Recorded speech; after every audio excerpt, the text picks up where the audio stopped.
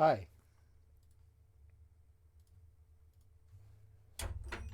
Hi. It's skycat.live. Woo! And it's Sunday, 2/25, 2024.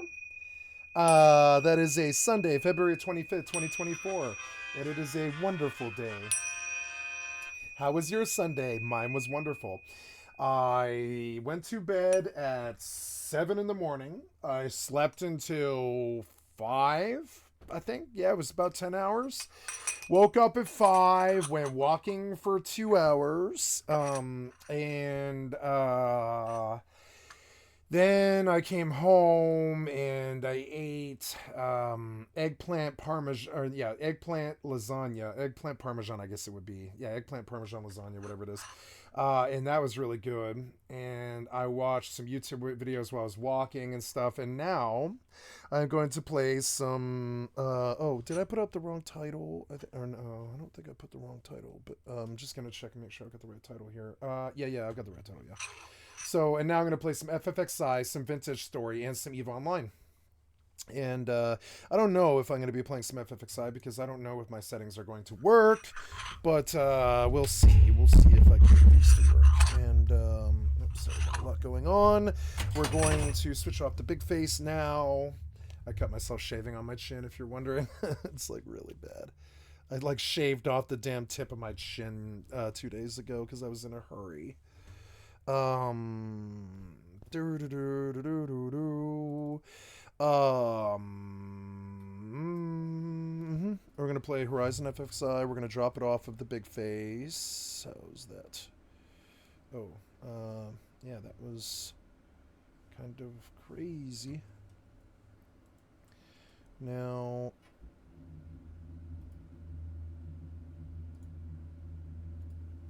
I'm going to move this. Yeah, there you go. This does not look right at all. I believe I have to run it in full screen once or something. Something's wrong. I'll have to fix it, of course. But right off the bat, we will run to big face and deactivate and activate. There we go. Very good. And we will go on about our business here. So I hope you guys like this. And we will do some Vintage Story and some EVE Online. No. And then gotta put this back there. Good.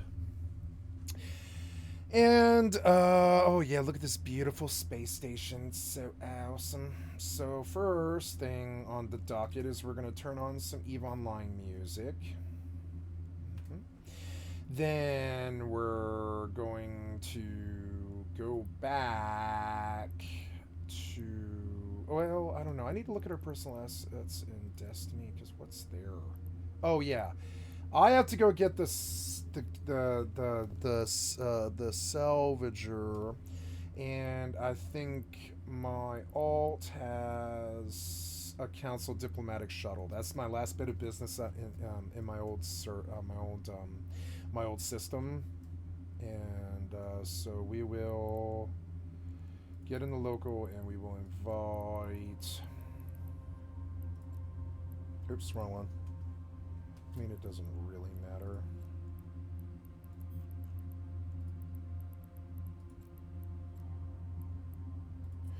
Okay, we're gonna form a fleet.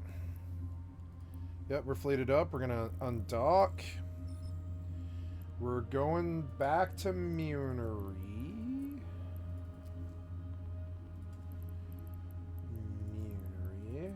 And, oh. What ship am I in, however? I'm in a Mac. Oh, yeah, she's probably in a Mac too, huh? Oops. Fuck. And, we will board a Corvette. Yes, board a Corvette.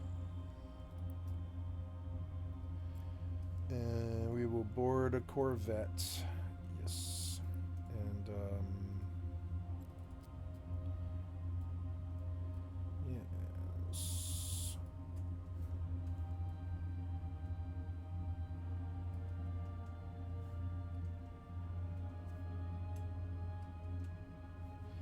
Cool. No, that's not what I wanted. Merg.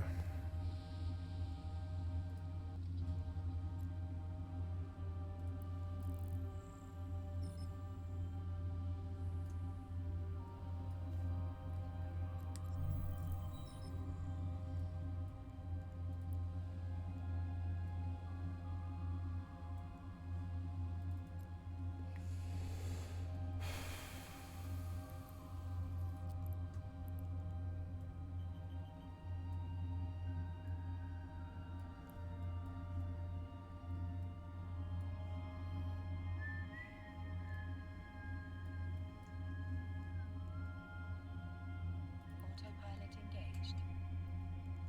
Autopilot engaged. Okay, and there's our first bit. Then what else am I playing today? I'm playing Vintage Story. Oh, gotta move this. Or it doesn't. There we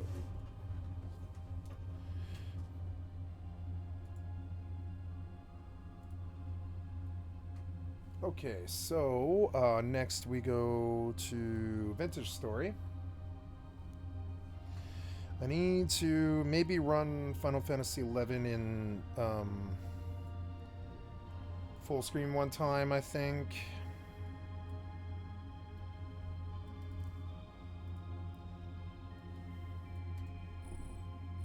Approaching Stargate. Approaching Stargate.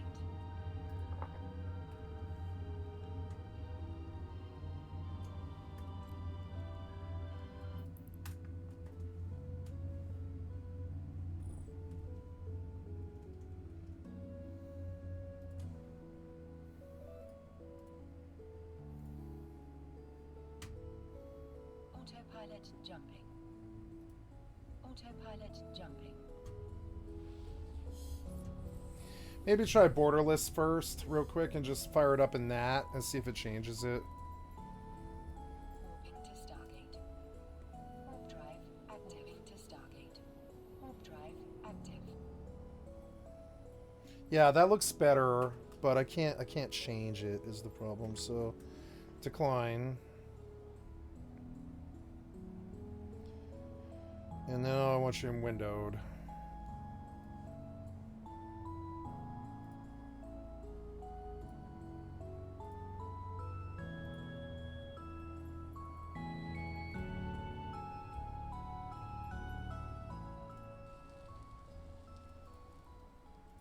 Goddamn video games and their stupid ass fucking bullshit with windowed this and bordered that, borders full screen this and aspect ratio that. It can't fit this screen, can't do second screen that. And Windows is the worst, most incompetent piece of shit in fucking mankind's history. And look, goddamn it, it wastes so much of my fucking time all the time.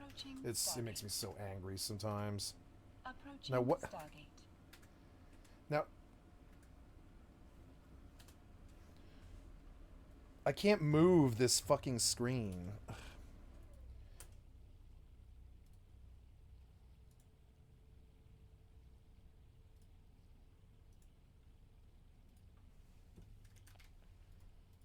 There.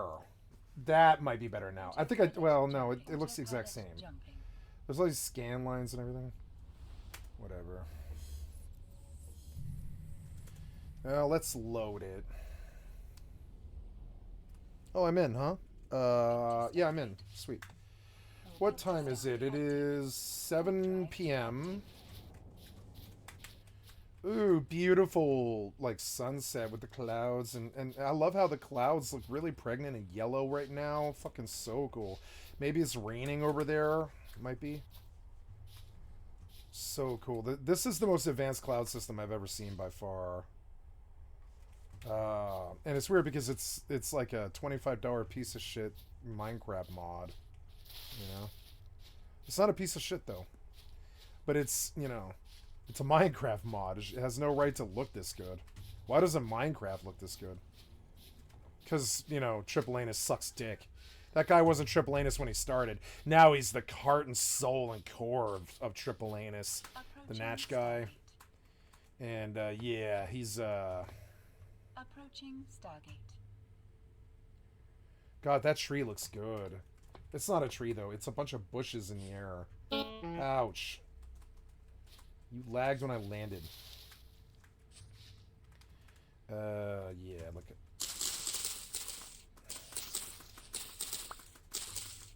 Autopilot jumping.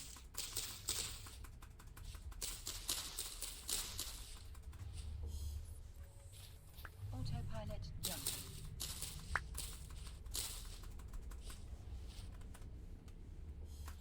Warping to Stargate. Warp drive Oh, active. damn it. That isn't messing me up, is it? No. It's the wrong kind. I need, like, that. I need Warp that. drive active. What?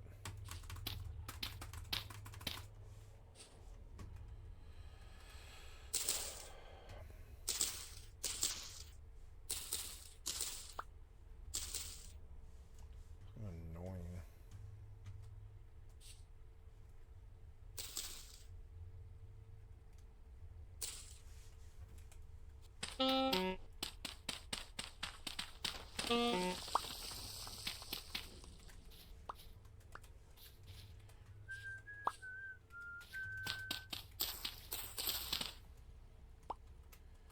Did I turn my music off? No. Approaching Stargate.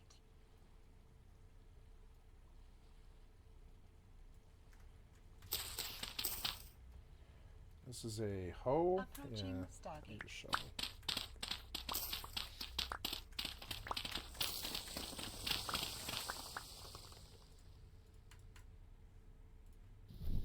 Autopilot jumping.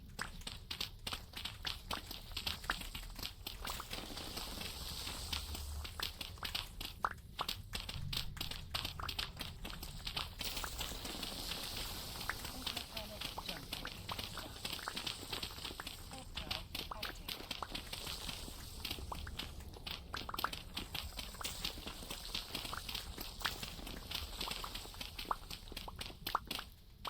Warping to Stargate. Warp drive active.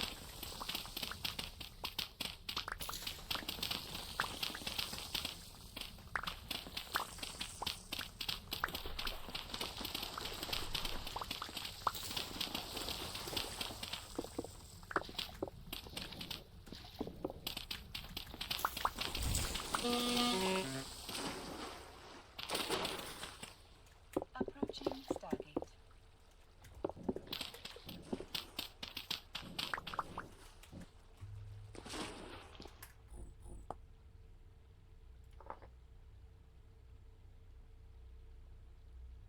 Approaching Stargate.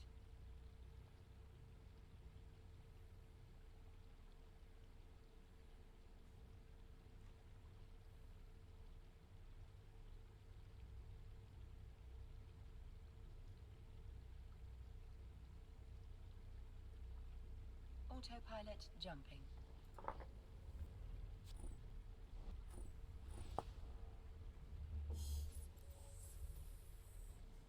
Autopilot jumping.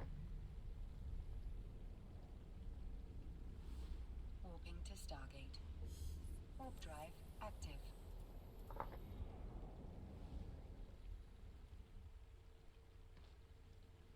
Warping to Stargate. Warp drive active.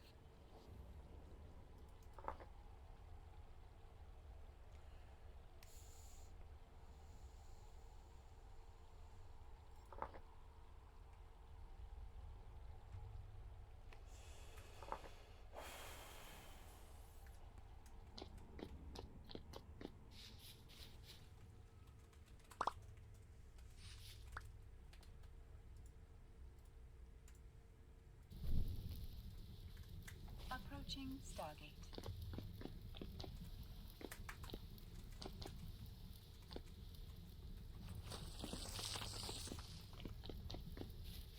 Approaching Stargate.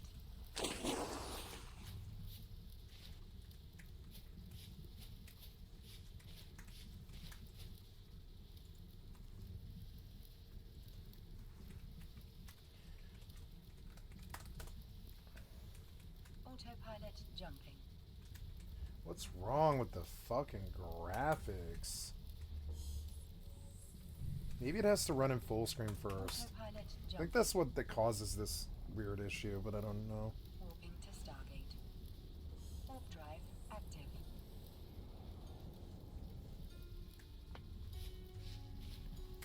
active. Dawn. Warping to Stargate. Overcast day. Drive active.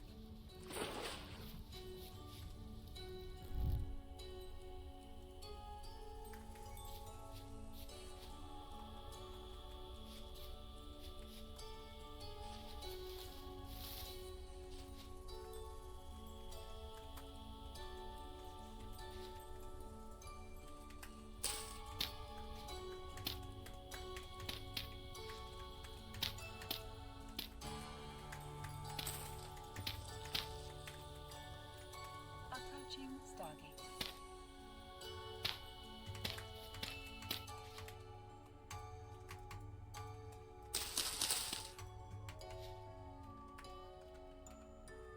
Approaching Stargate.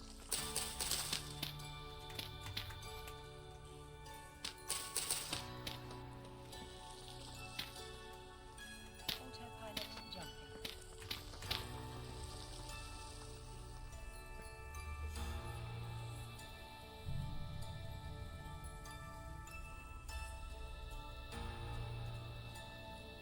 Warping to Stargate. Warp drive active. Autopilot jumping. There. That's better. But I can't move it is the problem.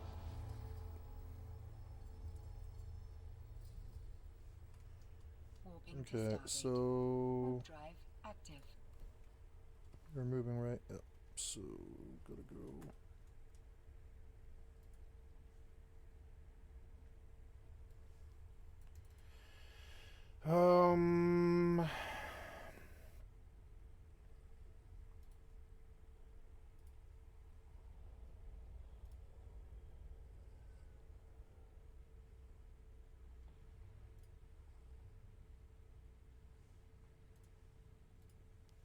Approaching Stargate. There, it is. You have to run it in full screen first before you can get it to do the right things. Now I have a setting that I need to fix too before I can totally load. But yeah, and then I'll do all my fucking macros and get back up so I can continue to grind FFXI. Approaching Stargate. I'm going to. Autopilot jumping.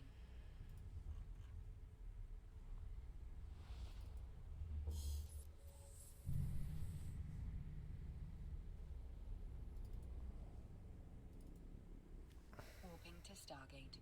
Warp drive active.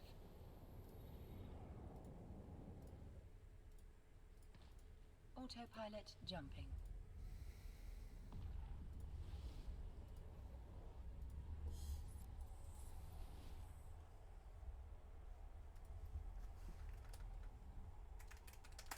Warping to Stargate. Warp drive active. Think that should work. Go see. Where's my ship? Can you see it?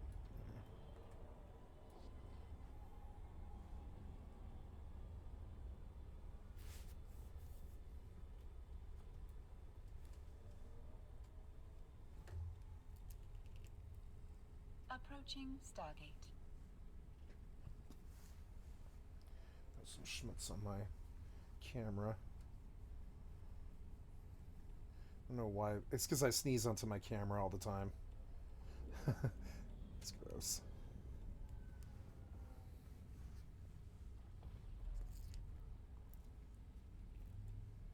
Autopilot jumping. Approaching Stargate.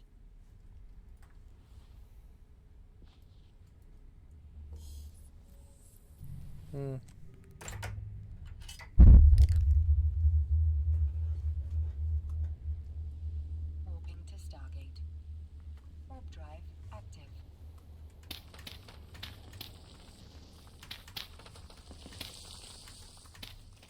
Autopilot jumping.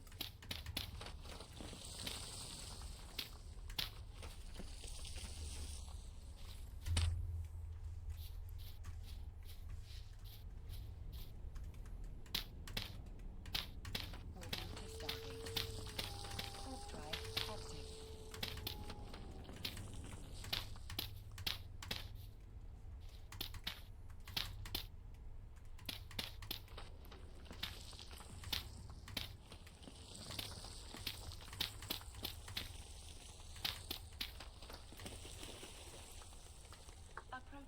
Stargate.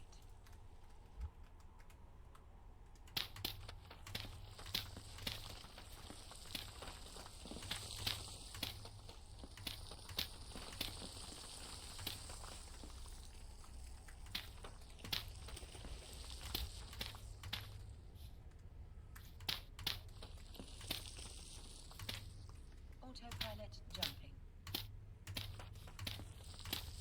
Approaching Stargate.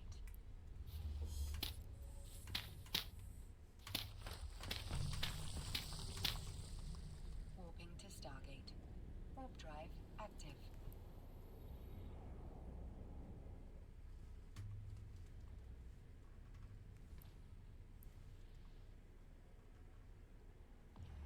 Hi guys, I love you. Just trying to find where my damn Final Fantasy went. I guess it's closed. Yeah, it's closed. There we go. Okay, play, and we'll go back to work. Oh. Warping to Stargate. Warp drive active.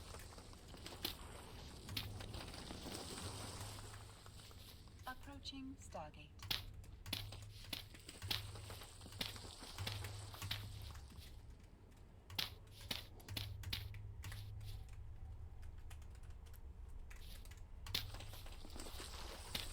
God damn it.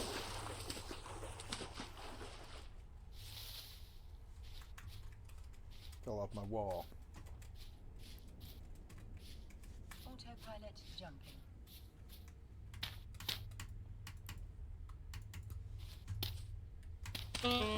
Approaching Stargate.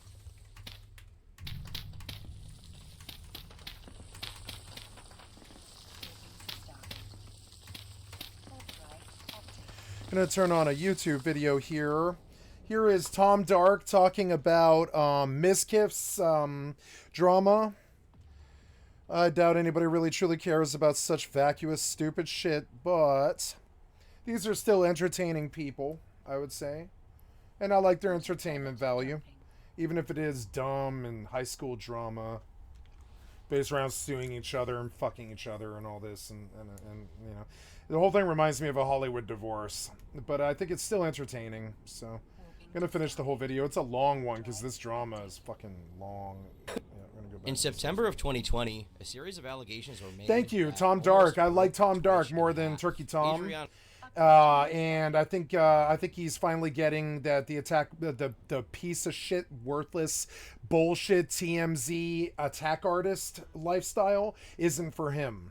And so I think it's funny because it's weird because he has Turkey Tom, which is his TMZ attack, you know, a fucking attack artist channel, and then he's got his drama channel, and I like his drama channel, which is weird because he named Tom Dark, which is the one that I figured would be his attack piece, you know, attack artist channel, but this one's just the basically drama alert. It's like the less annoying drama alert. So, and apparently Miskiff's getting sued for 600 grand or something like that. I don't really care about Miskiff, but I think it's all funny to at least watch it, you know, because it is my sector.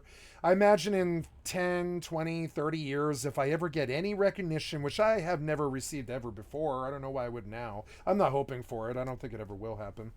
But if I ever do get the recognition, you know, I think it's probably would be helpful to know the ins and outs of the business dealings of the people that might be considered peers.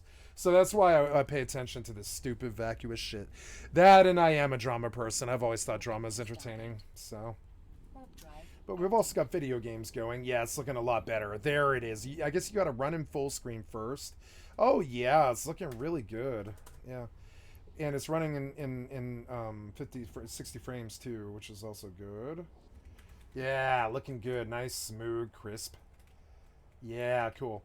My nameplate is not right. Go see if we can fix that. I thought I had a mod for that. Something else about FFXI that I've got to look into is all of the extensions. So let's do aspect. I like all maps. Call for help block, sure. Change call allows user to... No, that's just more. It's just more. Change call allows user to override all incoming calls with a new one instead. Chat monitor, checker, clock, config. No. Craftmon. Approaching Stargate. I wonder what that one's for. Craftmon, distance, draw distance. I've never... Let's turn on draw distance, and I remember an old article. Sorry, that's a bit loud. I'll turn it down. I'm sorry. I love this game's music. It's so fucking good. It's some of the best of the underground scene and the MIDI scene. Autopilot jumping.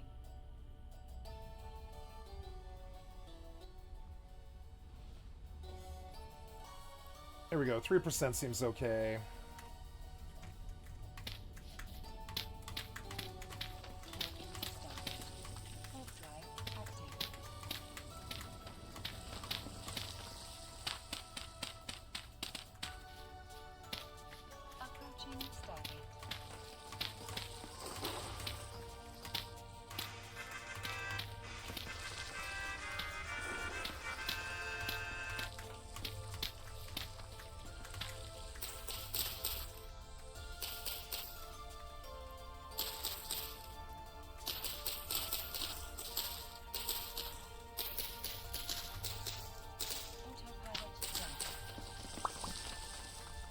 Oh, I cracked my shovel? Yeah, I did. Or no, Oh, frame rate loss. What happened here? Oh, there we go. Some kind of thing. I think I've got the distance on too high, I'm fairly sure. Approaching Stargate. Warping to Stargate. Warp drive active. Yeah, I think it's better down at like 240, 256. Yeah, a little bit better because yeah, it starts to really like chug a bit. Autopilot jumping. Yeah, that's better. Oops. Oh.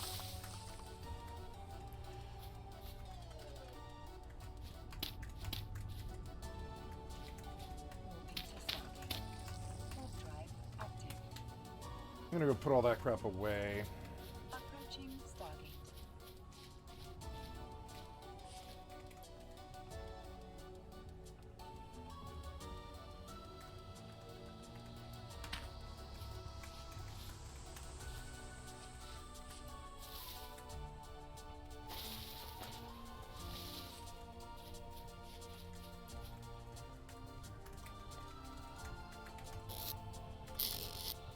Autopilot jumping.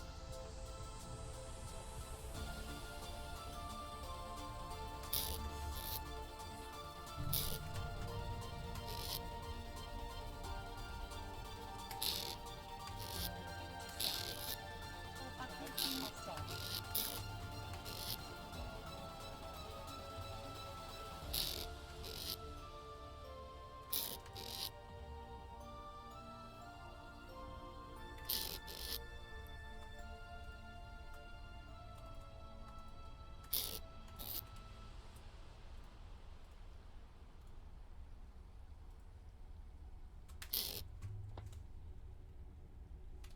My fire starter? Oh, there we go. Autopilot jumping. I think I want to change this so that the tools go to the back of the line. Yeah, like that. So I can get to the stuff that I'm trying to do easier. Like the weapons should be 1 through 3, but 4, 5, and 6 should be like stuff that I'm incidentally doing as opposed to like weapons or tools, because yeah, it's like it's too hard to reach to 890. Autopilot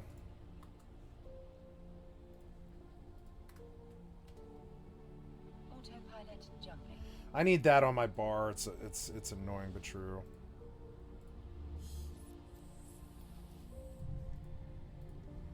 Yeah, better. But gotta start the fire. Warp drive active. Approaching Stargate.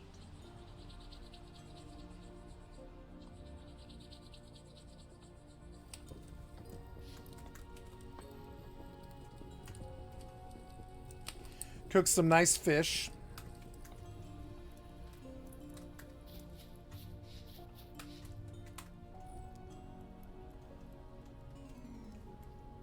Draw distance. Now, there's an old article I recall from the Nozomi era about 2015. About 2015. That FFXI graphics for dummies, and there was an old recommendation about draw distance in there. It is the only one that I've ever seen about the draw distance mod. Approaching Stargate.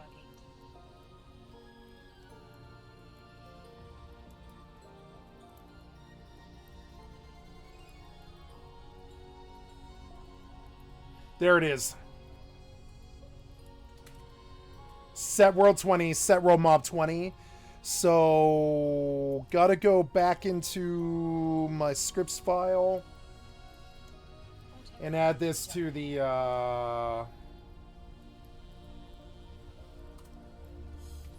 there, and add that.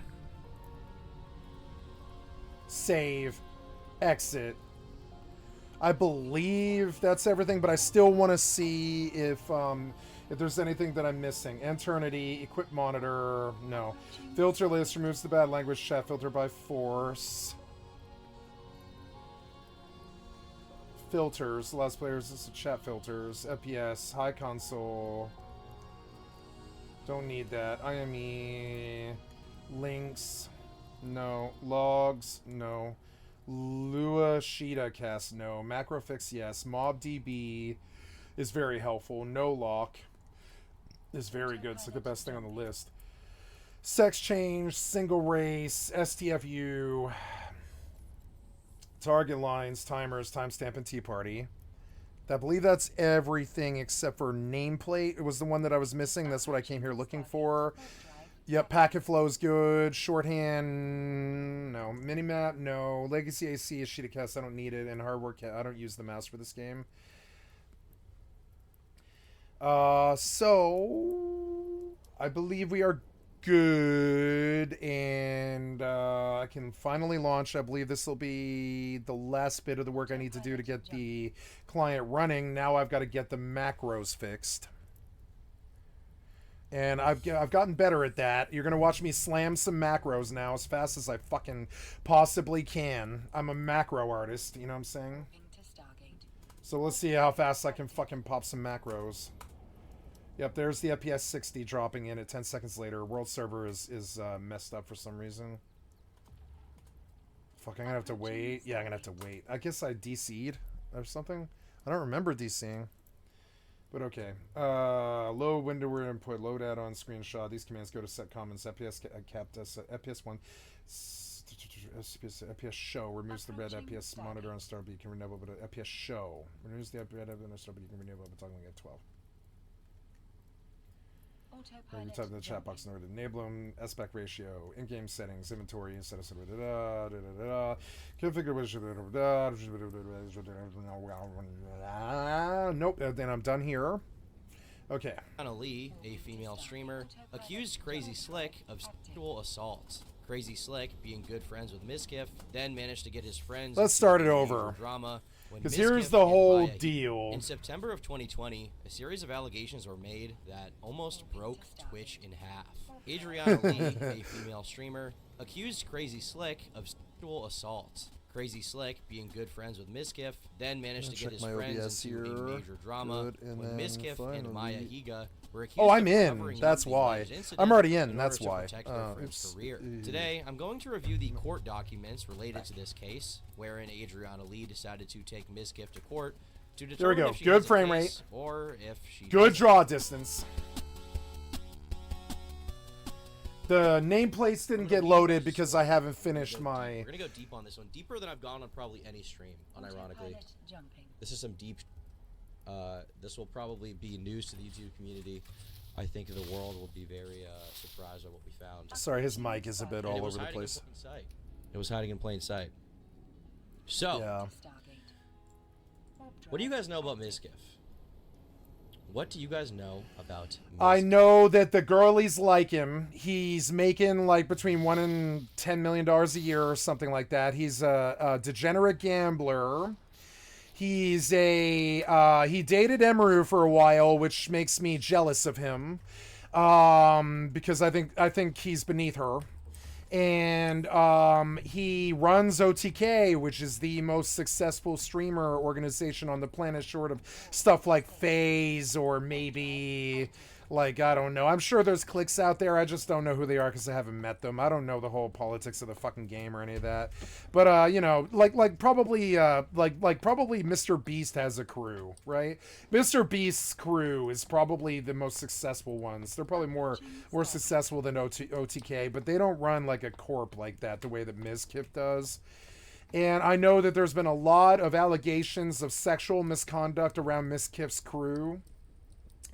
I know that Asmongold has stepped up to defend Mizkif several times and attack his detractors. I know that Amiru won't talk about it. I know that they all live in the same city, and Mizkif and Amiru live in the same house. And so does, and then also a bunch of OTK streamers live in Austin, Texas. Espan, Asmongold, Station.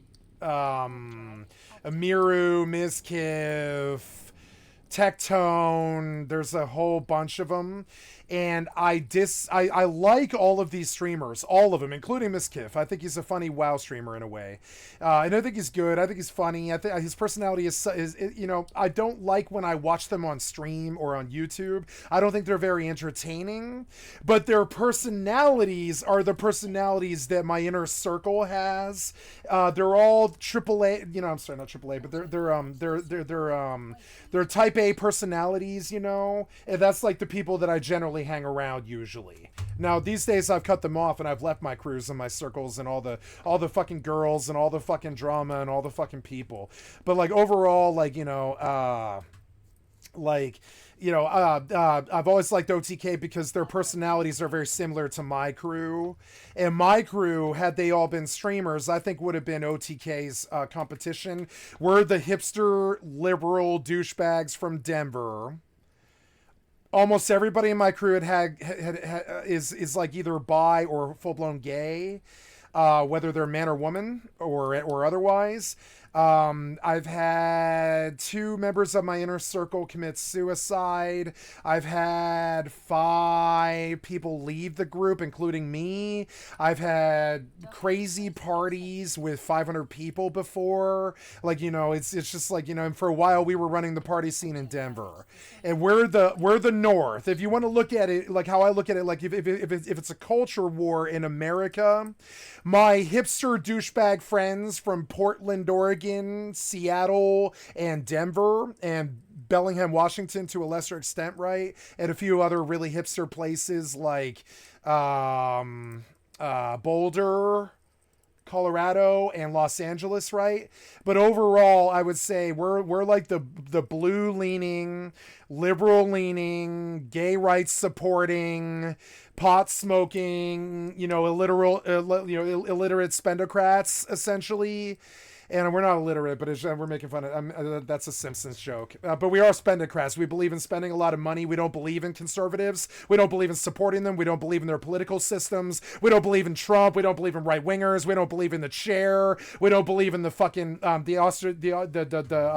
illegalization of gay marriage. We don't believe in white people being dominant. We don't believe in white people being rich. We don't believe in white people running this culture. We don't believe in the white people wars. We believe that 9/11 was a lie. We believe that the South is fucked up. We believe that, that the Civil War might actually happen because we can't get them to fucking chill on their bigotry and all this other stuff. And like that, and that's the difference. So it's weird because I don't like liberal streamers. Almost everybody I watch is on the right wing spectrum somehow, and I don't understand this. I think it's because the liberal streamer side of things was killed. And you know, and I saw remnants of this when I first came up in the first 2 years of my streaming career. I saw a lot of little, I call them little Eichmanns, little right wingers who coming through, who thought that the world all thought that they did. And I'm sorry, but I don't know anybody in my personal life who thinks like you. Nobody. Nobody I ever hung out with in high school. Nobody I ever fucked. Nobody I ever hung out with. Nobody I ever did drugs with. Nobody I ever lived with. Nobody ever I was around. Nobody around here. I lived in a fucking like a meth based commune full of right wingers one time for like 7 years, and that was fine. I don't agree with their views, but I don't care about them.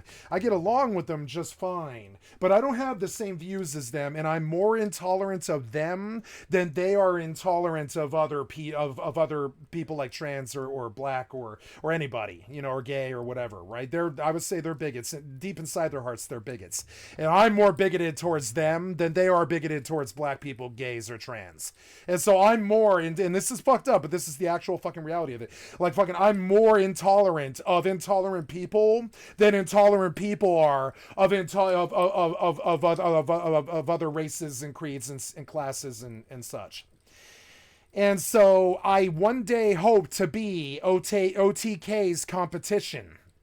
I don't support Trump. I don't support the Texas. I don't support the South. I don't support the right wing. I don't support the bigoted anti-gay fucking anti-trans bullshit that most of those fucking people truly believe. When you get down to talking to them in their personal life, you will understand that they vote for Trump, and they don't like gay people, and they're not tolerant of you, and they're not tolerant of trans, and they come from the South, and they are kind of like what I've always disliked. Now, are the streamers like this? Not necessarily, no. I would not say Asmongold's actually like this. I don't believe he might have these views, but he doesn't ever speak them in public. And Asmongold is a peer and a, somebody I respect, but I don't think we fall on the same side. Like, maybe, I don't know. I never met the man. I don't know what his political leanings are, but I would guess right.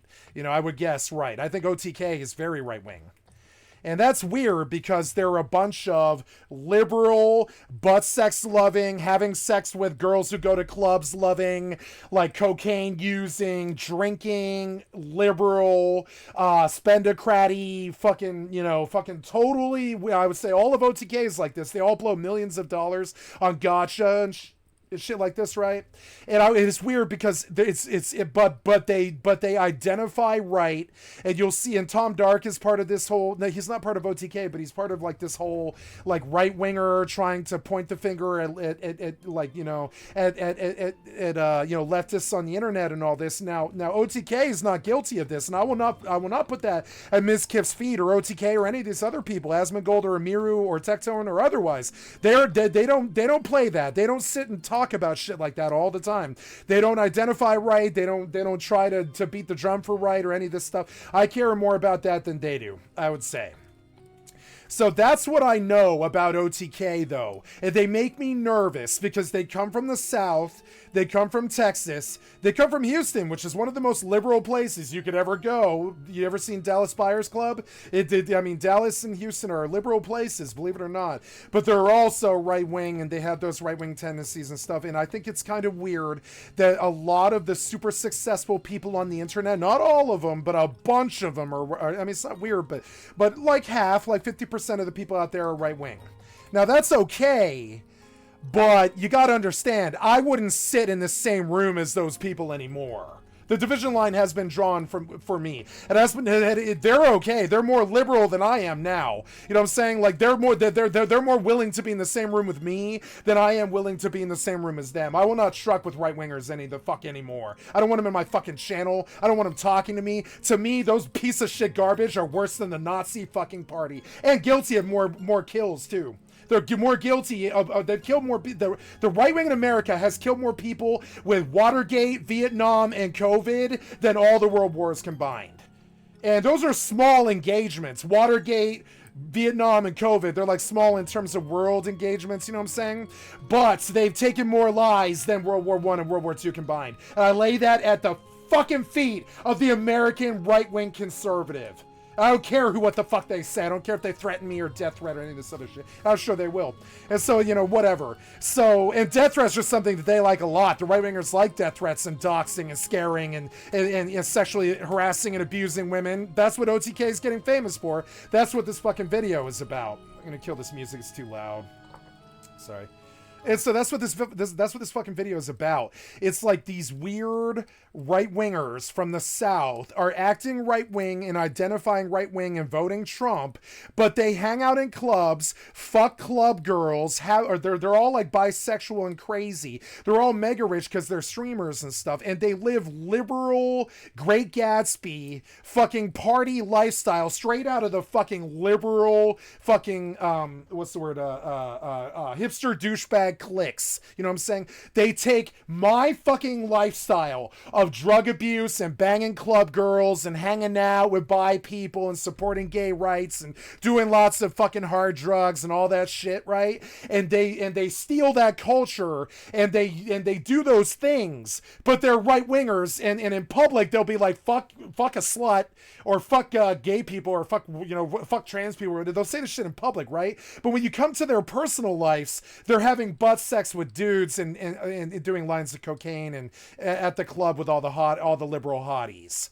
And I don't like this clique. I like the people in it, and I like their personalities, but I don't like the clique, and I don't identify as it, and I would never sign with them. And to me, they're the enemy. They're essentially like they're dressing liberal, and they're looking like ravers and hip hop and skateboarder kids who smoke weed and have lots of sex and listen to Jim Morrison and grew up in the flower power culture, and their parents were hippies and all this. But they vote Trump. They buy guns. They screw around on women and get in terrible lawsuits and shit like that. They're always fucking pill heads like fucking Rush Limbaugh and all this shit. They're always like fat in the end, and they're always like, you know, bitter in the end. And they vote Trump, which fucks the world and fucks our country. And so I know that these are the social like these social parameters that I understand OTK to be under.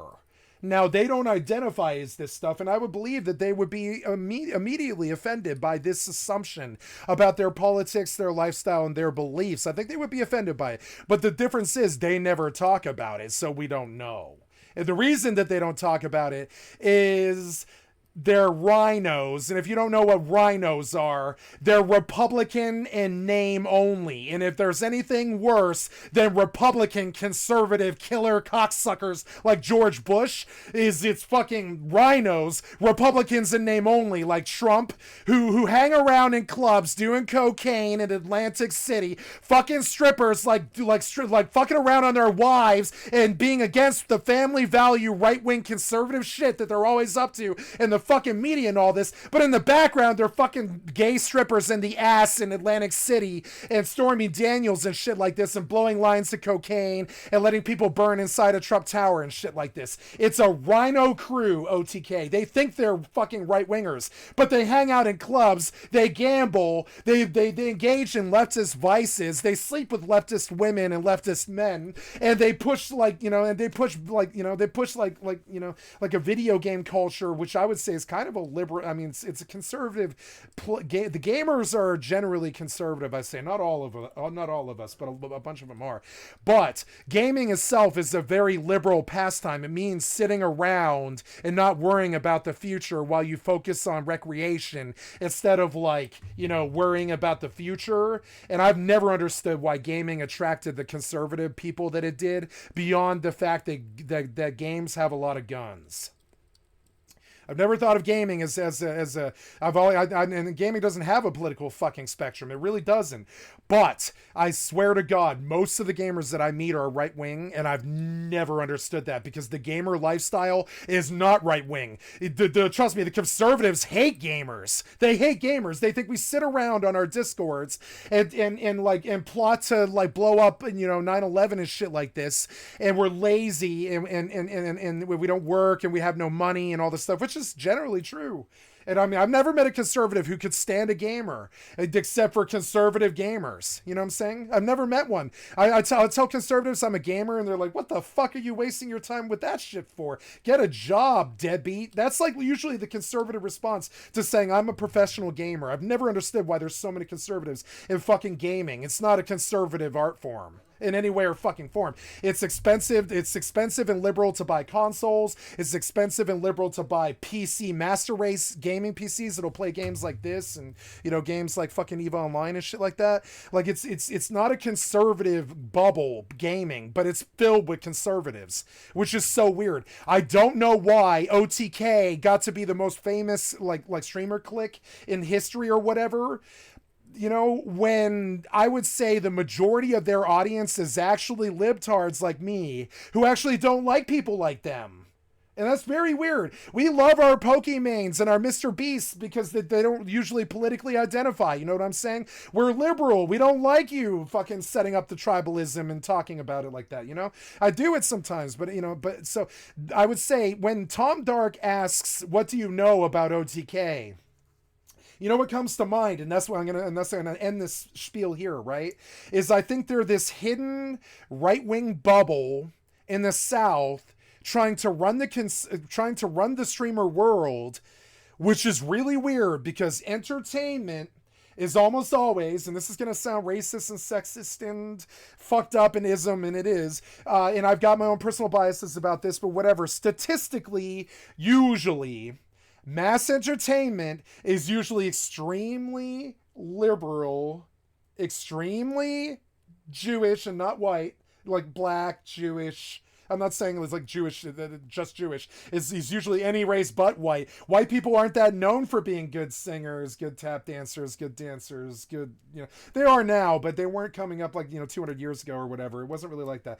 So now we are, but we had to like, you know, we didn't invent rock and roll. That's a black art form. You know what I'm saying? We didn't invent jazz. We, you know, like whatever. So, what I'm saying is it's like, it's weird that there's like a division bell of Southern OTK, Austin, Texas-based streamers who all eat fast food all day and they've got streamer money, and it's weird.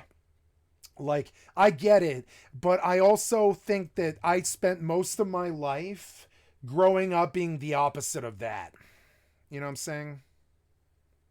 I would say. And so what I know about OTK is there is like a Southern right-wing connotation that I'm sure they themselves don't like, because they probably consider like, I imagine Moist Critical, for instance, is a part of this whole thing, and so is Wendigoon, so is Tom Dark, so is a lot of these people. They're all from Texas, they're all Southern, they're all South, they're all conservative, they're all right wing, and they're currently running the entertainment empire, right? And you can see this by going and visiting Turkey Tom, right? If we look at Turkey Tom on YouTube, you're going to see one of the newest videos he's done. And you can see he's kind of shedding the right-wing skin a little bit, and he's not living under that lie anymore, right? And he's kind of coming out as that conservative, anti-gay, Christian, anti-this, anti-that. Like, he's kind of signing up, but, you know, he's starting to do it. And I'll show you right now. I'll show you in real time him doing it, right? Turkey Tom is one of the most famous people out of all of this, right? But if you look at Turkey Tom's, like, last few videos, these are all liberals. Liberal.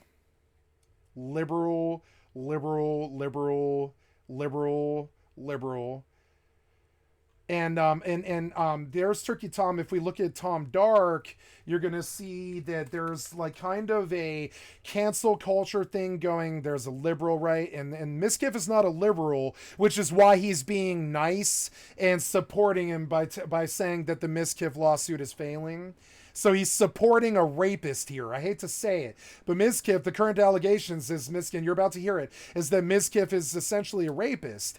and his friends are rapists as well, like sexual assaulters, not rapists, but sexual assault people. And there's been some nasty rumors about this, right? And see, there's all this like anti-liberal stuff, right? And he follows drama and all this, but if you look at Tom Dark, is it leftist, right? He just did a video, the dumbest leftist on YouTube 5 days ago, 200,000 views, right? And to me, that's him drawing the division bell and identifying as an OTK right-wing Republican from the South who doesn't like gay people, who doesn't like liberal people, who doesn't like fucking leftists, who is, you know, and this is the culture war going on in the background. And it's a bunch of Republicans who are trying to act like they're these like young, hipster clubber kids who blow all their money on gambling and drinking and cocaine and bitches at the club or whatever. And I don't mean sexist shit like that. I'm just quoting the current rap culture. You know what I'm saying? And like, that's couldn't be further from the truth. They're actually uptight, interminably online, very white, very conservative, very introverted people who don't go to I mean, now Miskif does, but not all these OTK people go to clubs. Asmongold doesn't. I would say maybe Tectone does once in a while, but I'm sure Miskif's crew is kind of like a party culture. They're party culture people. But in my experience, the only partying in the right-wing culture that I've ever seen that actually worked was football rallies. What do they call that? Sports bumper to bumper things, NASCAR and like sports events and the bar, right?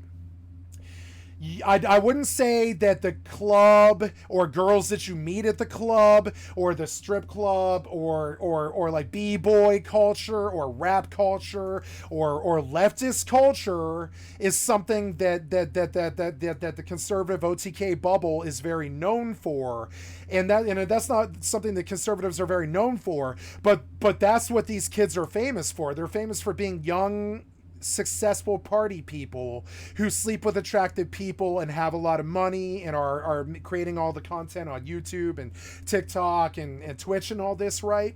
So there is a culture war going on here, like kind of a tribalist war going on here. You can see it right here, the dumbest leftists on YouTube. This is a little Eichmann who doesn't even know what a fucking leftist is, never met one. He sits in his room all day. He doesn't know what a fucking leftist is any more than he knows what it's like to be The Weeknd. You know what I'm saying?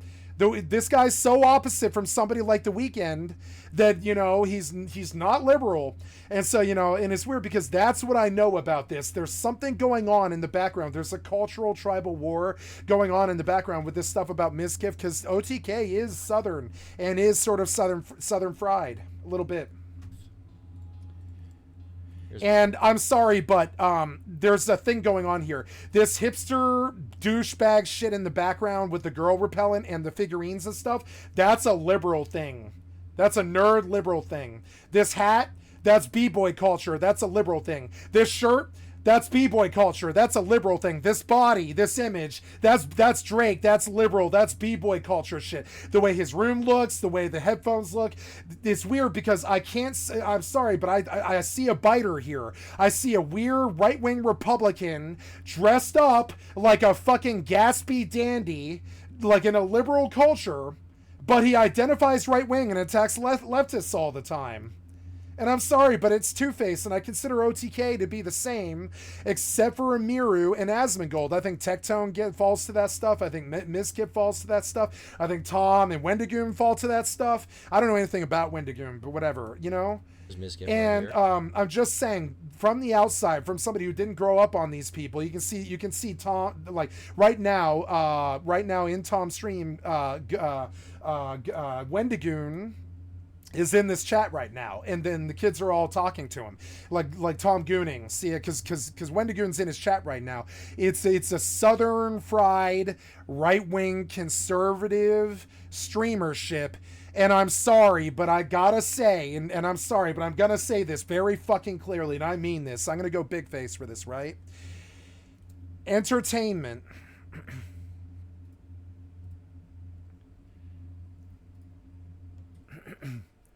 Entertainment has never been right wing or conservative ever. It's never happened. The closest thing we've ever had is some Elvis war movies that tanked horribly.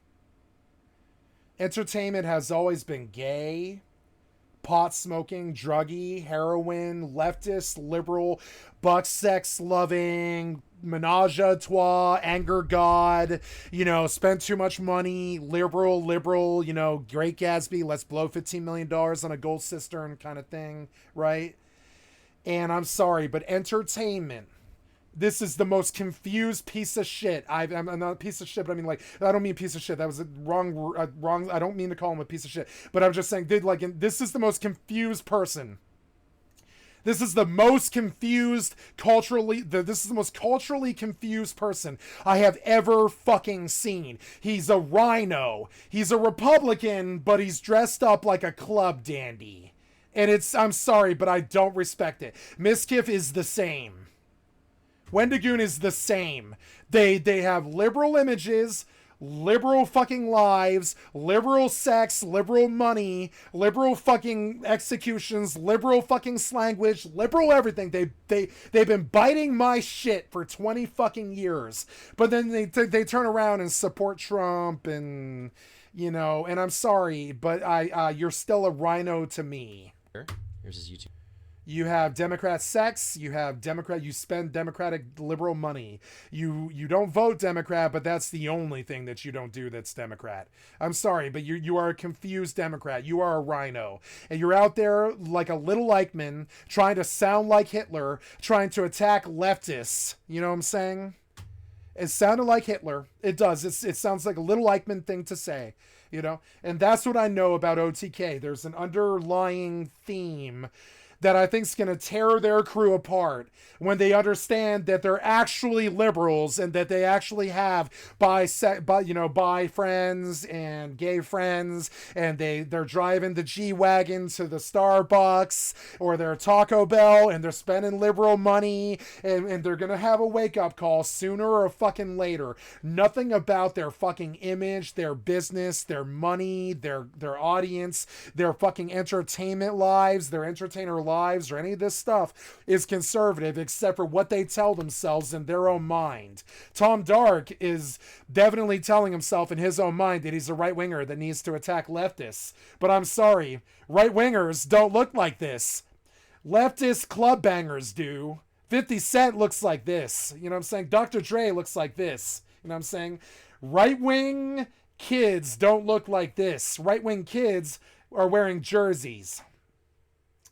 And they got an earring and a gold chain, and they're looking kind of ghetto a little bit, And I'm sorry, but yeah, I'm sorry. That's what actual conservative people in the metro cities look like.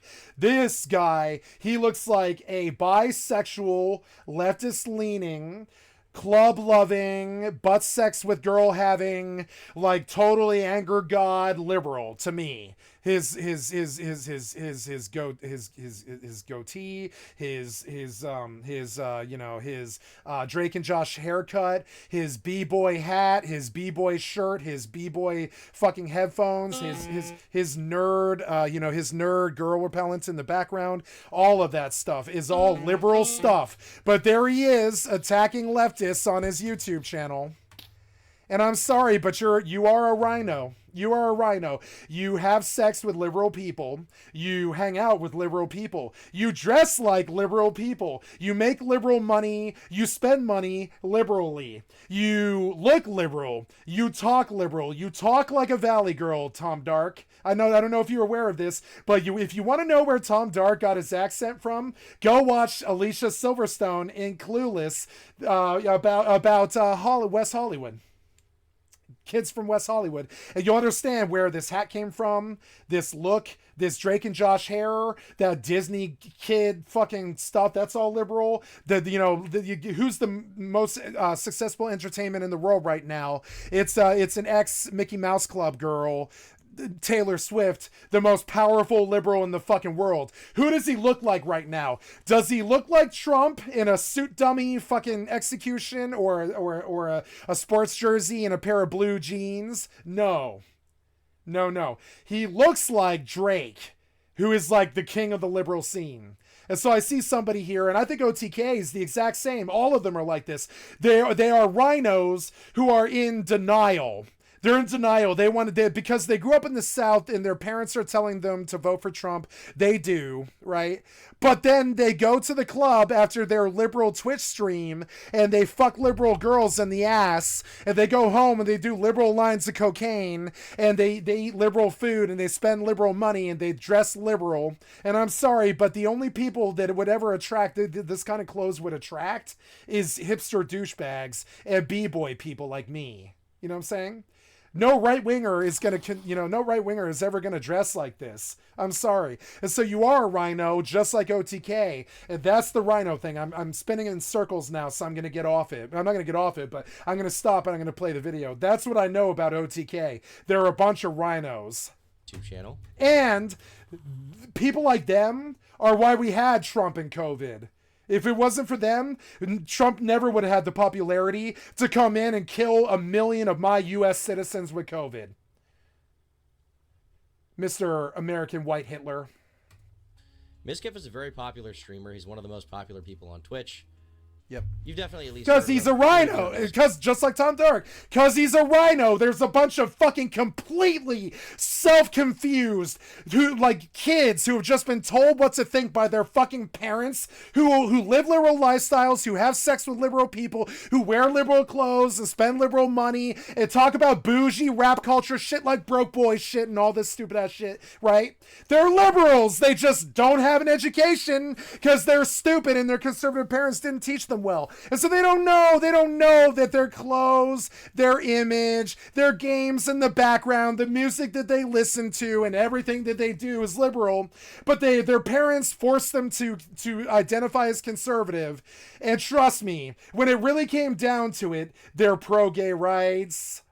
They're anti-abortion. I'm sorry. They're pro-choice. Trust me, when it really comes down to it, if the girls in their life were to ask them, they're gonna say pro-choice. They're gonna say they're voting for Trump, but that they're also pro-choice and that they believe that it's a man's issue, not a woman, and all this, right? They're gonna have these leftist liberal streamer point of views, right? But they vote right wing, which is why we had COVID.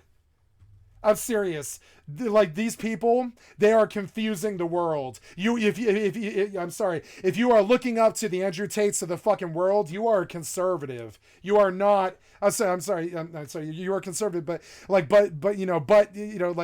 the people that look up to Andrew Tate? They all dress like this, which is really weird. That's a liberal culture, all of it. Everything in this entire image is liberal. Everything in it. This content, you've heard of him.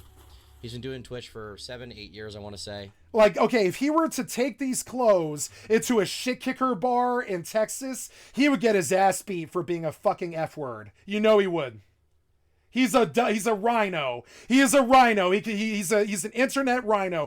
He supports Trump on the fucking internet and right wing people and the Republican Party and all this shit. And he talks shit about leftists all the fucking time. But if his leftist ass were to walk into a shit kicker bar in Texas, they beat his ass to death for being an F word. You know it to be true. I know it to be true. OTK is full of people like this. It's full of them. They're fucking rhino, fake it to make it people who were brainwashed by their fucking parents to vote Republican while they have sex with their bisexual girlfriends. You know what I'm saying? It's fucking dumb. It's so dumb.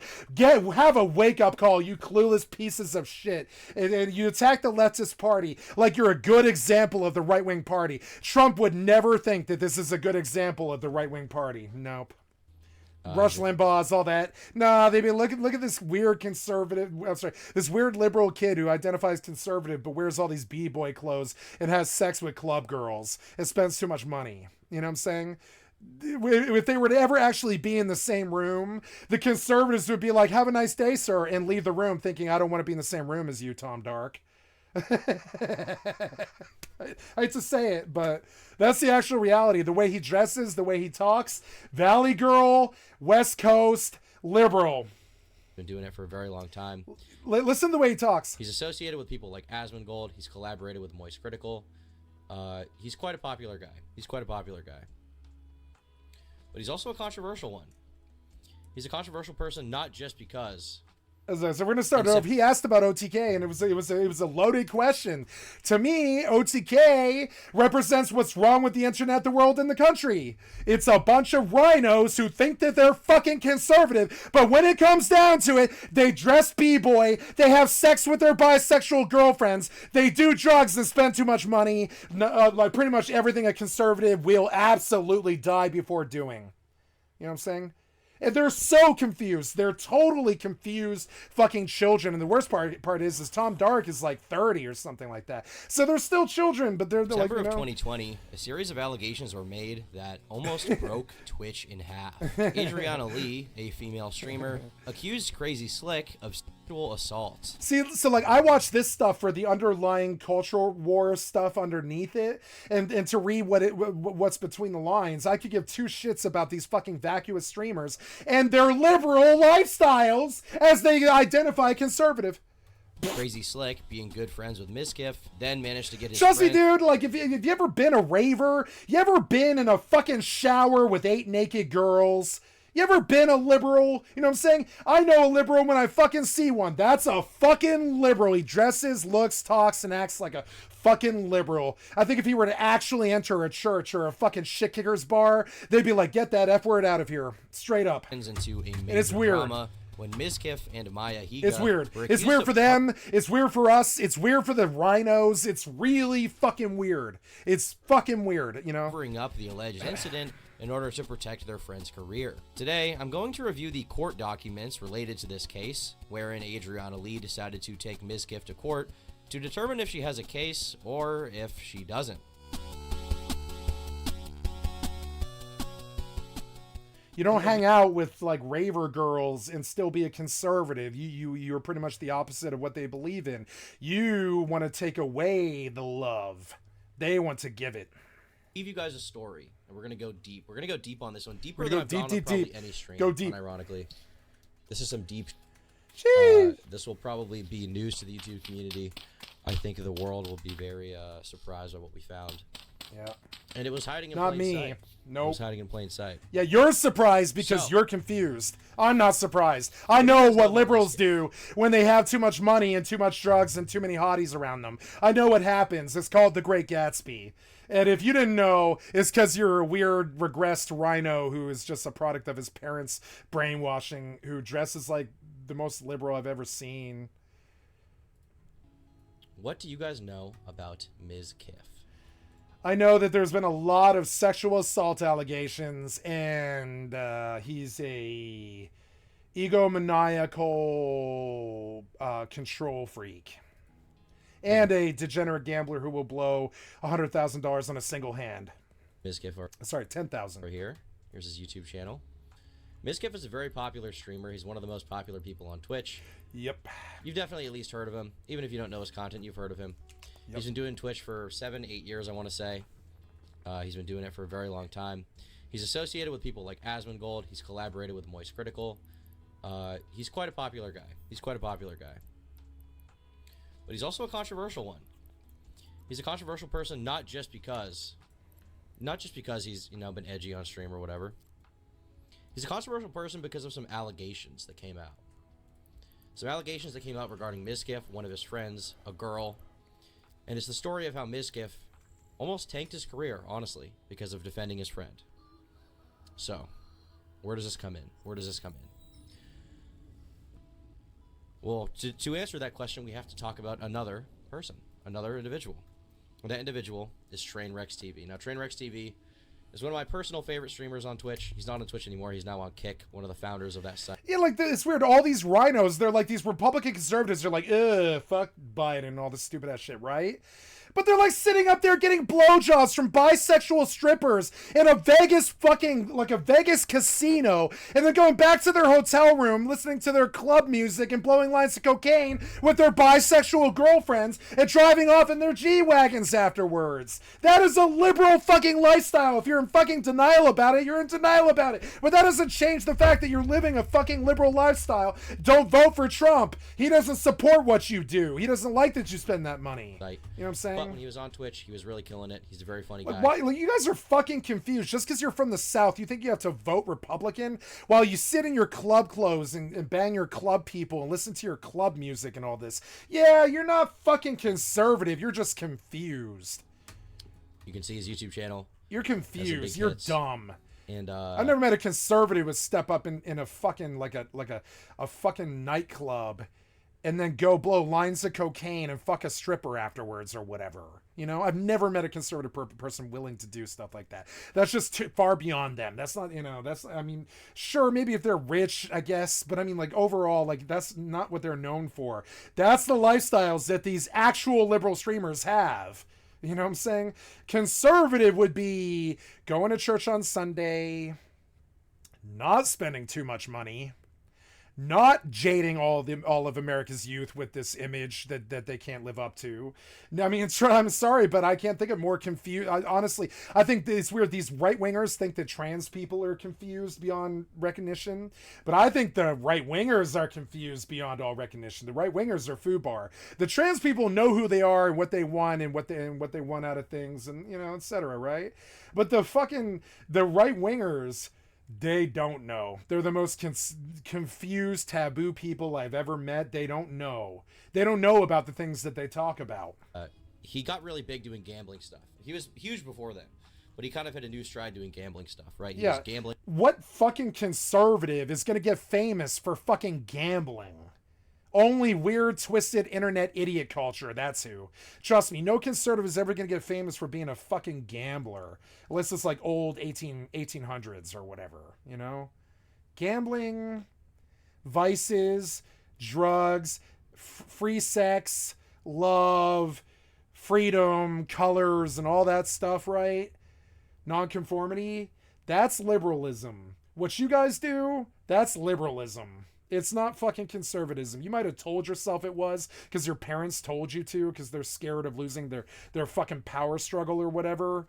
But in reality, you have leftist ideals, and if you don't fucking know, you are confused. Gambling on stake. He was gambling on, you know, various gambling sites on Twitch, and it was very popular content for a time. And at the same time, a lot of people were doing that kind of content. Kai Cenat was gambling. Aiden Ross was gambling. XQC was gambling. Everybody was doing gambling content because they're like, what the fuck, I'm a millionaire, why don't I just gamble? Yep. And then sites start Which, by the way, that is a liberal fucking, like, motivation. That is not a conservative motivation. Oh, fuck it, I've got so much money, might as well gamble. That is a liberal thing to say. Conservative, it would go against their actual fucking soul to say it. Oh, I got all this money, I might as well gamble it, right? That things conservatives will never, ever, ever fucking say, right? Oh, I got all this money, I might as well go gamble it. No. The liberal is referring to a liberal when he's saying that. Explicitly to gamble on, you know, their platforms and promote. What kind of fucking right-winger fucking on famous for banging girls and getting drunk and blowing 10 grand on gambling and shit like that? What kind of liberals do you know like that? You know what I'm saying? I'm sorry, what kind of conservatives do you know like that? What kind of conservatives? I know liberals do that shit, but I don't know conservatives who do that. Like, remember Hank Hill? That's what a conservative is. Could you ever see Hank Hill getting into the same situation as Ms. Kiff? No. Ms. Kiff is a fucking confused liberal. Main channel. OTK are entirely confused liberals. It was a pretty good video, I will say. All their best friends are girls? Come on. It was a pretty good video. Goes over his whole history, really, including the gambling stuff. But things got really dark at one point with fucking weird, self-deceptive, confused liars. You know what I'm saying? You can't fool me. You know what I'm saying? Can't fool me. I know liberal when I fucking see it. Because gambling was a very controversial subject in general. Yeah. Gambling really was a very controversial subject on Twitch. A lot of people had problems with it, including Pokimane. She was like, we should just ban all gamblers on Twitch. I think Ludwig Agren was going for basically the same kind of motto. Despite the fact that Amazon has partnered with DraftKings as a sponsorship, which is just sports betting, which is gambling. Just gambling in another form with a different sort of coat of paint on it. But gambling was a very contentious issue. A lot of people were going against it. Now, Train didn't really like that. He didn't really like that was happening. And it led to a lot of crazy drama going down. And I explained some of it in this video. He gave me like $150,000. No, sorry, not 150, $100,000, and I know people are gonna be like. Train also confirmed this on his own stream. Yeah, I gave him a lot of money, USD, just a gift. Like I literally said, just give it. You know, what I mean, straight gift. And I wasn't. Train's happy about it. playing Like, Rust. Don't get me wrong, I wasn't like. I remember "Oh, this you don't have interview. to-" No. This I interview was like, changed my "Listen, life, get actually. Together, I'm pissed. We're done though. So this guy was Crazy Done. Slick. Or sorry, this guy was Slicker. Now Slicker was a very popular person on Twitch, associated with a lot of big names. Kind of a B tier streamer at the time, but he was pretty big. And at the time, he had gone into so much gambling debt. He owed so many people so much money that people considered him a scammer, right? Basically, that's basically what the deal was with that. And some went down. There were two Slicks. There was Slicker, the gambling addict who destroyed his life for gambling, and then there is Crazy Slick. Now, who was Crazy Slick? Well, Crazy Slick was one of Mizkif's friends. He was on his streams a lot. He was a member of sort of the Austin streaming community. He was a pretty famous guy. Now, when he says the Austin streamer community, he's talking about a conservative bubble in entertainment, which is a misnomer. It is a contradiction. There's never been, never will be, or ever will be a conservative bubble in entertainment anywhere but Fox fucking News. And news is not entertainment. It's not. I mean, it is now, but it didn't used to be. You know what I'm saying? Nothing in entertainment is conservative. Nothing about it. Nothing. Production is expensive. It's lavish. It's liberal. It's luxury. It's entertainment is something we do when we got nothing else to do. You know. And I'm sorry, but most of entertainment is very liberal. But he was kind of like a B tier guy, obviously, compared to Mizkif, because Mizkif is just so famous, right? But this, you know, this goober right here, Crazy Slick, he was huge on Twitch. I don't like how they fucking use the word goober all the time in the modern fucking culture, like they know what the fucking word means. Goober is a word that was used in the 1970s to describe people who lived on farms, who didn't go to the city very often. And every time some fucking kid uses the fucking word, it pisses me off really bad. Why did you sleep me off the bat, you idiot? Approaching Stargate. Oh yeah, gotta go. Abilities, job ability, call beast. Abilities, pet command. Fight this. Oh, he slept me again. That son of a bitch. Fight the sea Temu. Jumping. Yes. And I have to do so much work on this client. It's frankly depressing. Whatever. I'm going to reduce this because we don't need to see any of it. It's fine. I don't want it on my screen. She was huge at the time. He had a lot of connections. He was doing very well.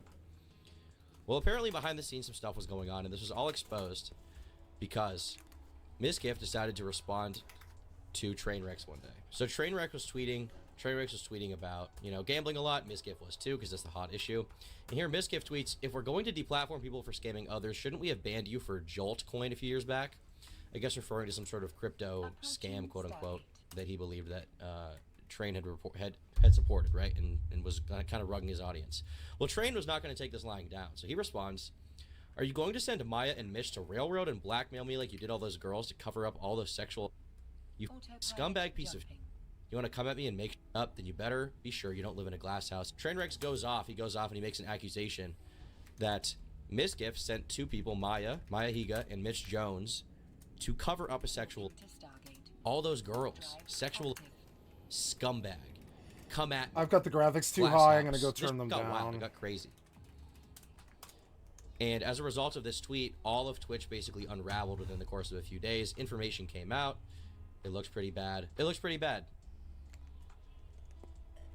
one point, Crazy Slick goes on the run. People don't know where he is. They think he's killed himself or something like that.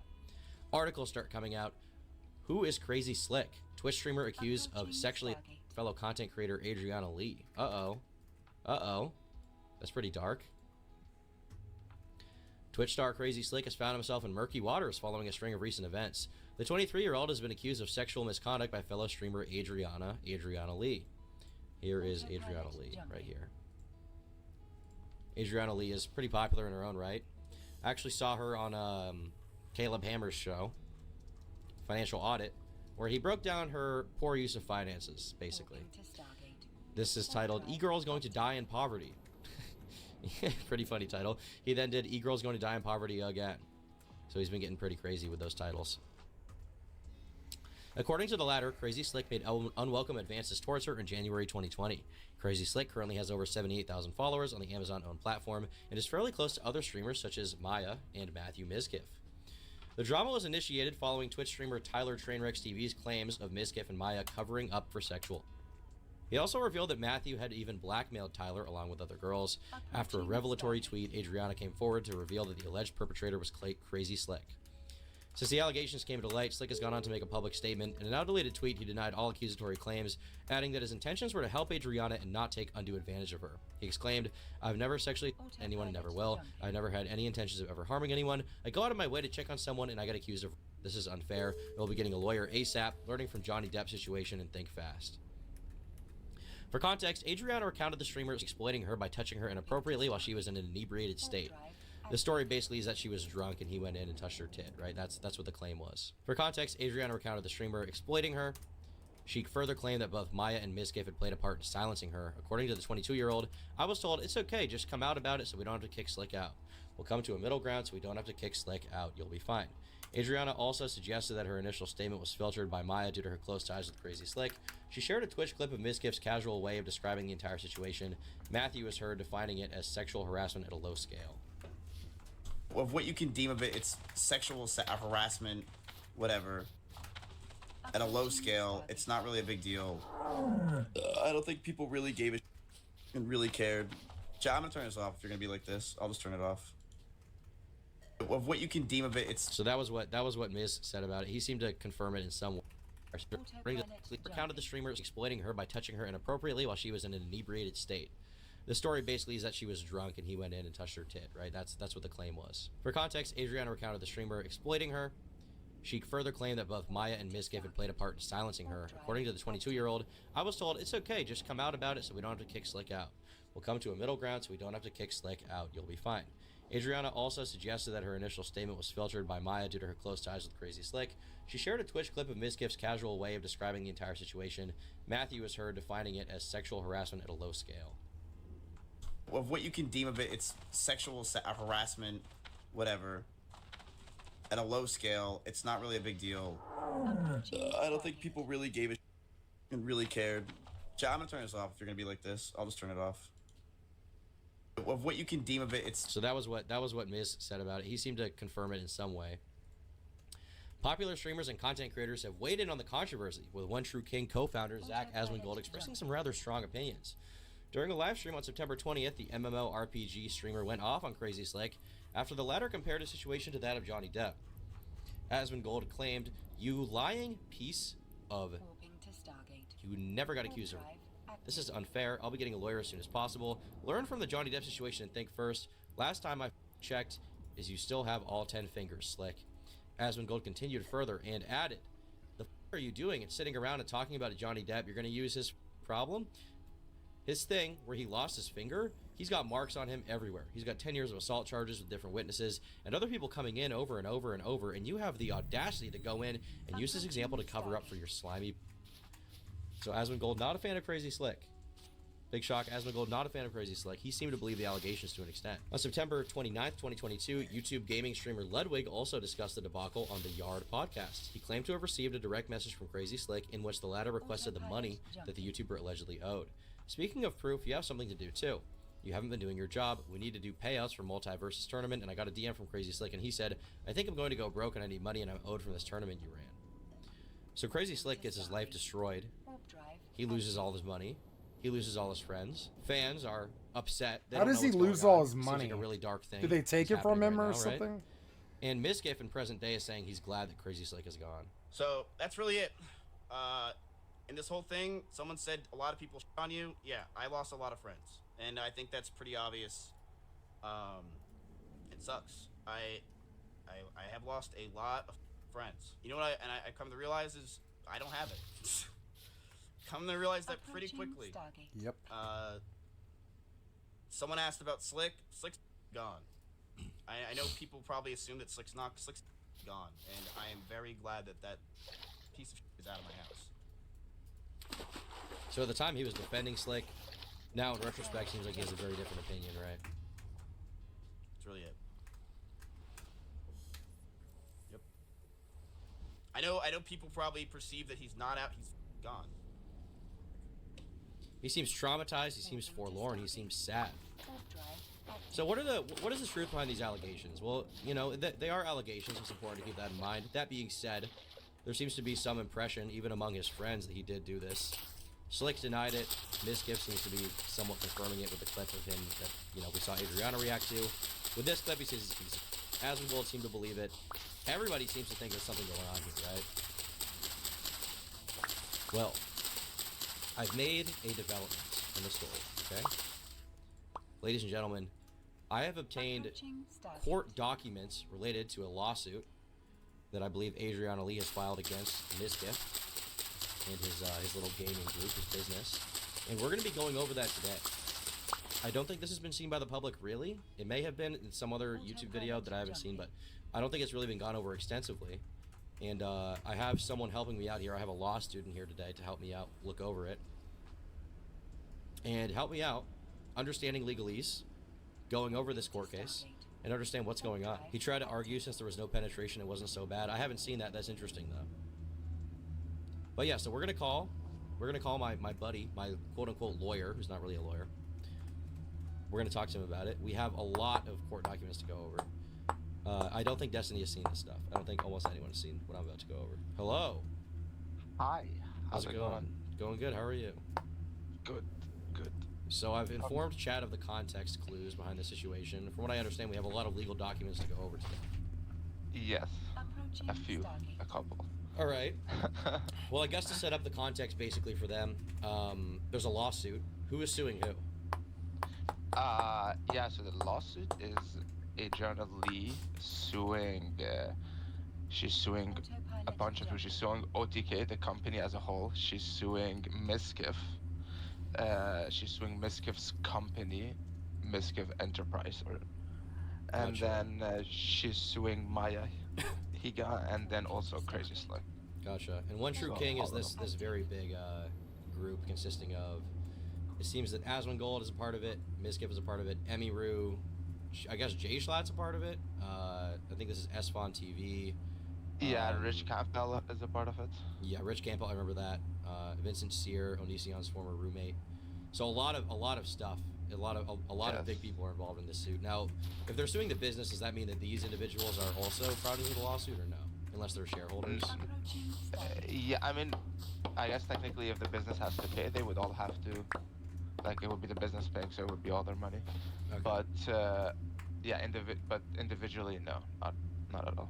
Okay, gotcha. Interesting. Yeah, Autopilot. so, activated. 1 second, I gotta subscribe to Nitro real quick. You're good. OTK did not steal from charity. I haven't heard about them stealing from charity. Schlatt left? Okay, I gotcha. Jay Schlatt leaves. I guess he did leave OTK. Jay Schlatt confirms departure so he can fulfill his goals. Looks like he left in December of 2022, so about a year and 2 months ago, year and 2 months. Is Jay Schlatt a chat favorite? Is Jay Schlatt funny? Is he keck? Is he doing good stuff? What do you guys think? Did Miz beat the allegations? No, I mean, he lost a lot of friends. I think he lost a lot of connections. I mean, he's still a full-time streamer doing pretty well. I think his income actually got leaked. Miscamp reveals he makes 80K a month in Twitch ad revenue. Instead, his normal weekly income is usually 20 to 25K. There you go. He's doing quite well. He's doing just fine. I think he'll be all right. This is from September of 2023, so this is after the allegations. Jay Schlatt used to be pretty funny to me. Now he's just whatever. Cool guy, though. Gotcha. I saw a video Jay Schlatt did recently that was pretty good. It was about like selling cigarettes to children. Yeah, this one, my worst business idea. Yeah, this one was pretty funny. I like that one. I don't really watch him regularly though. Like I don't really care to watch him react to TikToks or whatever. Not really my thing, I would say.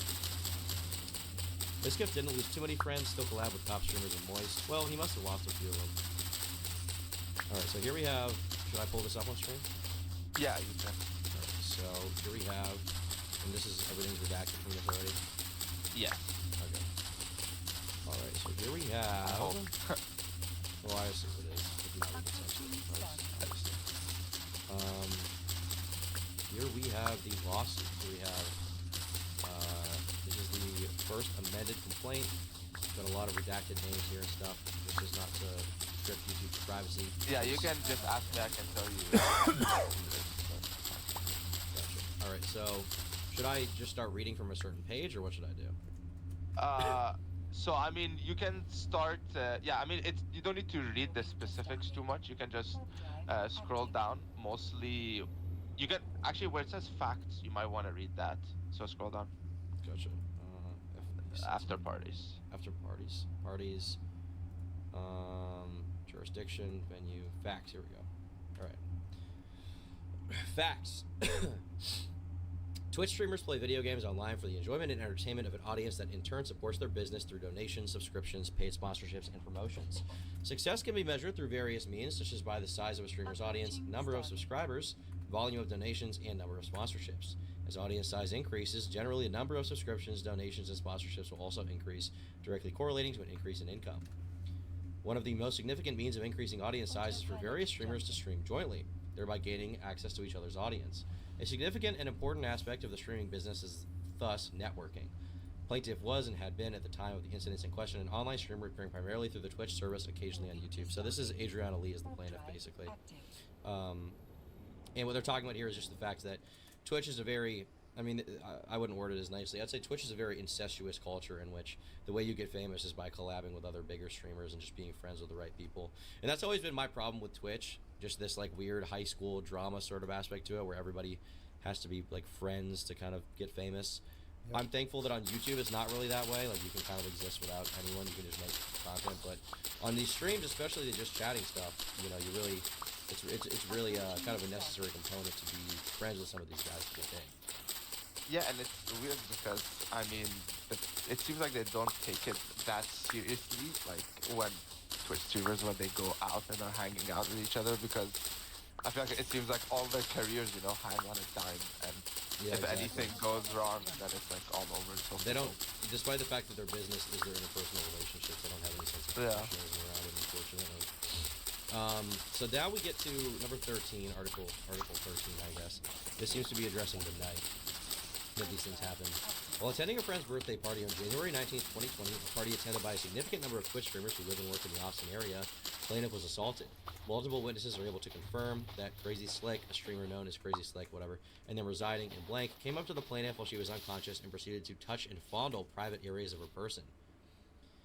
Crazy Slick has been an apparently popular online streamer with over 70,000 subscribed followers on Twitch and over 264,000 total views on YouTube. That's not very many views on YouTube at all, by the way.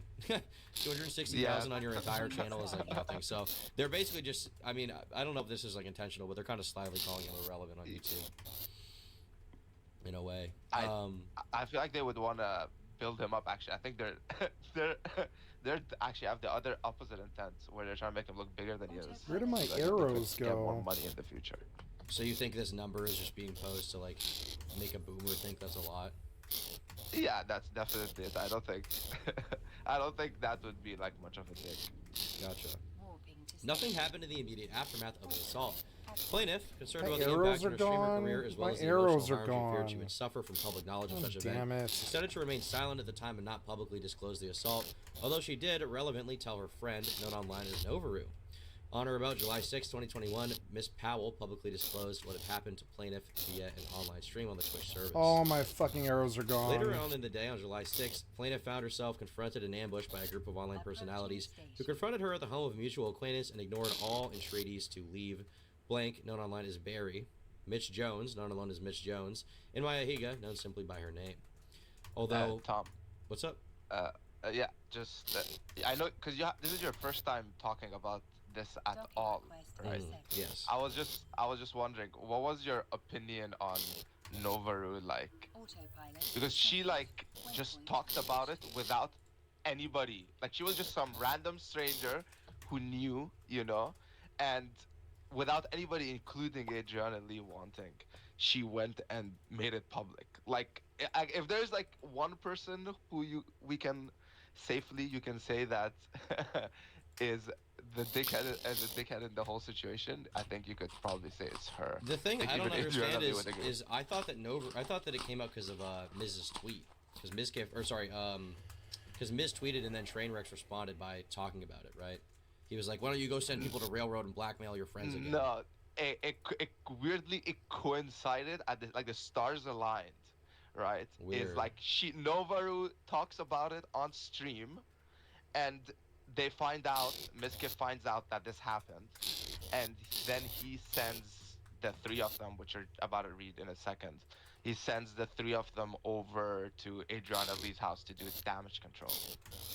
And then a couple days afterwards is when all my camming friends. the whole train wreck stuff happens. Okay, because I looked up Novaru to see what kind of content she makes. She only has 10,000 subs. She's a very Only flexible young 10,000. woman, I guess this is her content. Very amazing, talented. She's using her brain here, guys. This is intelligent stuff. Whatever she's doing right here. So, just so you guys can see, this is the kind of person, intelligent individual we're dealing with here. So Novaru talks about it on stream, I guess. She disclosed what had happened to the plaintiff via an online stream. Later on in the day, plaintiff found herself confronted in ambush by a group of online personalities who confronted her at the home of a mutual acquaintance and ignored all entreaties to leave. So Mitch is there, Maya's there. Although these people were known to plaintiff, Higa was not a personal friend, and plaintiff had only recently met her at a social event. Higa's presence was odd and not at all reasonable. Higa began badgering plaintiff, demanding to know the truth of what happened and insisting that Slick would never do something like that he was a good guy. Well, Higa also sought to cast doubt upon plaintiff's memory of the event and knowledge of what actually happened. So basically she goes there, she's like, he's a good guy, that didn't happen, blah, blah, blah. I mean, that's what this lawsuit alleges anyway.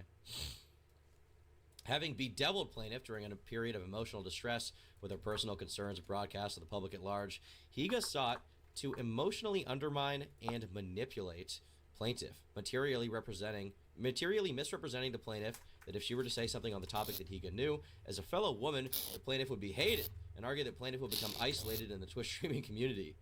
So she basically was like, no one's going to believe you, you're going to be seen as a bitch and a hoe and whatever. Higa also sought to engage in manipulation. Yeah.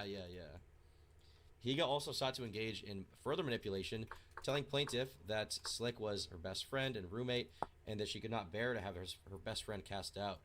Higa, in making these representations, depended upon her status as a well-known online streamer to help induce plaintiff's reliance upon her. Matthew, whatever his name is, known online as Miskif, is an exceedingly influential streamer. This is all true. We know this. This is all real. When plaintiff informed Higa she would be making a public statement, Higa intensely pressured plaintiff not to let to let this person speak about it instead. And when plaintiff insisted that she would create a public statement utilizing the TwitLonger service, Higa would not depart, but forcibly insisted on monitoring and editing what plaintiff wrote. Higa wouldn't leave her alone until she had edited and altered her statement to suit her own purposes. She insisted and forced the statement to disclaim that Crazy Slick had assaulted the plaintiff, edited down discussion of plaintiff's victimization, and would not cease her importuning of plaintiff until Higa had dictated the language of the statement. Following, Higa would still not depart until the statement was published and posted online by plaintiff. So they go to the house, they're like, if you're going to post a statement, I need to review it, and they wouldn't leave until she posted it, is what she's saying, basically. Yes, that's correct. That's essentially what they're saying here. Throughout this time, Higa would speak of blank and blank, stating that Crazy Slick was Miskif's rock, his best friend, and that he would be going live online soon, so they had to figure this out. Afterward, someone sent a message to plaintiff stating he felt responsible for blank as if it was his child. I assume this is Miskif sent a message to Adriana saying that he felt responsible for Crazy Slick and that as if it was his child. He was his child, right? Yes. So he's like yes. he like feels like he's like his little brother basically. He loves this guy to death. Yeah, that's why I was just watching what you were watching before this. That's why it's so surprising that seems to be. The one thing I can tell you, the summary of this whole thing is Miskif definitely doesn't give a shit about what he did, what Crazy Slick did to John and Lee, right? So them not being friends right now, I promise you, it doesn't have to do. Like I'm sure the PR answer is that it does, but I think once you continue looking at everything and you see all the text and you see everything, I don't know. He just doesn't see. He does not seem to care as much about like whether Crazy Slick actually did it, and he cares more about what it looks like. Right. To be honest. Well, did you see? I don't know if they put this in here, but there's a clip of Miskif saying that what happened was it was low-level sexual assault and it doesn't really matter. Have you seen that? They have it all in there. Yeah. They do? Okay. Right. I guess that Yeah. would make sense, obviously. Yeah, they actually included every. You'll see it right now. You'll go through it, but they included everything you could imagine. Gotcha. Miskiff and Higa acted individually and jointly to aid and abet their friend by seeking out and intimidating and emotionally compromising his victim in order to limit the impact created by public disclosure of Crazy Slick's wrongdoing. In this fashion, they participated in and become parties in his wrongful conduct. Moreover, his actions, by virtue of his clear and apparent representative authority on behalf of OTK, make his actions indistinguishable from those of OTK himself. So they're saying Miskiff's actions is basically making him indistinguishable from OTK, right? That's what they're saying here. Yeah, they're saying that's why they're saying they included OTK, because even though OTK technically as a company didn't do anything, Miskiff's actions. Miskiff is was OTK. OTK's actions. Right. Exactly. That's what they're trying to argue. In the wake of this reemergence, plaintiff made the brave decision to openly discuss what happened online within her online videos. In the aftermath of public disclosure, okay, wait, here we have the, okay, so I skipped a line. On the Article 24, they're saying basically Trainwreck's accused Matt of orchestrating the cover-up, Miskiff. And then in the wake of the reemergence, she then decided to talk about it, which we know. In the aftermath, Higa and Miskiff utilized their status in public as well as their association with each other, and as well as Miskiff's association with OTK to further damage her credibility and reputation in the online game streaming industry by publicly treating the event and representations made to their followers and subscribers as being a non-event, something that no one cared about, further describing it as low-scale and not a big deal. Further allegations were made that plaintiff had committed. These are the defamation part. This is the defamation part here. So they're saying that she's suing them for defamation. Correct. She's suing them for defamation. You see right under it says defamation. Yes. So okay, gotcha.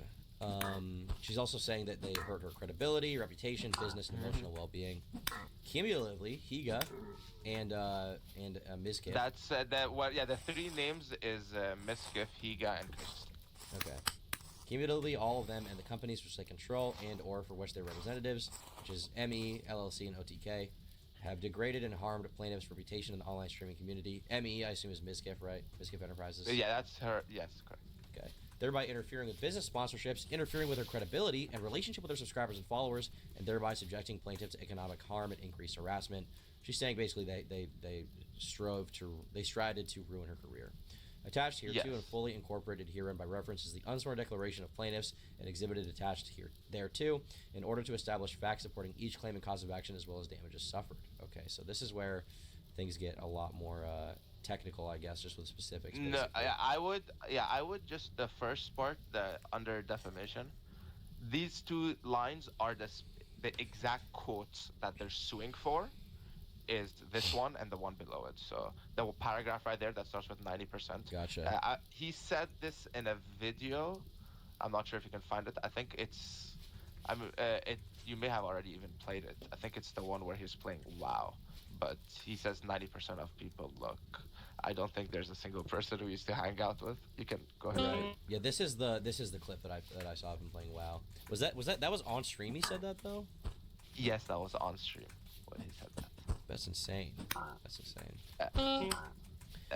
So yeah, that's one quote, and then if you scroll right below it, there's another one. I think that one, the second one was, maybe it was in the call. I believe the second one was the one that was in the call. Number 32. Is this the call with Mitch Jones? Yeah, so it's the call with Mitch Jones and Aspengold and Trainwreck. Okay, gotcha.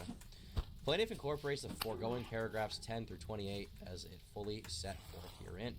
As described above, the defendants, acting in concert, basically just acting together, engaged in acts that defame plaintiff by falsely accusing her of illegal conduct by causing... what do they mean by illegal conduct? By falsely accusing her of it. Well, you can... It says right there. In one of the videos, he accuses her of... Miskiff accuses her of groping someone called CYR. I don't know who that is. Seer, okay. By causing harm to her reputation for honesty and credibility in the public and attempting to downplay and obscure the harm done to plaintiff by blank. More specifically, on or about September 10th, 2021, Miskiff made the following statement during an online video. 90% of people, look, I don't think there's a single person we used to hang out with that doesn't hang out with Slick anymore because of what happened. I actually think there's literally none. Because the reality is, worst comes to worst of it, it's like sexual harassment, right?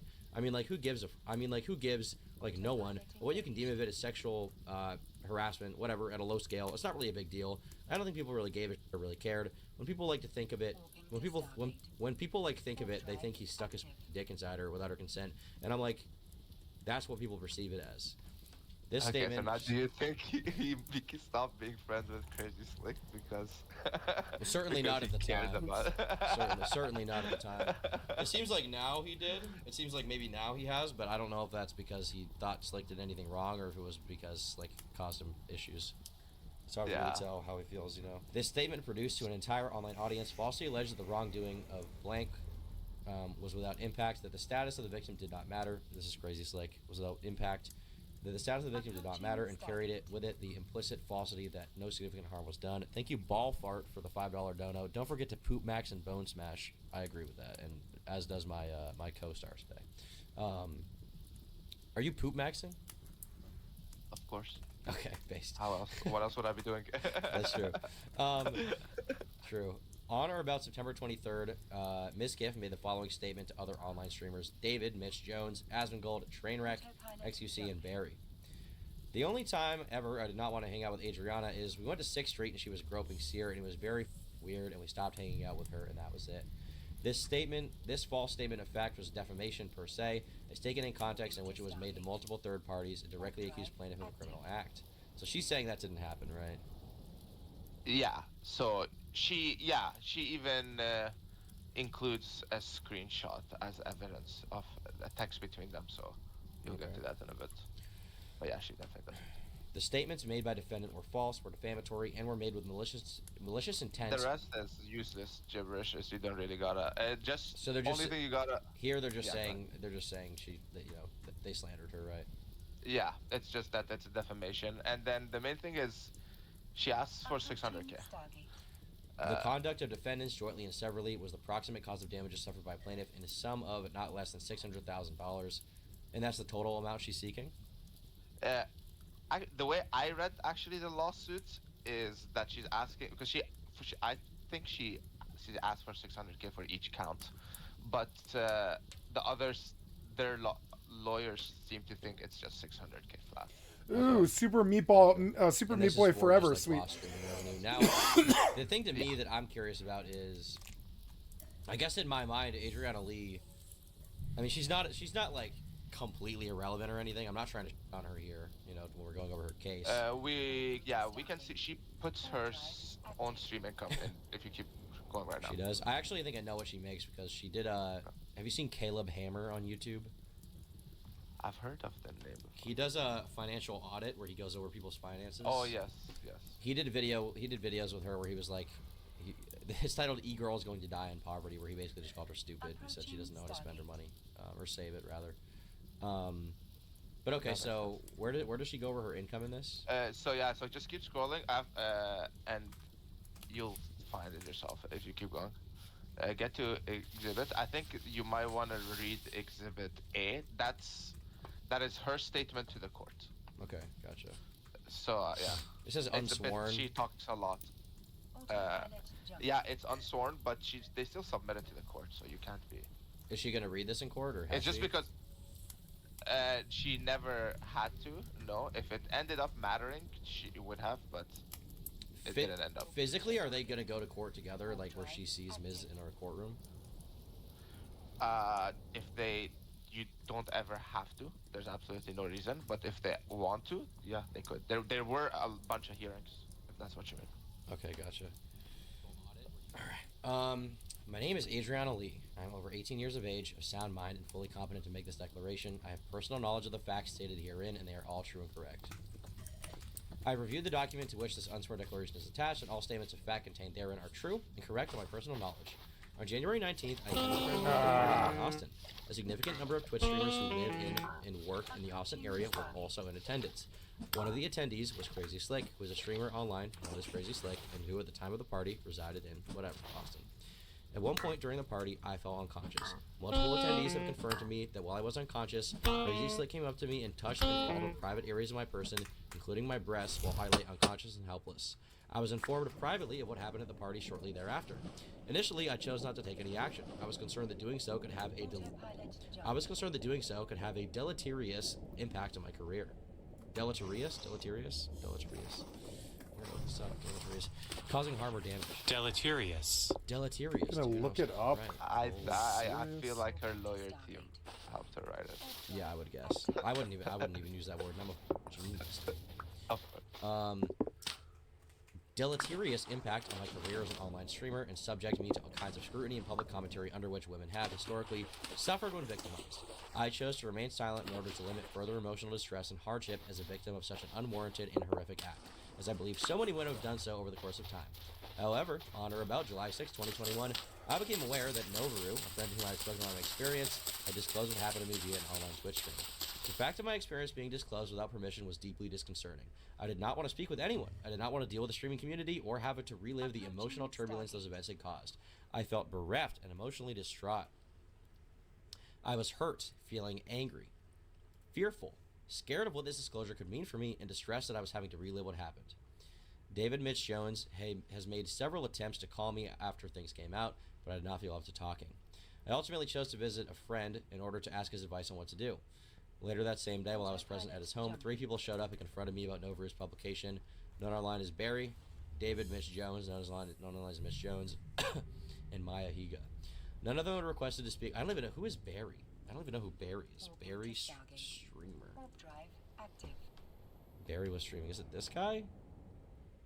Who the f is Barry? Barry? Oh, I know. I remember him when I was researching this Barry story, but I OTK. honestly, Is this Barry? This must be Barry.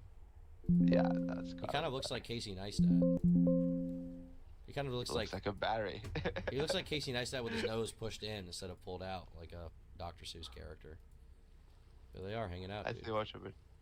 Okay, all right. Got that look. He does. Hey Tom, I love your vids. I was wondering if you make a video about yourself, would you rather make another YouTuber documentary about you? I would not. I feel like making a video about myself is a conflict of interest now. I feel like someone else should do that. Yeah, I feel like it's like I'm telling my own story. Obviously, I'm gonna think I'm awesome. Paint myself with a sympathetic light, you know. Anyway, none of them had requested to speak to me, nor had they given me any notice they would be appearing. So they just showed up like the Sopranos to have a talk. Yeah. My understanding. Well, it's because they saw that Novaru went on stream and said it, so Right. the bat signal went off and They were like, hey, yo, Adriana, we gotta have a talk, all right? Hey, I hear you talking about my boy Crazy Slick. We're going to have to make you an offer you can't refuse. Okay. Anyway, my understanding is that Mizgift must have reached out to Kyle as the two are or were friends and thus learned about location in that fashion. Although I considered, I think Mizgift and David Mitch Jones as friends, especially odd that Maya Higa would be present. Is this Miz? yeah. No, Yeah, that'd be good. I assume it's him. although I considered, no, so that's Barry. That's Barry, okay. Although I considered Barry and Mitch Jones as friends, it's especially odd that Maya was present. Okay, so Miz didn't actually go there. He wasn't at that. No, he did not. Maya is not someone I've ever been personally familiar with, and in fact, to the best of my recollection, the first time I ever met Maya Higa was at a party earlier that July. I did want to speak to them, but I felt that since we were all guests at someone else's residence, I didn't think I could ask them to leave. At that time, it was a matter of common knowledge in the streaming community that Maya and Miz were dating and living together. I didn't know that. It was also widely known in the streaming community at the time that that Barry was roommates with Miz. All three were residing in the same residence located in Austin, whatever, along with David Mitch Jones. They're very popular streamers, blah, blah, blah, blah, blah. Generally speaking, the conversation with the three spiraled into a circular dialogue. Blank Mitch Jones, I think this is. Yeah. Mitch Jones mainly did not speak or listen to what I said. Okay, wait, this is not. This No, must so be that's Barry. This is Barry, okay. Barry didn't speak. Jones became erratic, first stating he did not believe Crazy Slick would ever do something like I described. He was a good guy, and then nervously leaving the room multiple times as I spoke. Maya, however, dominated the conversation. She did not just ask me about my experience, but used language I felt was undermining and even belittling. She began by protesting that Slick would never do something like that. He was a good guy. Before badgering me with belittling questions when I disagreed, asking if I had been drunk, asking if I disliked him, and circling back when I responded to her by saying if I was sure. Asking if I was sure. My clear sense of her statements and her tone was to pressure and cast doubt upon what I was saying. I began the conversation feeling emotionally fragile and felt increasingly distraught as it went on. Maya directly stated to me that if I came out and said something about what happened to me, that people would hate me, that I would never be invited to things, and that she was a woman in this space and that I could trust her because she knew how it was. She was confirming all of my worst fears for my career as an online streamer. Maya further stated that Crazy Slick was Miss Gift's best friend, and that if I said something, Crazy Slick would have to be kicked out, and that Miss Gift couldn't stand that. I took this statement to be an ultimatum by Maya. When I asked her why she would say that, she responded that, well, it's out now, so we have to deal with it. My very clear impression of her statement is that Maya meant that she and Miss Gift would have to deal with it, and that Crazy Slick's actions have become public knowledge. Under pressure, I admitted my intention to publish a TwitLonger online statement.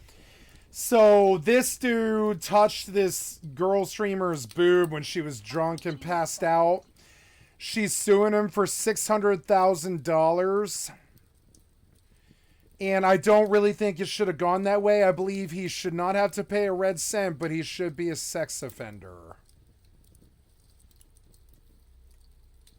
Because touching a boob, I mean, especially when they're sleeping, is unacceptable. He should face a sexual assault charge, I would say. But the 600 grand, I don't know about that. I fall a little bit more like, kind of on the side of like the system when it comes to that. I don't know about there. I don't think there should be a $600,000 lawsuit over drunk touching a passed out girl's boob. I think he should just catch a sex charge, and that'll run him, you know, some time in jail and some lawyer fees and all this stuff, and you'll get the damage out of him. But what should happen is his weird transgressions should be addressed, and he should get treatment and get better. I don't know if taking 600 grand from Miskiff is anything but essentially what it sounds like, a fucking cash grab. I'm sorry. Like, I'm not trying to say what she went through isn't bad. I'm saying I don't know how the 600 grand has anything to do with him touching the boob. I don't know how the 600 grand would help her. She was passed out at the time. I mean, I don't know. It's like weird. And I'm not saying that he, you know, I'm not taking his side. I'm taking her side. But I don't know how touching a boob when someone's passed out should cost 600 grand.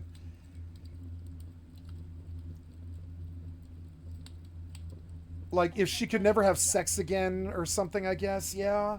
But 600 grand for touching a boob? I don't know, man. You can't just go touch women's breasts. He should face a sex charge. But 600 grand? That skews the whole thing. She should have just asked for a sex charge, in my opinion. If she wanted the revenge here, the money, I don't know. I think it sounds kind of cash grabby to me. Maya sought to discourage me from making it, try to persuade me from publishing it, try to persuade me to publish it anonymously, and to instead have, I think this is Ms. Like 20 years from now, she should be able to come back and be like, he touched me, bust him, fuck him, put him in jail. We kind of know this I think situation, but they're just like, don't I'm liberal when it falls to that. I don't think there should be a limit, you know? Pressuring her to only post a statement a certain way, basically. Yeah. But I fall conservative on the money. I don't see where him drunkenly touching her boob when she was passed out. I could see that leading to a sex charge, but I don't understand why she should hit the lotto for 600 grand because of that, especially off Mizkiff.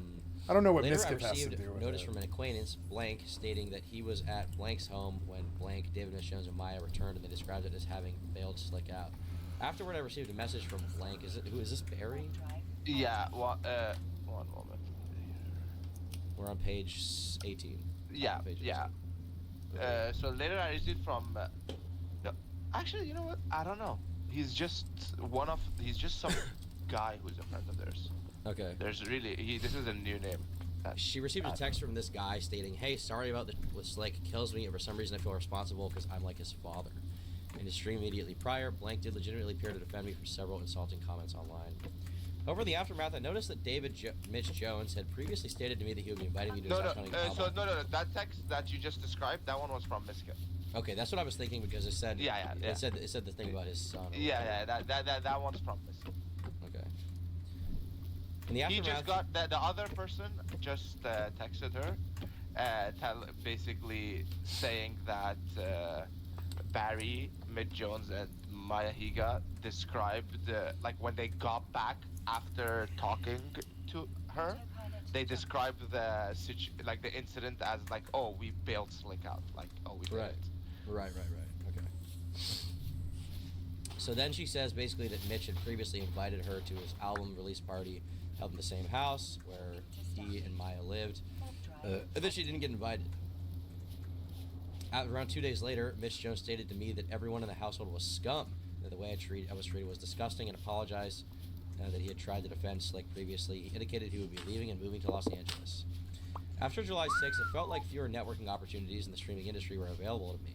I was receiving fewer invitations to parties and streaming events, as well as opportunities to interact in the industry, and received notice that, I think this is Miz, right? Yeah, that's it. Oh, this is Slick, okay. Crazy Slick was telling people not to interact with me. When it's 2 dashes, that's Crazy Slick. Okay.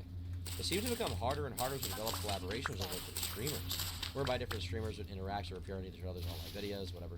Sponsorships, which would provide funding for mentions, declined almost totally. The number of insulting or actively threatening comments I received online increased significantly over the months following. On September 10th, 2021, Mizkif made the following statement orally during a World of Warcraft online live stream, and we have seen this. This clip is the one.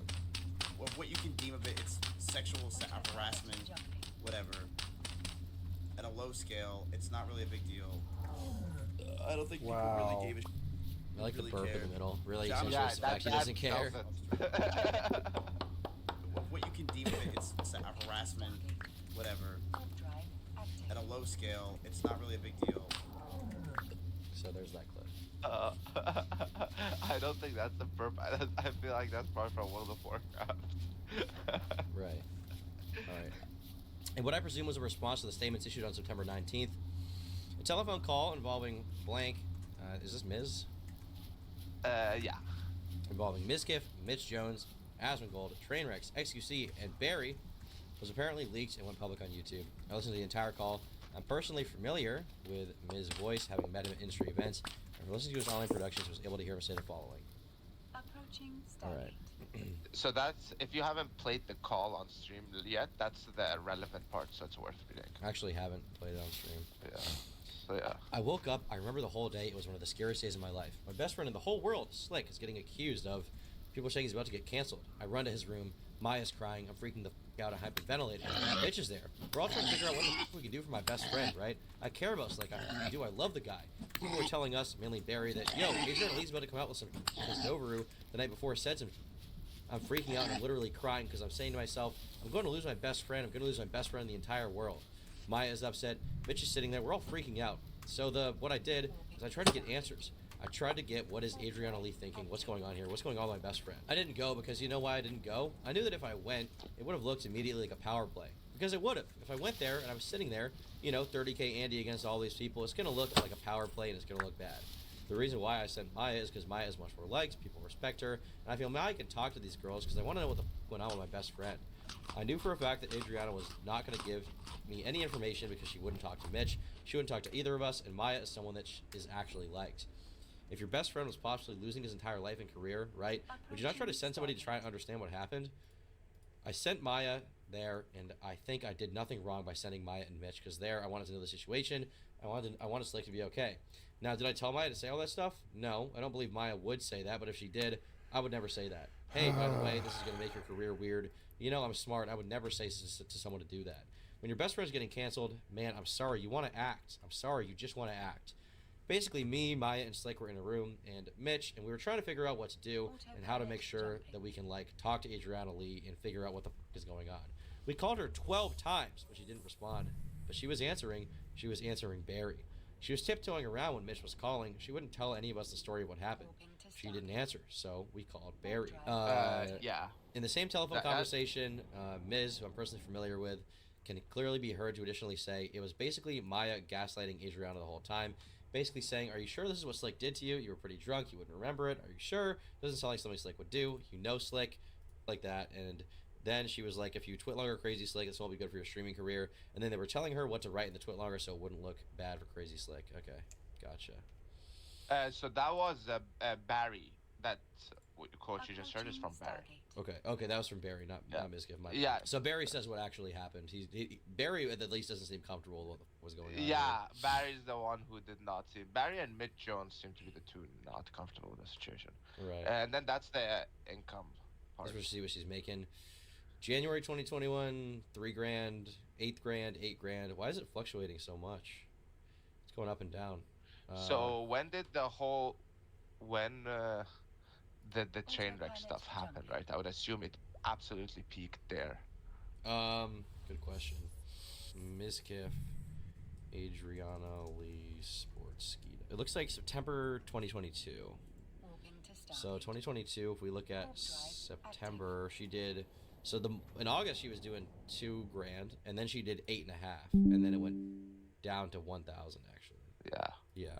So she did have a big spike, big spike. And then in 2023, the interest in supporting myself, my streaming career has become mostly part-time, and then we have basically no money. She's making nothing. Kind of sad. So she's basically saying that she's owed $600,000 from these people because of what they did. Yeah. So you can keep scrolling, and that's the text between Miskiff and her. So I don't know if you want to. That's probably worth reading. I understand what you're saying, and I want to say I'm extremely sorry about that clip. I hate that this should happen with Slick. It makes me sad that he's gone to the length, and your Twitter feed showed a lot that I never knew. I'm dealing with this, and Slick won't be around anymore. Yo, can we talk? I understand if you don't want to. That's or her what the phone situation number. is. Okay. Or is it her? Is it his though? Right. His. I'm sorry Slick acted this way toward you, and I'm sorry about the post. Hey, sorry about this with Slick. Kills you for some reason. Blah blah blah. Can I like his father? Sorry, I hope you okay. No, we should try to message. Sorry about that, guys. So did she respond with this? Yes. So why was she forgiving of him at the time? I guess would be my question. In the beginning, I don't, because in the beginning this is before it went public. This is before any of the chain wreck stuff. So I don't know. She switched on them with the train wreck stuff. Gotcha. So train wreck set the whole ablaze. I mean, like, this lawsuit would not exist without train So it wreck, seems right? like maybe she just didn't understand that they were trying to cover it up before that. Maybe she had described more innocent intent. Maybe. Yeah. My question is, do you think who do you think is funding this lawsuit for her? I have no idea. Oh wait, is it Train? Dude, it's gotta be. I thought he said maybe publicly that he would help her. He has to be paying every dollar. He might be. I mean, he's also. I mean, he's. You know why? Because this lawsuit cost her a lot of money. Do you know how much? Yeah, we'll find out, I guess, by the end, you know, narratively. But I mean, I can tell you, her cost alone were probably around, her lawyer fees were probably around 50K. Oh. Yeah, 30 to 50K. 30 to 50K. No reason to be sorry because it's not your fault. You're his friend, and I understand where you're coming from. Thank you for being really understanding. And I noticed you shut down a lot of the trolls on stream saying things like, "But if he looks like Hassan," and stuff, and I really, really appreciate it. I can defend myself and women in general until I run out of breath, but most guys don't listen until they hear it from another guy, so thank you. Can you call me? Can you call? The rest is only word of mouth. I'm going to be real. This is the hardest thing in my life. Can we talk? I want to apologize, figure out what's going on. There's no way you don't know what's going on. I don't. I'm very disgusted about what you said in your alt stream. It's very disheartening and disrespectful, not only to me, but victims everywhere. The situation should have been handled differently from the beginning, and you know that, but you wanted to save your own ass and didn't take me seriously. Damn. Talking about Destiny. Dude, Destiny doing that is garbage. I mean that as in most chats are done reacting to the drama and have moved on. Yes, I clearly f***ed up. I should have never let my image go there. There was a huge f*** up, and I feel like for it, and I should have kicked Slick out in the first place. Why do they even send these chats? I don't understand why they even say this in like a public chat. Yeah, Destiny was probably the biggest streamer most accurately following everything going on. Yeah. And he was I mean, he was riling everybody up, you know, as Destiny does. Oh, I remember. Yeah, this video got 1 million views, the Misgift call, and then part 2 Yeah. got 2 million. Sorry, got 600,000. Destiny watches Misgift VODs and uncovers a big lie, 400,000. Misgift and OTK break their silence, 300K. Misgift and Maya cover up SA allegations, 400K. Killing it. Skibbity, Ohio, Mog, Phantom Taxi, Seed, 10. All of that is true, and also I'm Poop surprised Destiny hasn't followed up. He's just busy Considering with how other well stuff. That is a good question. Has he gone over this lawsuit at all? I don't think he has. I don't think he has at all. Fair. Interesting. Very interesting. Yeah, I mean, they're just malding about the fact that public information is being covered. I want to make it clear that harassment was about the Discord logs and comments Slick made toward every girl who came forward. Slick sexually Adriana. There's no excuse for it. Her story deserves to be told, and I'm glad she was able to share it fully. Here's his statement. So this is when... Yeah, that's his public statement. After it went down, I remember In there the was summer, like a story bears about come how out. Crazy Slick had, like, he ran, and they didn't know where he was, and they thought he was just... Correct. To update everyone, we found Slick. He's not harmed himself. After hearing from Adriana and the numerous other women, it's clear that he's not the person he made himself out to be. Due to his living situation, Slick's been told to vacate our house as soon as possible. I appreciate and support those who are brave enough to come forward with their stories about his behavior. A little while after Slick's misconduct came to light last year, I made some inexcusable statements on an alt stream after some chat messages got to me. To Adriana and all those affected by his harassment, I'm sorry for those statements. Regardless of degree, it can never be considered small. While my intention was to clarify a misleading chat message, I chose my words poorly and my response came off as downplaying, which should have never been downplayed. I wonder, did ChatGPT write this? It's so PR. He doesn't talk like this. It's so PR. Yeah. Additionally, a series of private messages from 2018 have been posted where I said some reprehensible things. Oh, this is where I think at the same time Ice Poseidon leaked that he said the N-word. I think. Yeah, yes, Ice Poseidon tweeted out, Misgift, I birthed you or something. I'm gonna take you out of this. I'm pretty positive that's what this is. Ice Poseidon, I love that guy. Like he's comically evil. Thank you for the 2, Vincent. Is it loud or no? Okay, sorry, but yeah, that was hilarious. Ice just like he just hates him. He hates all the Twitch streamers because he used to be #1. He used to be the guy, and now they all on him and make fun of him. So, okay, apologize for saying the N-word, not based. I'm sorry to everyone affected by the situation. I made bad judgment calls based on what I was led to believe, and I deeply regret it. Also want to apologize to OTK, our staff, and our partners, blah, blah, blah. Thank you to everyone who supported me. I'm gay. I'm gay. I'm short. Okay. Exhibit E. Here we have, I guess it's just pictures of him being live. Yeah, skip to page 55. 55. Whoa! Alright, Maya. Let's go with the book. Are you able to read that?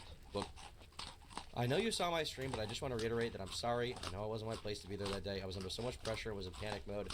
I didn't think he was a predator at the time, and I didn't think he deserved to go down as one. Regardless, it was wrong of me for me to inject myself in your experience.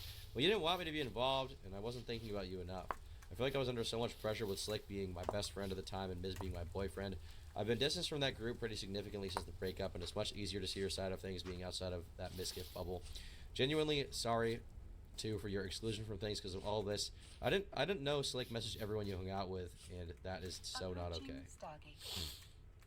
Last apology is I'm sorry you've been thrown into something so public and heavy again because of the other people and not on your own accord. I hate that such a sensitive situation had to be dealt with this way, and I hate that I was a part of the pressure for you a year ago.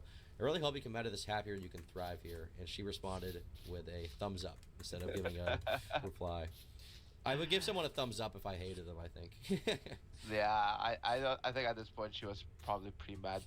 Page 75 is basically her evidence for Misgift accusing her of sexual being false. Hey, I was just informed on what I did in the act on a Saturday. I just want to apologize if it made you uncomfortable in any way. That was never my intention. All the best. It's all good. I mean, this could just be him saying he doesn't care about it. Guys tend to care less about sexual assault than women, but I guess if she wants to play that. I mean, I'm not saying she's guilty, to be clear, but I think that if a girl grabbed my dick, I would be way less traumatized / mentally affected than if, like, I grabbed a girl's. She would be way more traumatized by that, no? Well, I don't know if it's you. I don't know, but average guy's problem. I mean, you think I'm a sensitive type of guy? No, yeah. I'm I a agree. sensitive sweetheart. No, you're right. I mean, obviously, if someone touched my penis, I would cry. I would cry. I would cry. Exhibit N. Uh-oh. Da da da da da da da So, da da da. do you know? Exhibit N. Sorry, you can go. No, you're good. Let it out. Do you do you know who Kyle Docking is request in accepted. this story? My nigga. No, I don't. Who is Kyle? Okay, so Kyle is also known as 77 degrees. I mean, Kyle is Exhibit N, so you could just scroll to Exhibit N. and see. 77 degrees. But yeah, so I mean, listen. He'll describe it. Let's just read because it's worth it. I think this one and the next one are worth it. Can I look up this guy? Is this a streamer guy? Yeah, maybe he's just involved on like why would he give his name? What the? Who is this? He blocked me. You're pre-blocked. Wait, does he know? I wonder if he knows. Yeah. Oh, that's crazy. Is this him? Wait, only 400 followers. I don't know who this is. 77 degrees OTK. I have no idea who this is. No. I don't even know if this is the right guy that I found on Twitter. I feel like there's no one in. I feel like someone in chat might know. Does nobody in chat know who Kyle from? Apparently Because not. I know, and during my research, again, if you read it, it'll probably tell you. Honestly, Yeah. No, just read the affidavit. It will say. I don't want to do it. Jesus. Okay, well, we'll read it then. We'll just read it. Why not, right? I, Kyle, have been informed that under the Penal Code of the State of Texas, a person commits an offense if, with intent to deceive, with knowledge of the statement's meaning, he makes a false statement under oath, blah, blah, blah. My name is Kyle, also known as 77 degrees. I'm over the age of 18 and currently reside in blank. I'm gay. I would like to make the following statements. I have known Adriana Lee for 3 years and met her through a mutual friend named Terry. Terry lives in Canada, blah, blah. I've been to Miskiff/Matthew's home, but I've never made any interactions with him. I've known him for about a year. Okay. At the time of the incident, okay, whatever. Okay, is this what I should be reading? Yeah. So, this is one of the people who were physically there too. So this is, I think, who, is basically like their evidence for it being true. You know, it's like one of the people who were there. But I think a lot of the testimony that they have is from like, it's like somebody's ex-boyfriend. And now they're an ex, so they've got like a stake. You know, everybody's involved. I think that was like the one big statement Destiny made was like nobody's reliable in this whole situation because everyone has something to gain, and this applies even in the like the random characters from the side all seem to. It's like again, so it's like someone's ex, and it's like okay, wait, well, why would you not say anything in the beginning, and then now that you're an ex, you're saying it, it looks less believable. No, it does, yeah, for sure. I remember people calling Crazy Slick being creepy. Okay, well, we know this story. This is him basically corroborating her testimony, right? Yeah. Crazy Slick kept coming in and saying he wanted to see if she was alive and if she was breathing. He sat next to the bed and we asked him to leave several times, but he refused. He came in 4 more times, and the last time he said he wanted to check her heart rate. We told him she's fine. We told him it was none of his business and to get out. He ended up putting his hand on her breast. That's when I and others stepped in to physically remove him. I'm not sure why we didn't make a police report. I figured the victim needed to make that statement. I told Adriana immediately the morning after. Adriana and I talked about it several times, but she was aware since the day after.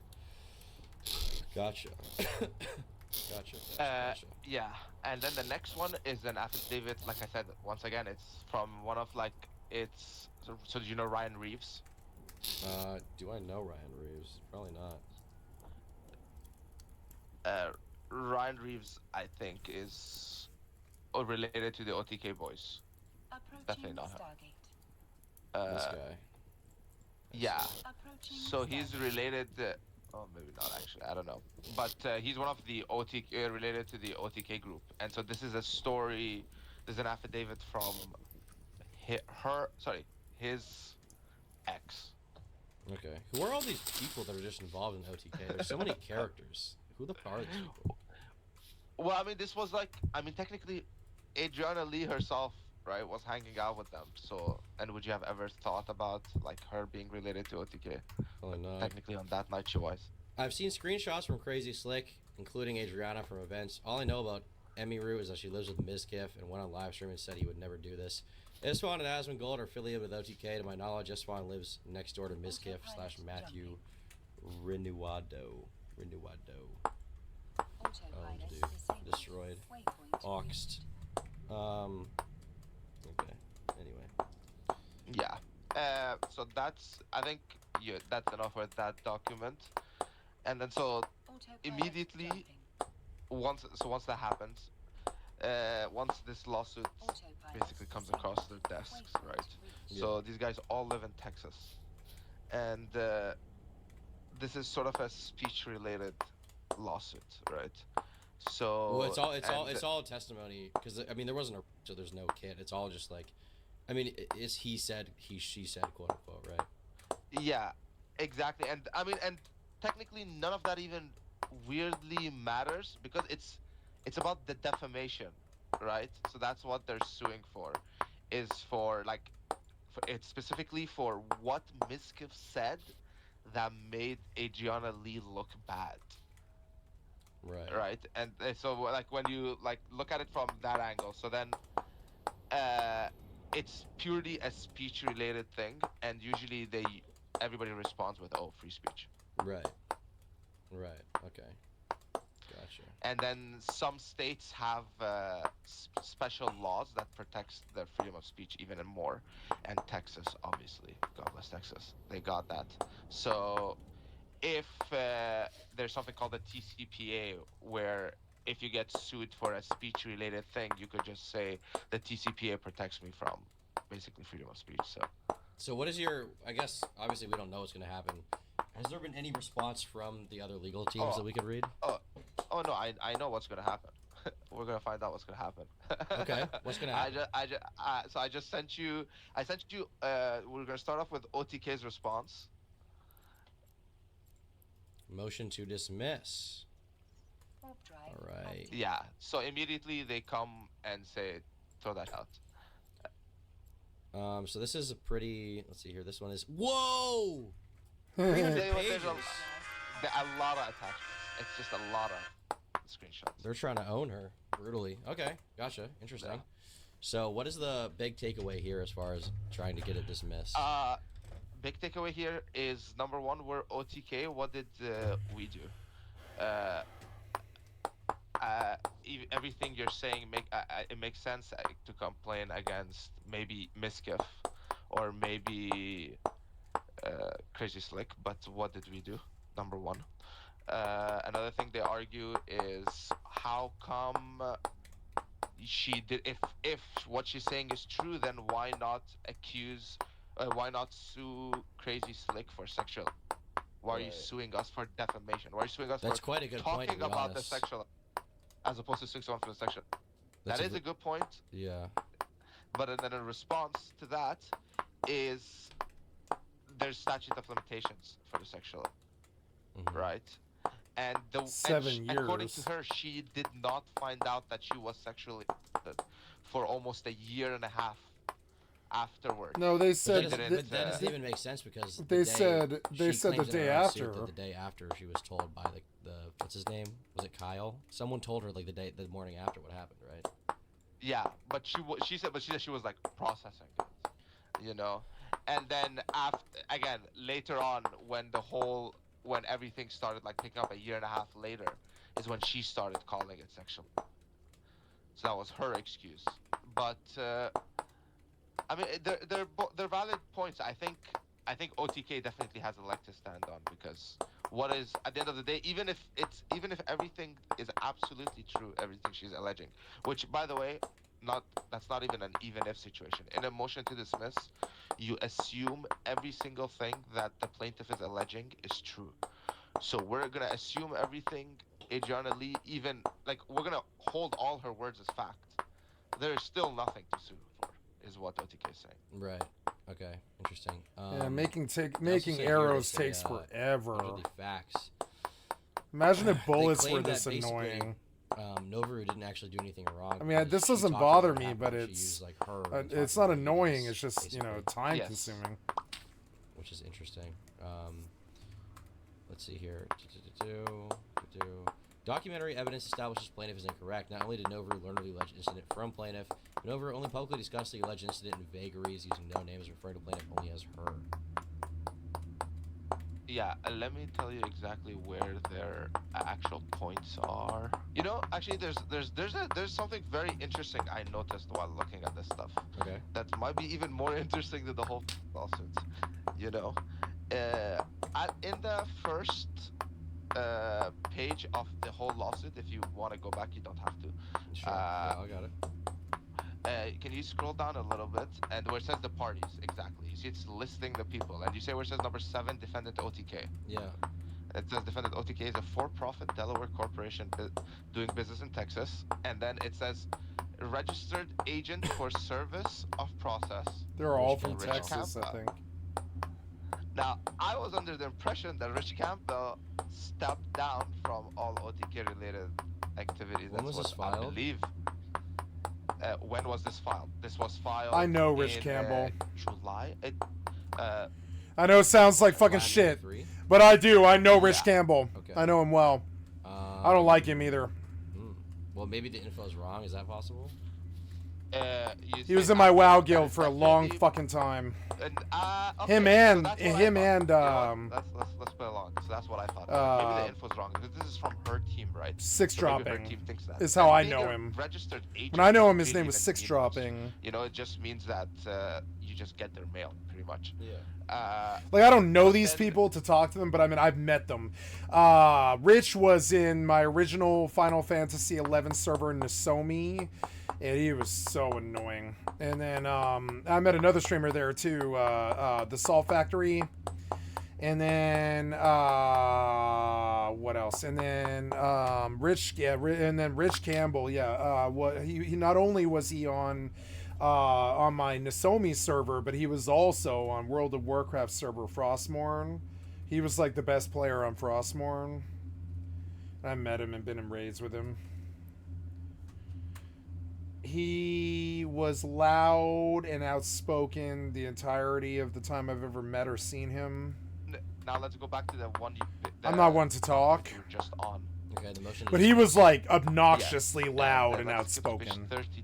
I wouldn't say I'm guilty of that. I am when I'm angry, but I'm not like that in general all the time. And it He's says like that in definition of general all the MA, time. Right? And when I saw this, I was like, okay. And it Soda never- Poppin'. There we go. And Soda Poppin' was on the same World of Warcraft server Frostmourne after BlackRock Exodus. After the Australian BlackRock Exodus to Frostmourne, I came with the Australians to Frostmourne, and I was in a guild called the best guild on. It was a top 10 guild called Kill It Please, but originally before that it was called Fallen Chapter, and both Rich and Six Dropping were in Fallen Chapter, and Six Dropping ended up being Soda Popping. Six drop, he had 1 dropping, 2 dropping, 3 dropping, 4 dropping, 5 dropping, and 6 dropping.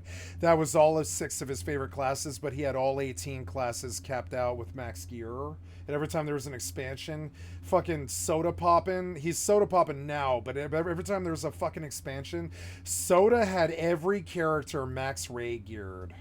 Every character. He was the most born loser, sort of 1,000 Truths type. I'm fairly sure South Park was making fun of fucking Soda Popping when they did the sort of 1,000 Truths. How can you give that with no? How can you kill that which has no life? Right? They were making fun of goddamn Six Popping. I think they were. Soda. He had so many dumb popping and dropping names. Soda Poppin'. 6 dropping, 5 dropping, Soda Poppin' was one of them. I forget, he's got so many names like that. And I will say, he was influential on me. Soda Poppin' was influential on me in his naming style. I did use his style later on. I mean, he didn't come up with that style, but his name got famous out of it. We all used to use we used to number our alts, and we would have, like, on ESO you would have 10 alts, on WoW you would have 50, and so you'd have to come up with these names. So we would sequentially number You know, like so like, you know, so all my alts are like, you know, 1 loved, 2 loved, 3 loved, 4 loved, 5 loved, 6 loved, etc. And so that name he did with 6 dropping and soda popping and sixpencing, I think was one of his names, sixpencing, and 5 popping, and all these weird fucking names. He had like 50 of them. He had 50 names like that. And that naming style was influential on me long before he was ever famous. That naming style, but it wasn't just him. It was the entire MMO culture was doing stuff like that, numbering the names of their alts, you know. But he got that name Soda Poppin' because he used to be called 6 dropping. Because remember they had that song "Drop It Like a G6," right? So that was right around that era is when Soda Poppin' became sort of like better at WoW, and I was older than him, and he took his main streamer name off of one of his alts names, 6 dropping, which was one that he was famous for in Fallen Chapter, because fucking, and the only reason I'm coming up with this is it's weird, like as I learn all these names in the streamer scene, I realize that I have met some of these people, not a lot of them at all, but I've met like 10. I've met some of them. I've met Pokimane. I didn't meet, but I was in a party with her. I've seen them. I've not met them, but I've seen them or been in parties with them or guilds with them. And because, you know, the internet's kind of a smaller place than one might think. Like, there's not that many WoW players. There's like, you know, 16 million, I think. And so that's not that many. You could potentially run across people and it's weird. I never knew. I knew that 6 dropping annoyed the hell out of me, you know, because he was better than me was part of it. He had more time. He was a trust fund kid, so he had more time. He didn't have to work. He was on WoW 18 hours a day for 20 hours, for like, you know, 10 years straight. And like I did that sometimes, but he did it all the time. I'm talking for like 10 years he did that. He built a career off of it. He got famous with it. And more props to him. But his personality bothered me when I met him though. And like I think it still does, sort of. Like he's a really nice guy and I like him. But his personality bothered me because he was arrogant. He was arrogant the entire time I ever knew him as 6 dropping. 5 dropping, fucking all his names. I remember the names. There was 6 dropping, 5 dropping, soda popping was his fucking rogue. And I realized later on that I was in a guild with a very famous, successful person. I didn't, this happens once in a while. It's not like I know these people to talk to them or anything. I'm just saying, like, they were in my guild. It's weird because it's like, I remember being socially higher up in that guild in Fallen Chapter, which eventually became Kill It Please, and then eventually it became my guild. And that guild made Soda Poppin' famous. You know what I'm saying? I ended up running the guild that made Soda Poppin' famous in the first fucking place. That's the truth. I've got I mean, I know it sounds like some made up lie or something, but I've got so many witnesses on this. I can dial up my friend Kurt right now and be like, and get him to confirm that everything I'm saying here is the truth. I was around several very famous people throughout all these weird smaller servers and stuff. Ooh, what was that? I took a brick from a stalker, I guess. In the middle of the night. My spear is broken. I better just seal up, I think. I got all my arrowheads done. That's cool. I like their design. It's better than anything Minecraft ever did in terms of making arrowheads and stuff like that. I think that's so cool. I wish Minecraft had done more of that.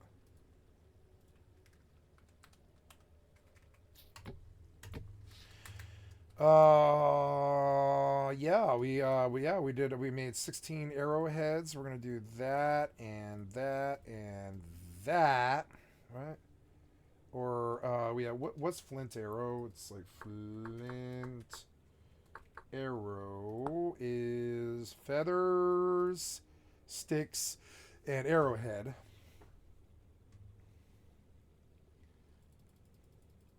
I'm gonna make 50 of them. I wonder what happened to the other 50 arrows that I fucking had. It's weird. I might have more feathers, but I don't know. I kind of want to go bear hunting, because I need leather for bags and stuff. I saw that bear. There was 2 bears over there by that guy's shack, and I want to go back there, I think. 28 arrowheads. That's good. I want to search all the boxes for this stack of arrows, because I feel that I've lost a stack of arrows somehow, and I don't really understand that. Maybe when you die, you lose your ammo. I get the sense that the developers really didn't want this to be an easy process of playing this game. And I suspect that they do things like to destroy random stuff when you die and shit like that. There's a new knife, which is good because I need a new knife. There's a new spear, which is good because I need a new spear. Yeah. And I'm looking for these arrows, which are not here. By the way, can I sleep in... Oh, my God.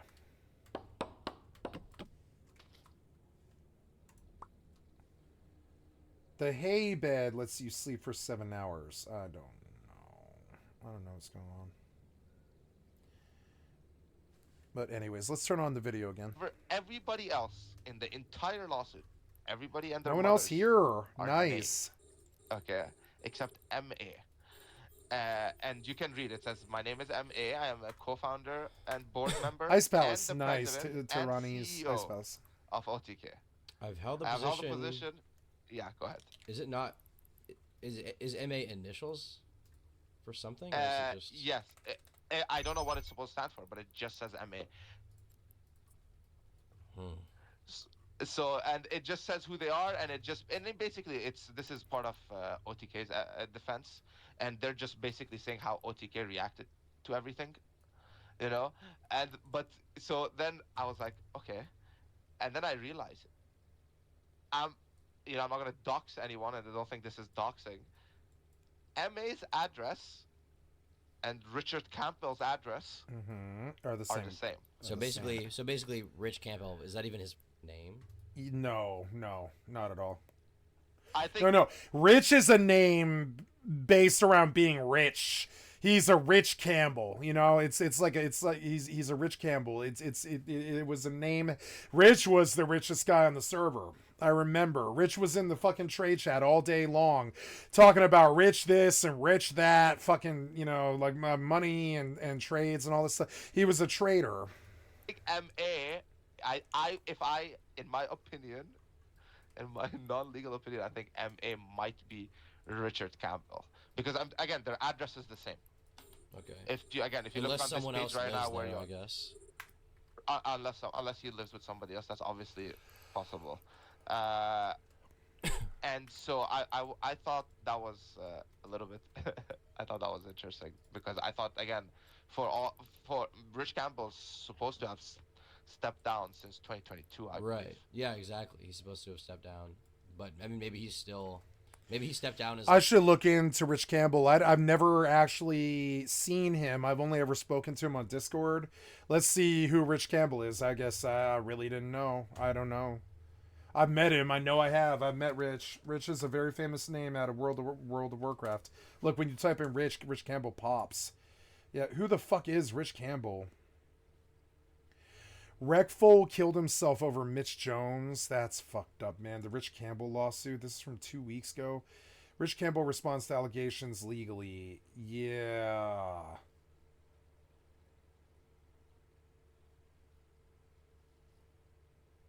Yeah.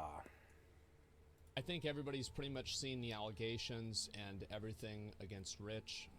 If you haven't, I would suggest to just... It's weird because you can see that he's got some kind of skin disorder. Do you see it? It's eczema. He's got eczema from not bathing. Check our Twitter. It's eczema. You can see it. I dated a girl. Her sister had eczema. We had to get her, topical cream all the time because it was really bad.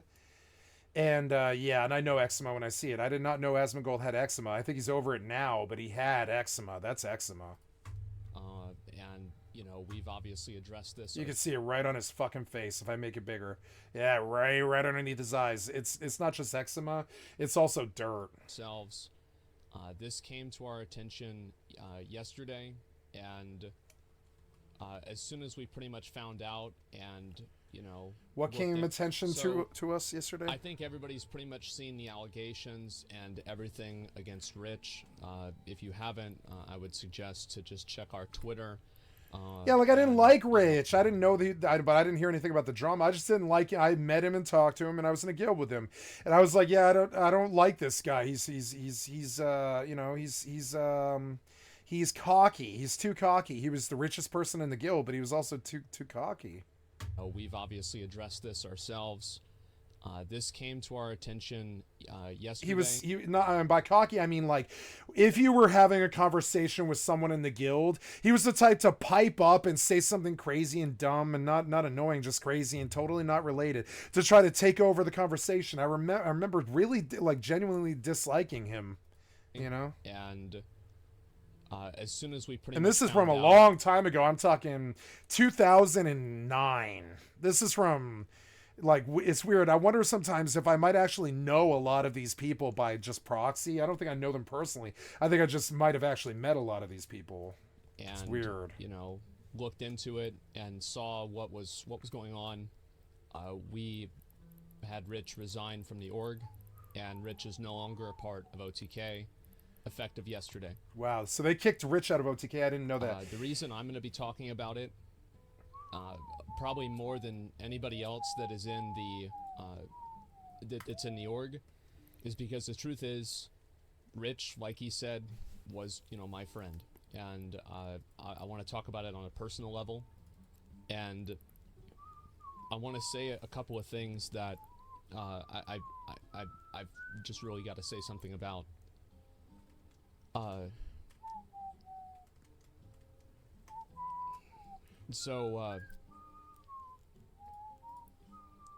I mean, it was a big shock to me. I think it was a shock to everybody. It's hard for me to process what's been going on. And I understand that for a lot of people, you all who might have been fans of Rich or Allcraft, you might have felt that way too. I want to say one thing, though, before I go any farther. He's gonna cry because this is one of his best friends. Not on our I wonder. Team, you are not helping us. You are not doing us any favors or doing anyone any favors by calling a girl that comes out and tells this kind of a story a liar. Yeah. Yeah, but I mean, that's what you do when you're a rapist and you have raped somebody and they're accusing you, right? I read a lot of the comments on Twitter, etc. And I saw a lot of people that were saying that it wasn't true, that she's making everything up. I need a shovel. Please do not do that. This is... You are not our fan. You're not on our side. We are on their side. That's why Rich is gone. Do not do this. I understand trust but verify. Makes sense. Everybody deserves to get their side of the story out. But whenever you just automatically discredit one side, you're not looking for two sides, you're looking for the other side. Please do not do that. And call yourself a fan of mine or anybody in the org. The second thing I want to say is that if anybody is in any way responsible for this, it's me. I knew Rich more than anybody else. His best friend was a rapist. If you have any... See, this is one of the reasons why I don't like OTK that much. I don't know any rapists. You've been... the rapists that I do know, I told the police about. Please don't take this out on any of the other people in our org, any of our employees, any of the people that we work with. Let me tank it. Direct your hate at me. And the third thing I want to say is that I read everything. I also know a few other things as well. This is not drama. This is not getting canceled. No, it's rape charges. It's These serious. are crimes. Yeah. I want people to go in and call these, this is drama. It's not fucking drama. This is serious. It is as serious as it gets. It is I took drama. action as soon as I could. And I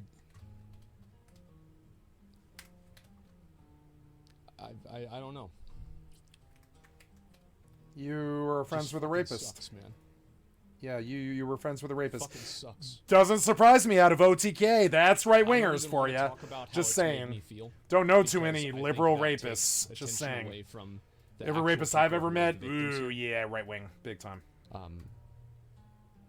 It'll take me I a know that while sounds to get shitty, over but it's this, true. but Every I'm gonna rapist get I've over ever met is absolutely I learned conservative. last year It's not some fucking that I overblown can get thing. through anything. Swear to God, on my doesn't father's grave, matter. every rapist I ever I met can was take it, I can deal with hardcore it. conservative.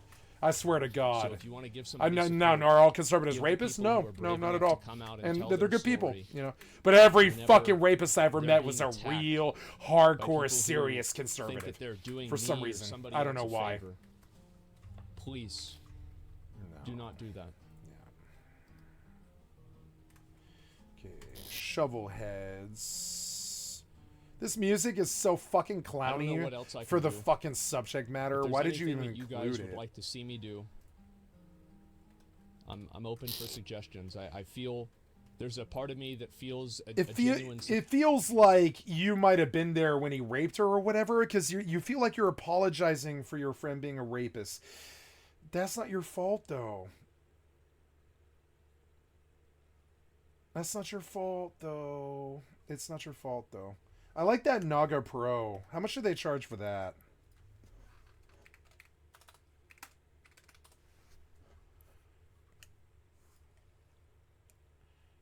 I noticed that it's got two side buttons.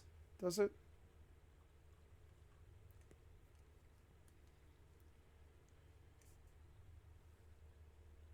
Wow.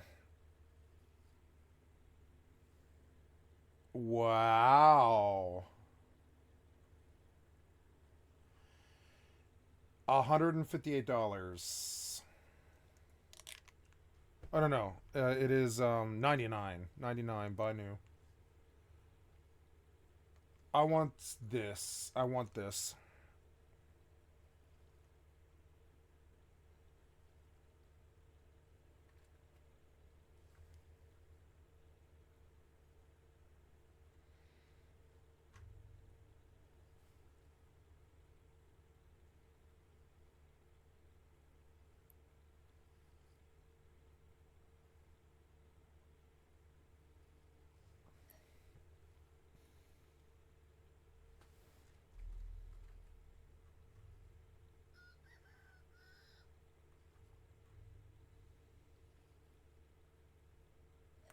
A 12 button mouse would be so dope.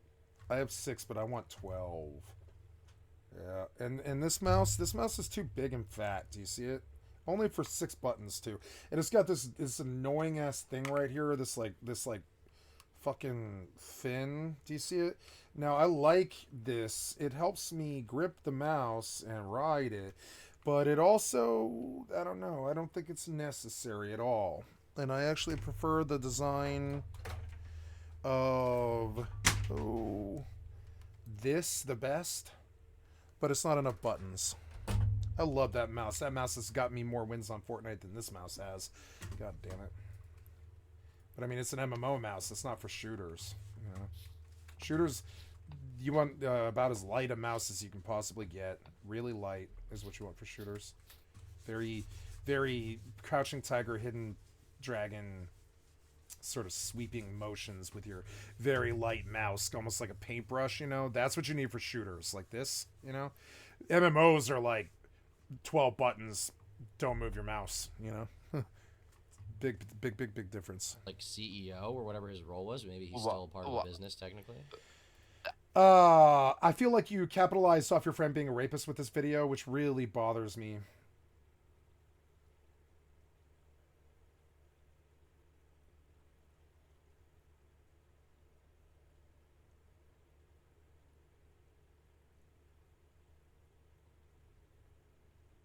Jesus Christ, this guy's fucking... What happened with Rich Campbell? Oh, yeah, so Rich Campbell got canceled. I totally missed this whole fucking thing. Yeah, I don't like Rich Campbell. I'm sorry, but I don't. And because I've known him.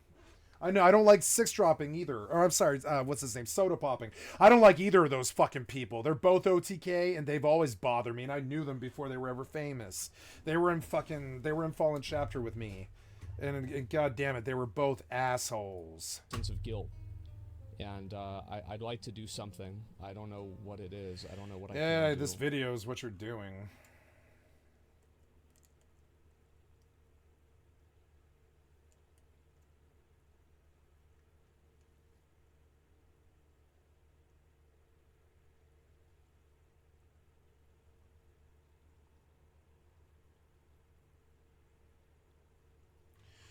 Oh my god, let's just go fucking see this whole debacle. I had no idea this even happened.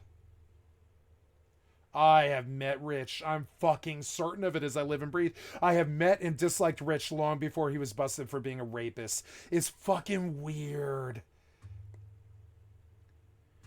He's not a rapist. He's a sexual assaulter.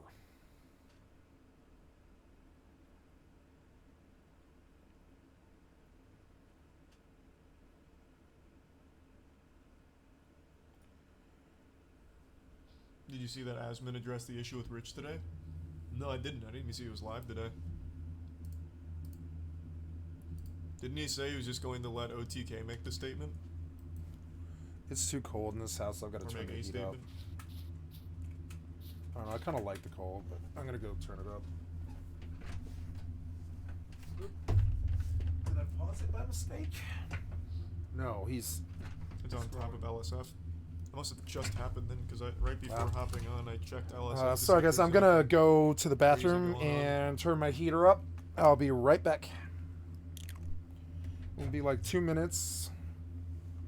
We'll go back to a game here. I don't want to put Charlie on my fucking screen. There we go. BRB.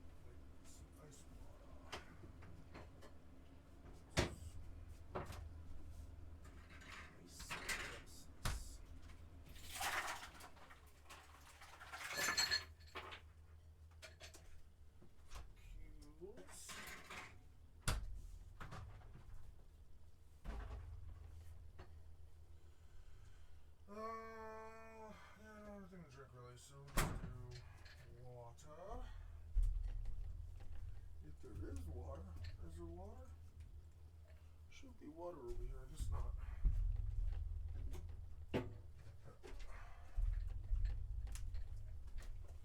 There we go. Okay, that was a good bio break. Let's get back to it.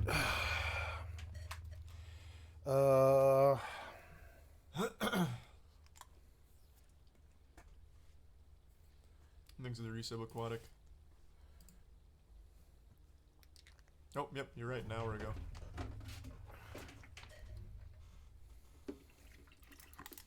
Alright. I'll check in on the real-time update. Thanks to Brian Reese. And I saw a lot of people that were saying that it wasn't true, that she's making everything up. No. Please do not do that. This is... You are not our fan. You're 10 not o'clock. on our side. We are on their side. That's why Rich is gone. Do not do this. I'm assuming there was a lot more to that statement. That in and of itself, though, I think is already a fine statement. I saw so many people in the comment section of her making that twit longer, accusing her of just clout chasing and shit. That is the most terminally online brain dead take ever. Like, there's just legitimately nothing to gain for a victim in that situation. You just get fucking dogpiled by, like, those kind of weirdos. There's, like, actually no net gain whatsoever.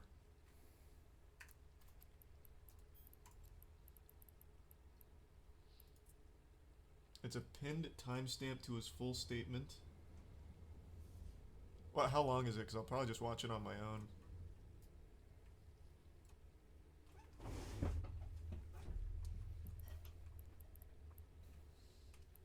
It's 3 minutes. It's like 10 minutes. It's like 20 minutes. Oh my god, everyone's giving a complete... You can actually just... If it's a timestamp on the VOD, you can actually just, like, tell me how long it actually is. Why am I getting so much mixed information?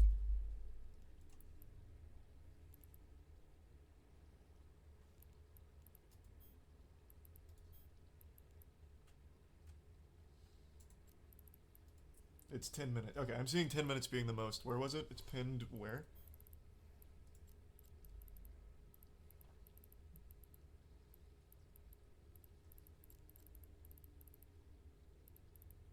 Thanks to the bits, Ozman.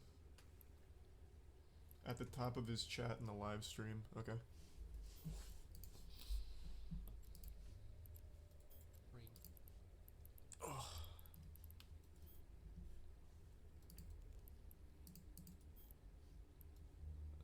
Alright, that's super convenient.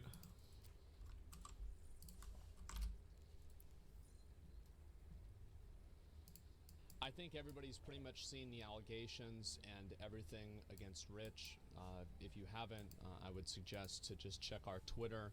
And, you know, we've obviously addressed this ourselves.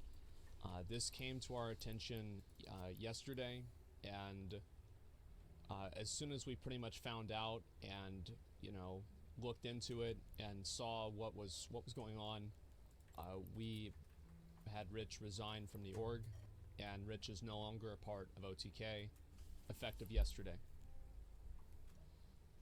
The reason I'm going to be talking about it, probably more than anybody else that is in the that's in the org, is because the truth is, Rich, like he said, was, you know, my friend, and I want to talk about it on a personal level, and I want to say a couple of things that... Oh yeah, I guess if you don't know the context, yesterday Rich was accused of some really awful shit. Like some really bad stuff. So, you can easily find those statements as sexual crimes, really. And so yesterday he was...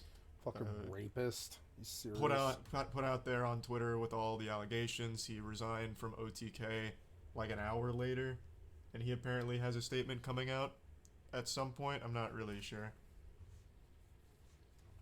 but yeah, it was pretty rough. I've just really got to say something about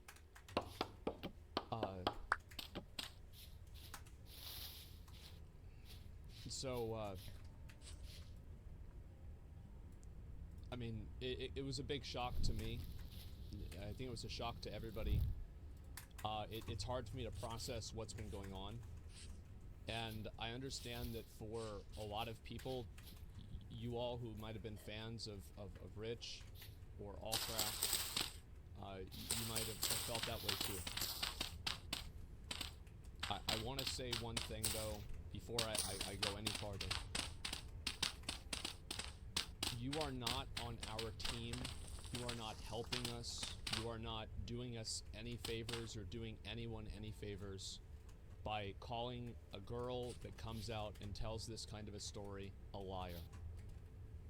I read a lot of the comments on Twitter, God, etc. yeah, they're fucking awful. And I saw a lot of people that were saying that it wasn't true, that she's making everything up. Please do not do that. This is... You are not our fan. You're not on our side. We are on their side. That's why Rich is gone.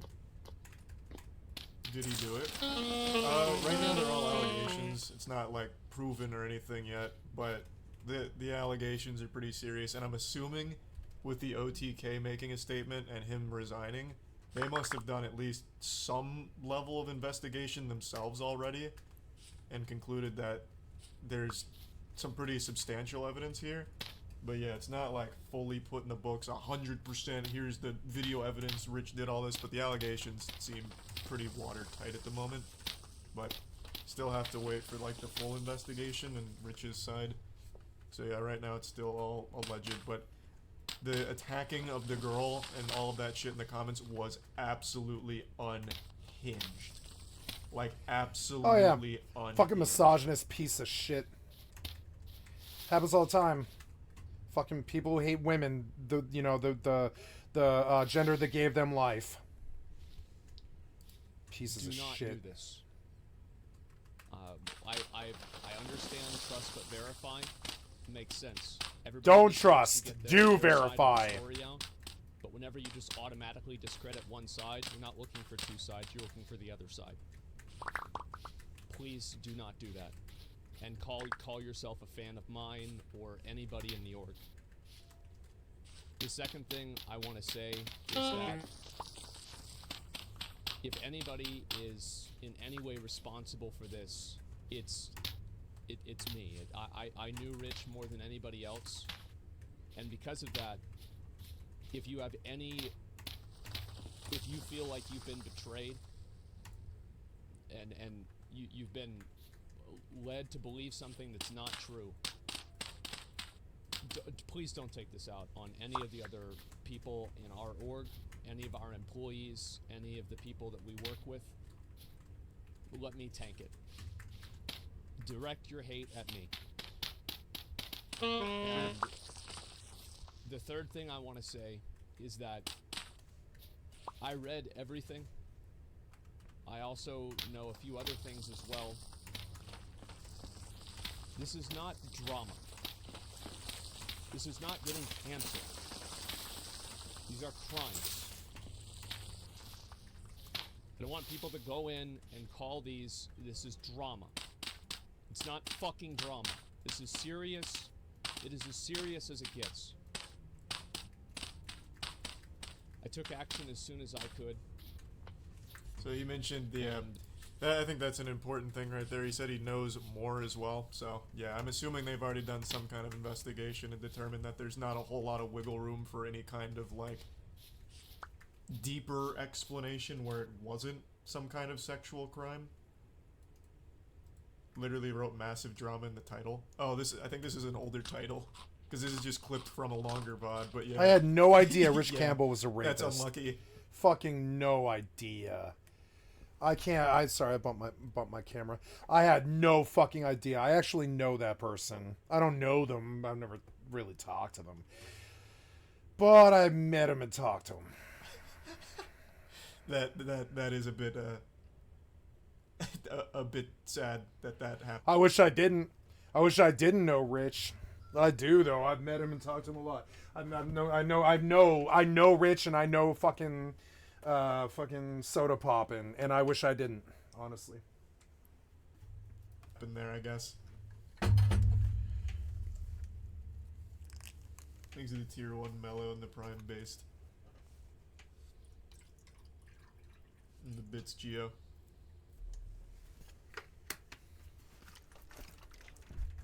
Nerissa busy. Are bits It was pointless? a title from yesterday. Yeah, that's unlucky that it got tagged as that title for that.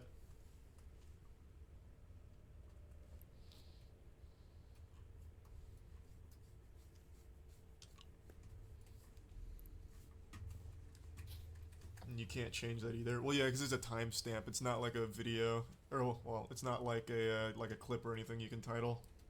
So yeah, I don't think you can change that. Believe all women, even liars. What the fuck are you talking about, man? You can say I'm waiting for the other side, but to immediately call the person who came forward a liar isn't the intellectual enlightenment you think it is. Nope. It's you being a shithead, retard.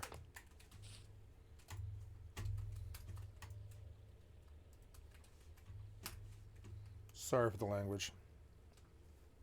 Just saying.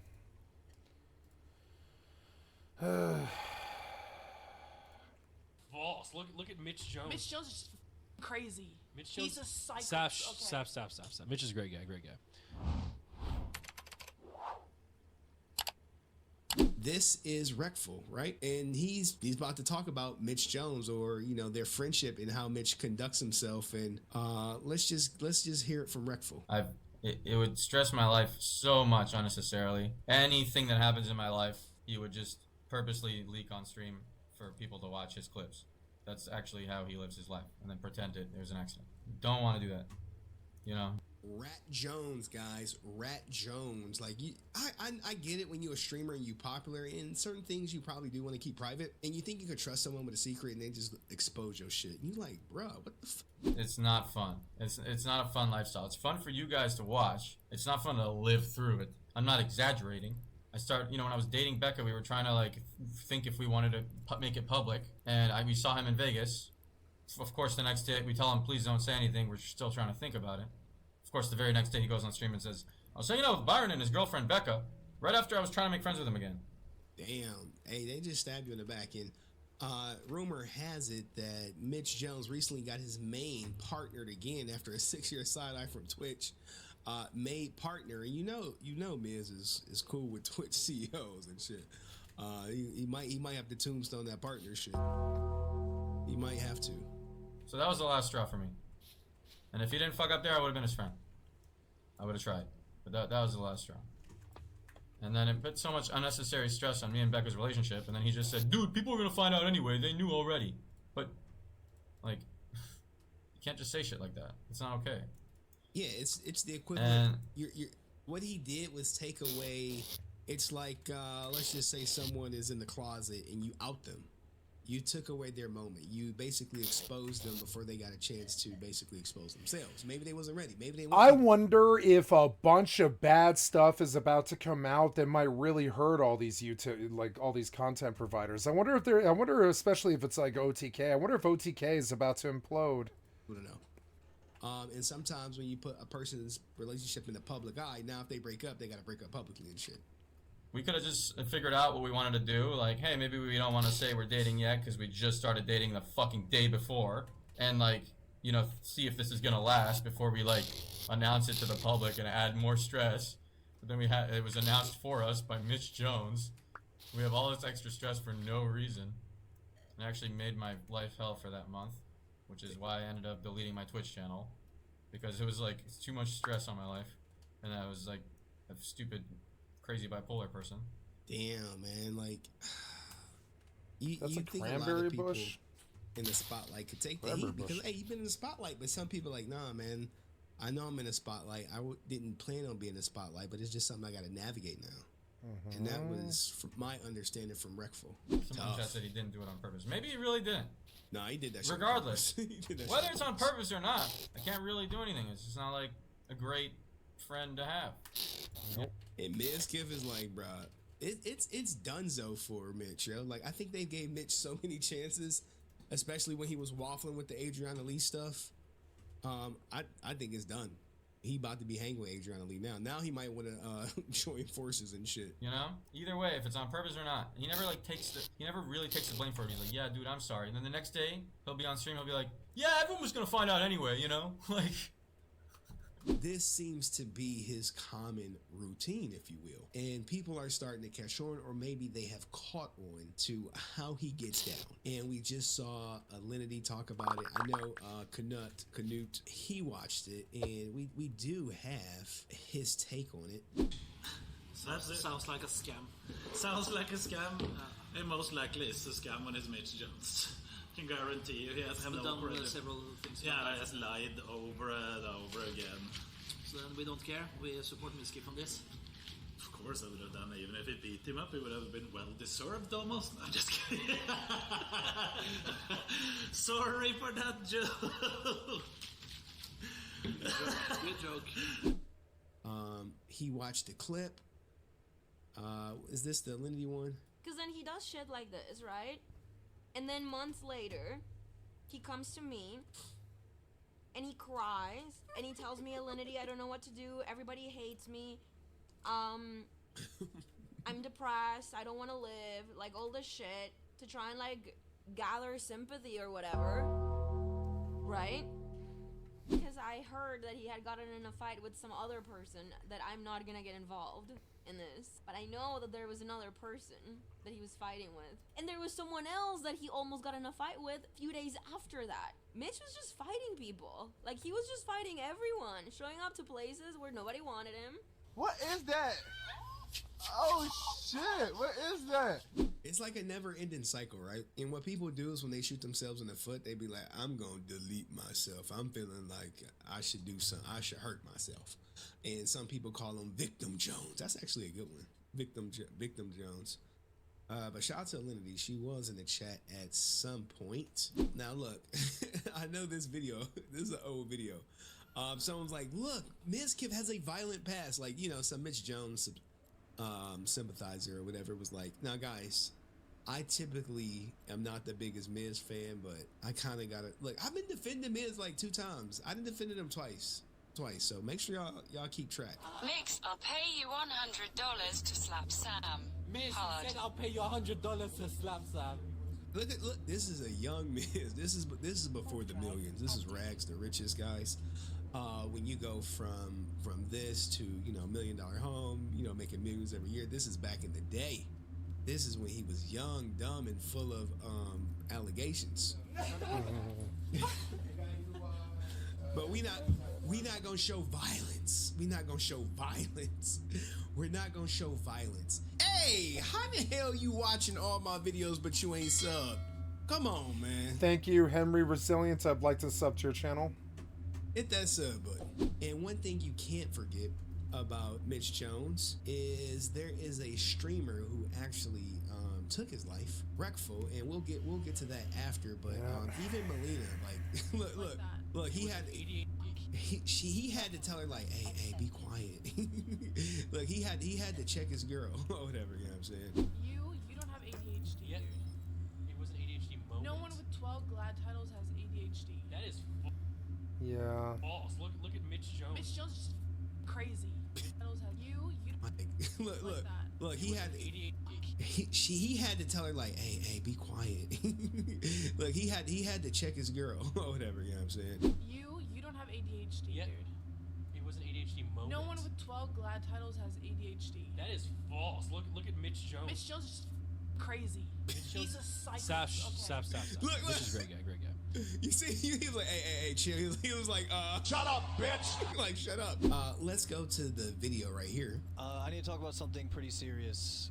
This situation has been me for months, and I still have lasting issues from this situation, physically, emotionally, mentally, whatever. Career-wise, it's affecting my entire life. Stop the cap. Skiff physically assaulted me to the point that I was told I might have to have surgery on one of my arteries, and I had a— What? You might have to have surgery on one of your arteries. Oh, God. Who actually took his life, Wreckful, and we'll get to that after. But even Melina, like, look, he had He had to tell her like, hey, be quiet. Like he had to check his girl or whatever. You know what I'm saying? You don't have ADHD, Yeah. dude. It was an ADHD moment. No one with 12 glad titles has ADHD. That is false. Look at Mitch Jones. Mitch Jones is just crazy. He's a psycho. Stop. Okay. Look. This is great guy. You see, he was like, shut up, bitch. Like, shut up. Let's go to the video right here. I need to talk about something pretty serious. This situation has been me for months, and I still have lasting issues from this situation. Physically, emotionally, mentally, whatever. Career-wise, it's affecting my entire life. Stop the cap. Skiff physically assaulted me to the point that I was told I might have to have surgery on one of my arteries, and I had What? You might have to have surgery on one of your arteries. Oh, gosh. And we're gonna do a little deep diving on his paperwork. Still have a concussion. First, I'd like to start by showing the damage that. Look, he put a slideshow together. This is a production, guys. This is a production. He been sitting on this for a while. Just Miskis must have pissed him off. He's like, all right, I'm about to put it out there. You like, bro, that shit happened like ages ago. Why are you putting it out now? All right, so there's that. I guess I got socked here first. And I also have like swelling over here. Yeah, I don't know. I got fucked up. My brain hurts hella bad. No. Alright, that is the damage that was done to me. I've been beaten way worse than that. CT scan. I was at the hospital all day getting multiple scans. I'm not even gone to the hospital. Now here's the thing, guys. For no reason to. For some shithead I put in jail too. I had to get one before. Head checked, getting a CT scan. I have bruising from where Mizkiv hit me. He definitely socked me here. Here's where I think I got knocked out. And then choked me. I have bruising everywhere on my face. Hopefully I don't have a concussion. Also, my tooth got fucked up. I'll get that fixed though. Okay, so that was the damage done to me. Alright, so back to the story. So you gotta be like, yo, why are you putting this out now? Why are you putting this out now? It's weird because him closing the auctioneer sounded like the bell they play after a knockout match in boxing, which is kind of what the subject content was, and I couldn't tell if it was him leaving the auction house or if it was an impeccably timed knockout sound, and it was actually the WoW auction house. We were arguing, and then I asked him for a ride home. I get in his car, we're still arguing, and that's when we drive past this part of the neighborhood where the camera caught the assault, and I have the evidence right here. Wow. To screeches up in a McLaren. What a fucking white piece of shit jackass. What? Look, he pulled up. You already know. I got money. So that was right before the assault. This is directly after the assault. Now, how convenient the assault is cut out of this shit, right? You like, he assaulted you. Now, think about if you get into a fight with someone and they assaulted you. What led up to the assault? They were arguing, so he kicked you out the car and he punched you in the face or something? Nope. No. Mizkiff is, like, you can tell from the context that it did not play out how Mitch is describing it.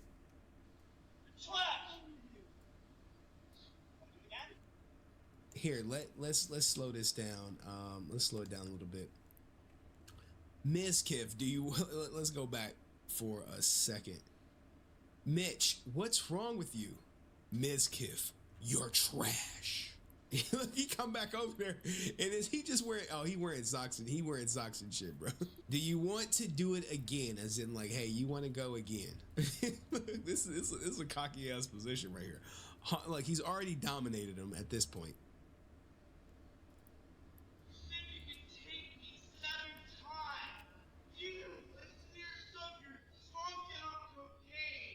All right. He said, you said you can take me 7 times. You're drunk and on the nose candy. The fact that he said you can take him 7 times, you can say, hey, you antagonized me. You started this stuff. If I would have just dropped you off, it would have been fine. But you said you could take me 7 times. So he probably didn't make it to number 8 before he was like, okay, let's see. Let's find out.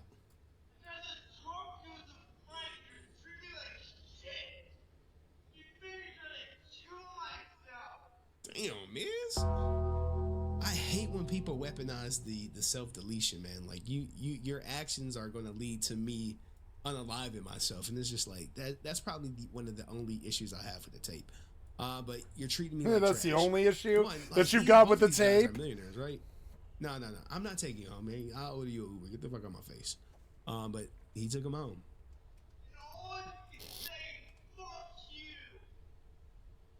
Docking request accepted.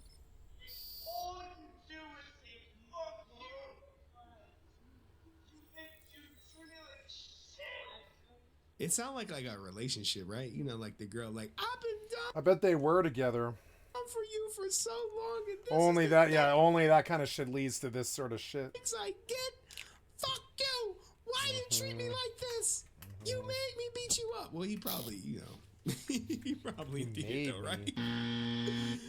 This is why you don't hang around drunk people, man. You just don't do it. I wouldn't do it. I do it. I do it all the time. What the fuck are you talking about? It's called a bar. I know you don't go there because you're a fucking terminably online fucking antisocial internet person. But some of us love and believe in the bar. And yeah, you should be around drunk people having fun. It's some of the most fun you'll ever have. People without inhibitions who aren't worried about politics or anything. They're thinking about fucking and drinking and eating. They're not, you know, they're celebrating. It's a party. Maybe if you're an internet loser, you could, like, you know, not be around drunk people. Yeah, because you're on the internet all day. But there's nothing wrong with being around drunk people. It's actually very fun most of the time. I'm a big party person. What the fuck, man? Listen to these fucking internet squares. Fucking squares. Fucking incel squares talking about blocking girls or like fucking like don't hang around drunk people. Yeah, if we all believe that, I'm not sure sex would ever occur. If we all thought like you, I'm not sure the human race would continue, you know? Like, oh, just sit on the internet. Don't be around drunk people. Yeah. Yeah, I know that you didn't really live your life and you just kind of like sat around a lot and you watch the internet instead of doing anything. But not all of us did that. And some of us really believe in drinking and partying and being drunk and being social and, you know, having sex and all that stuff. I've never understood the fucking anti-drug, anti-drinking sentiment on the fucking internet. I think the only way you could ever successfully have that opinion is if you just don't have a social life. Oh, there it go right there. So this is how stupid Mitch is for uploading this. Mitch pulled Mizkip out the car and said, "Let's go." And this is when you start snitching on yourself. Hey, you pulled me out the car and you said, "Let's go." Now, what most people don't know is Mizkif could have killed Mitch Jones and got away with it. You know why? You like no way. You know, like no way. You like no way. You know how he could have killed Mitch Jones and got away with it? This was his opportunity to really unalive him. Kill him. Why would he kill him? And he probably spared him.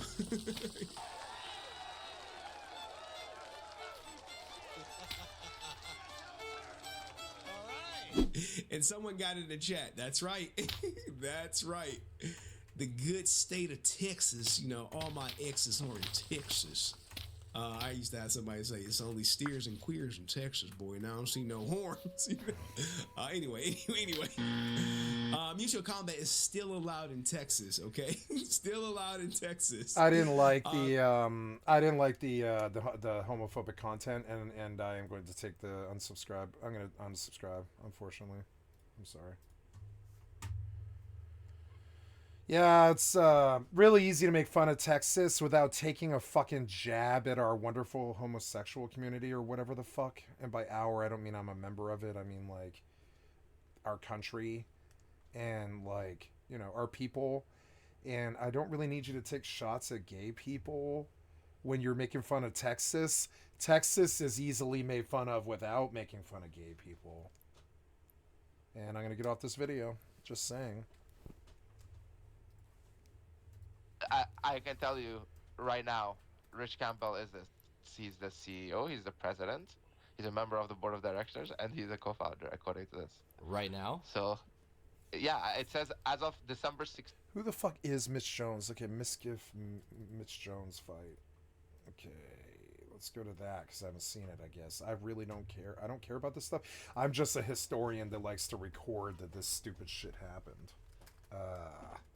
Looking at Mitch Jones, Ms. Kiff, Mitch Jones fight. Oh my god. This is actually it? Okay. I need to talk about something pretty serious. This situation. I've not seen this. I don't care. I've never, ever been this fucking vacuous and dumb to pay attention to this TMZ shit. I just think that it's appropriate to the subject content of the video we're watching. It's like research, basically, but I don't normally do this sort of thing. It's been fucking me for months. How many pills are you on? You must weigh 110 pounds, but they've got you on 7 different fucking pills. And I still have lasting issues from this situation, physically, emotionally, mentally, whatever, career. Is that a jar of green juice? Okay. Wise, it's affecting my entire life. Ms. Kiff physically assaulted me to the point that I was told I might have to have surgery on one of my arteries, and I had a still. I like the tape on the headphones. I do that too. Still have a concussion. First, I'd like to start by showing the damage that was done to me. Alright, so there's that. I guess I got socked here first. And I also have like swelling over here. Yeah, I don't know, I got fucked up. My brain hurts hella bad. Alright, that is the damage that was done to me. Here's another video. We're still arguing, and that's when we drive past this part of the neighborhood where the camera caught the assault, and I have the evidence right here. They like screech up to some fucking Boondock Centennial, and they're like drunk and on cocaine, and they're having a bitch boy fight in the middle of suburbia, and that's the value of these fucking people. Jesus fucking Christ, you fucking F-its. I'm sorry, but y'all are a bunch of whatevers. You really are. Like, Jesus Christ, man, like where I come from, y'all bitch asses would have been eaten alive. Y'all would have been eaten alive in my high school. Eaten alive, you know what I'm saying? Fucking straight bitch boys, I swear to God. Real people don't have little bitch boy fights up in suburbia with your drunk and cocaine butt buddies. That doesn't actually happen. So that was right before the assault. This is directly after the assault. Why can't we see the fight? I want to see him fucking beat your ass. I think that'd be hilarious. Why is he... Okay, both of them are millionaires, but they're in cutoffs. The only men I've ever seen willing to wear these type of clothes have fights with their boyfriends in suburbia.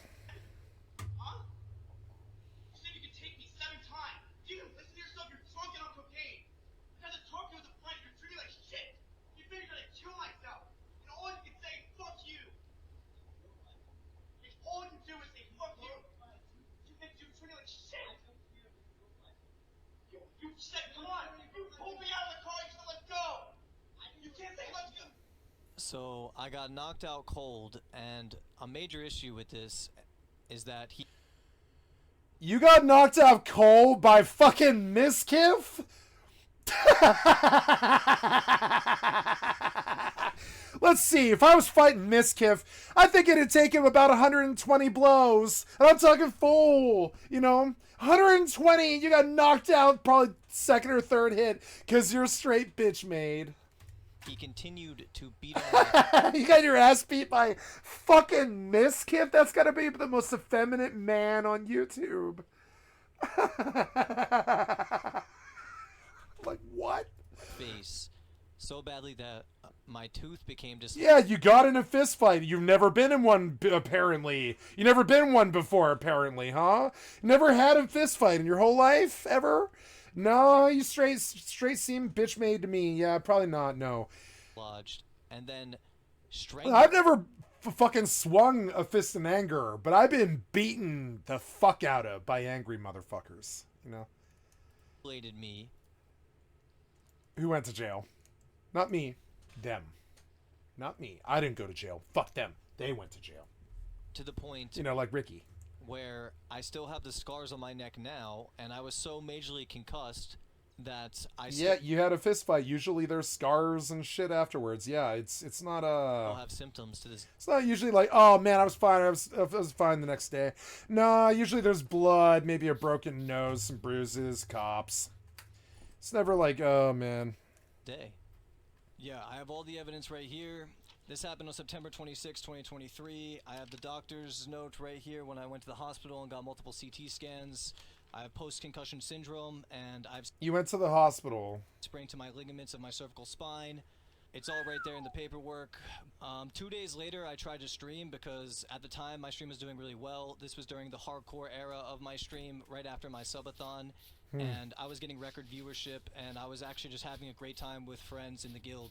So I tried to stream 2 days later, and I covered this up. I just said that I got into a car accident, and I just didn't want to deal with the drama at the time. I didn't, you know, this is a big thing. No, you got your ass beat, and you don't want to be the fucking the joke of the internet.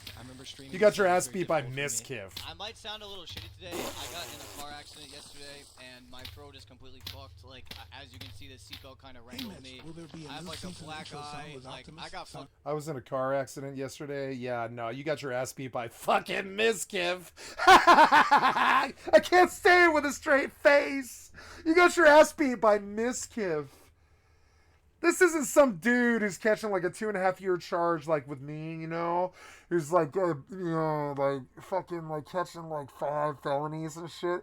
It's Miskiff. It's not some fucking hardened criminal shithead who's going to jail. It's fucking Miskiff. You know what I'm saying? A lot of people around Ms. First of all, you have a fight with a fucking streamer. Have a girl win the fight. You know what I'm saying? Like, don't fight other streamers. Send a girl to do it.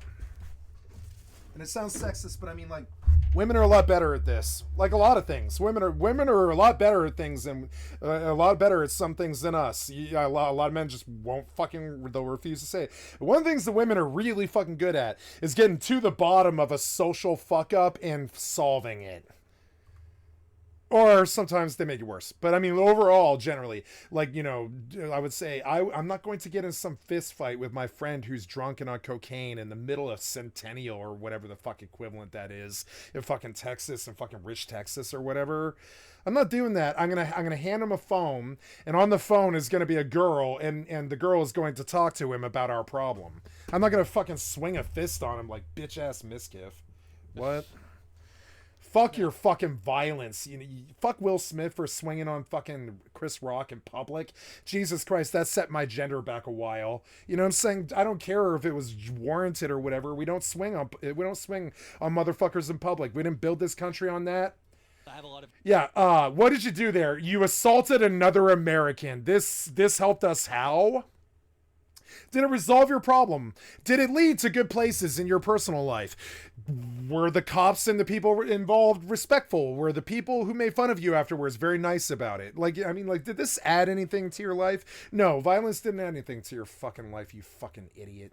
Respect for it, which was one of the reasons that I considered not going public with this, but considering because you're a pussy. You're a pussy. You don't want to let the world know you got your ass beat by fucking the most bitch. Never mind. I was gonna leave it there. I feel the need to.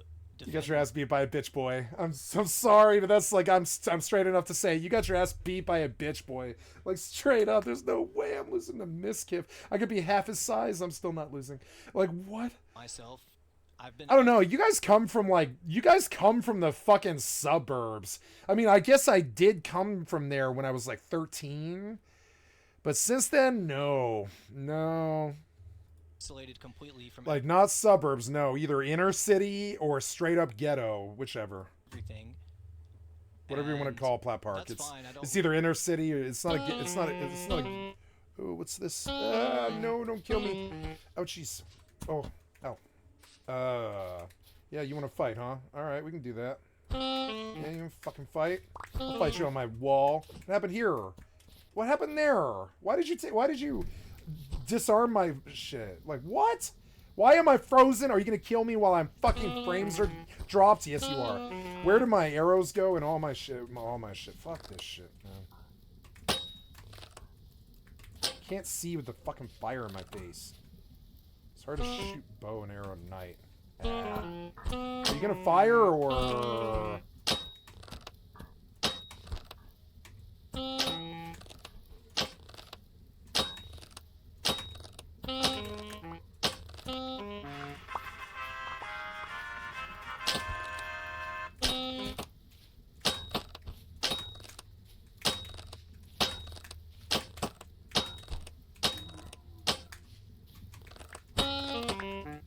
Dick. Can't see him. Can't see him. Goddamn torch is fucking terrible. Fucking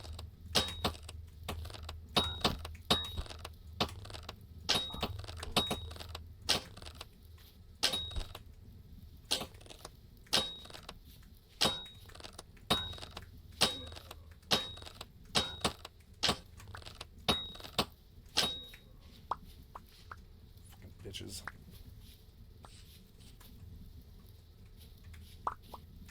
Get off my fucking land. This is my land. Don't come back here again. God damn it. I died from something I couldn't see. God damn it.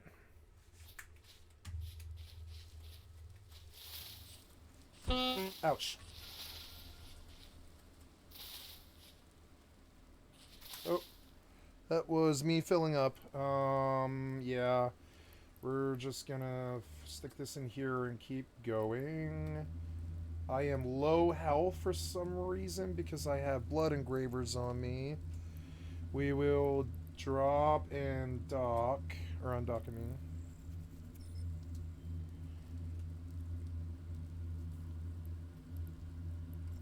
Yeah, I'm coming.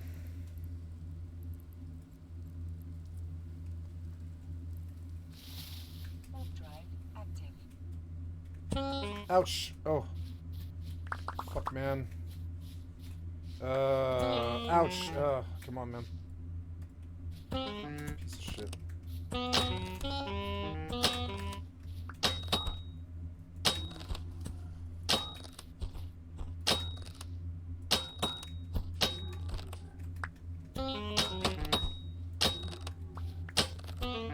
What?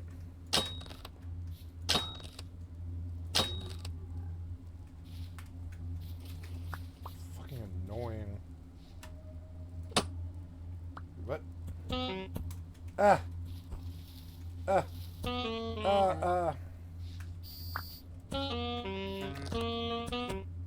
So annoying.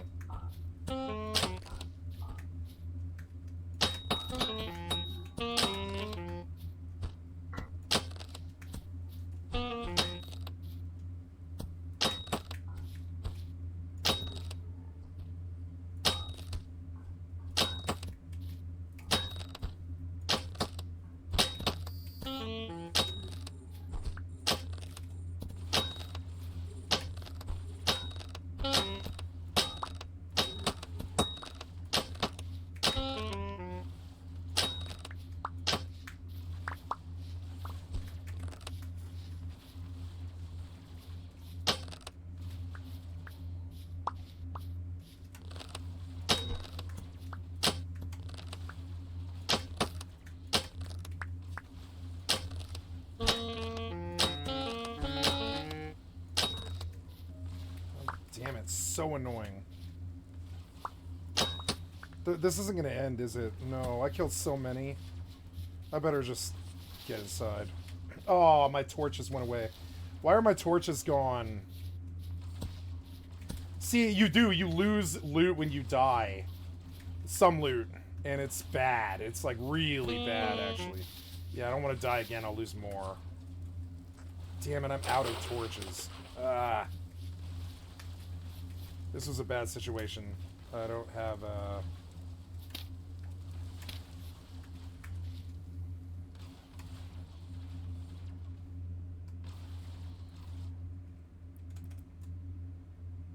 Oh, I can't. Oh well. At least I'm baiting off of her. And she'll heal. Yep.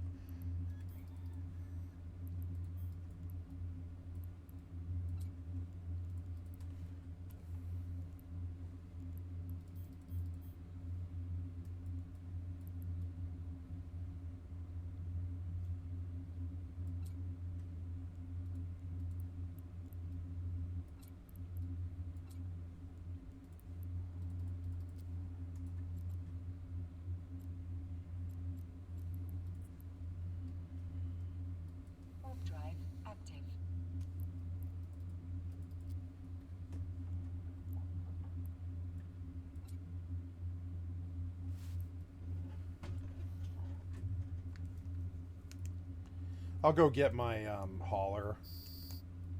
It's better for this.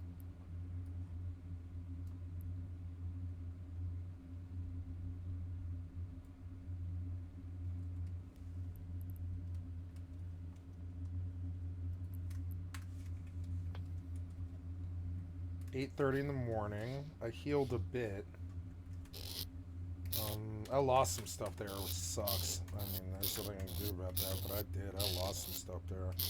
Shouldn't have been fighting at night when I can't see you with a fucking torch in my face. You know? That's what happened the night I put the man in jail for 2.5 years. Him and another person pushed me in a dark, abandoned house and attempted to kill me. I'm sorry, that was not that. No, the night I put him in jail was when he took a circular saw to the door. That was the middle of the day. But the time before that, they came at night trying to kill me. Fucking sucked. And they came in the living room and they shined a flashlight into my fucking face in the dark. They got the power cut off to the house, and they came in because they were gonna come kill me. And they fucking they came in. And I had a thin metal piece of metal, you know, and I was swinging it in the dark while they shined a fucking flashlight in my face and advanced on me. And I was swinging so hard and so fucking fast and shit. I fucking scared them. And then I lied. First time I lied, I was like, "Cops are coming, gentlemen." Second time it wasn't a lie, and he went to jail for 2.5 years. But that time it was a lie because I was in possession. The second time I was clean, so I was able to just call the cops and put him in jail, you know. 2022. So I wonder if it's a thing where he stepped down and then he stepped back up, and that's why it says December 16, 2022. But again, So this is a mailing address for the I started the business, wrong video. Oops. We were looking for this other one. Really need to be in those friend groups. It's not about that really, but there are a lot of people that I have respect for, and I'm no stranger to contentious relationships, and I'm no saint. But when it comes to extreme violence and assault of this nature and life-threatening injuries, I feel like dude needs help. Here is the paperwork of the damage done to me from the doctor. Loss of consciousness in 30 minutes or less, initial encounter. Sprain of ligaments of cervical spine, encounter, strangulation. Yeah, I mean, all in all, You didn't want to file an assault ticket or what? Bro, I've known you a long time. That's what I did. We were friends. I lived with you. I know we've had our differences, but you don't beat someone unconscious, especially when you know they're that drunk and that inebriated and that intoxicated. The rate of fatality is way higher, and he knew that I was messed up. What are you doing, man? You could have killed me, dude. I think you had it coming. I don't think you would have done that if you hadn't been... I just want to point something out here. Mitch Jones is the person that cut this, okay? He's the one who subtitled this. Like, I can't tell if Misgive paid When him you put for me the on good press, or if- Hasanabi Productions, what? No. Bad. I need... Well, we got the background. It's the same, but the mailing address for the business would be in Delaware, no? the mailing address for the business would be in Delaware. Okay, let's so. Someone says it's a mailing address for the business. That's why it's the same. Is that's possible? No. Well, yeah, but the mailing address for the business is his house. We just saw that, right? When we go back, if you go to the first amended complaint, it said OTK address Richard Campbell, who lives here. So, Someone says that, MA. that is true. Someone in chat says Master B says MA is tips out. Tips out. This guy. They're claiming that is this dude, basically. I don't know anything. I don't know who he is, so I got nothing to say on that. Maybe. Yeah. I just based my guess based on the fact that the MA's address and Richard Campbell's address are the same location. Richard W. Campbell is his real name. W, taking W's. Damn. Okay, so this motion to dismiss is filed. What do you think is going to happen? So yeah, if you continue going, they talk about the things that they did, basically the background stuff. Yeah. And I will say, to their credit, OTK, at the companies that the law firm that they employ to run their audit for this stuff is at least a reputable one. It's a They're pretty saying good Maya is not a law part firm. of OTK. Yes. Or she's not, I guess, I assume. She's not an employee, Yes, consultant, board member, shareholder, or otherwise. And they also say that Miskiff's actions are not OTK. So that this is Miskiff's words. If you if Oh, you're come interested, on. he doesn't All really those say bodies anything, are he just gone? says, again. Yeah. Come on. And Maester gets on smelly cloppers. True. Thank you. Ah. Thank you so much for that. Gotcha. Alright. Yeah, and I think the rest of the stuff, there's nothing really worth your time. I mean, again, so I kind of include this to show you that the lawyers include everything. Yeah, I mean, this is 300 pages, and the initial lawsuit was, what was this? This was 83. This is 300. I mean, I'll tell you, all the documents that I got, like I said, were 1,800 pages. So. Are those my torches? They are. All right. So, yeah, they are. We've seen this. We've seen the motion to dismiss. What's next? Go to page 119.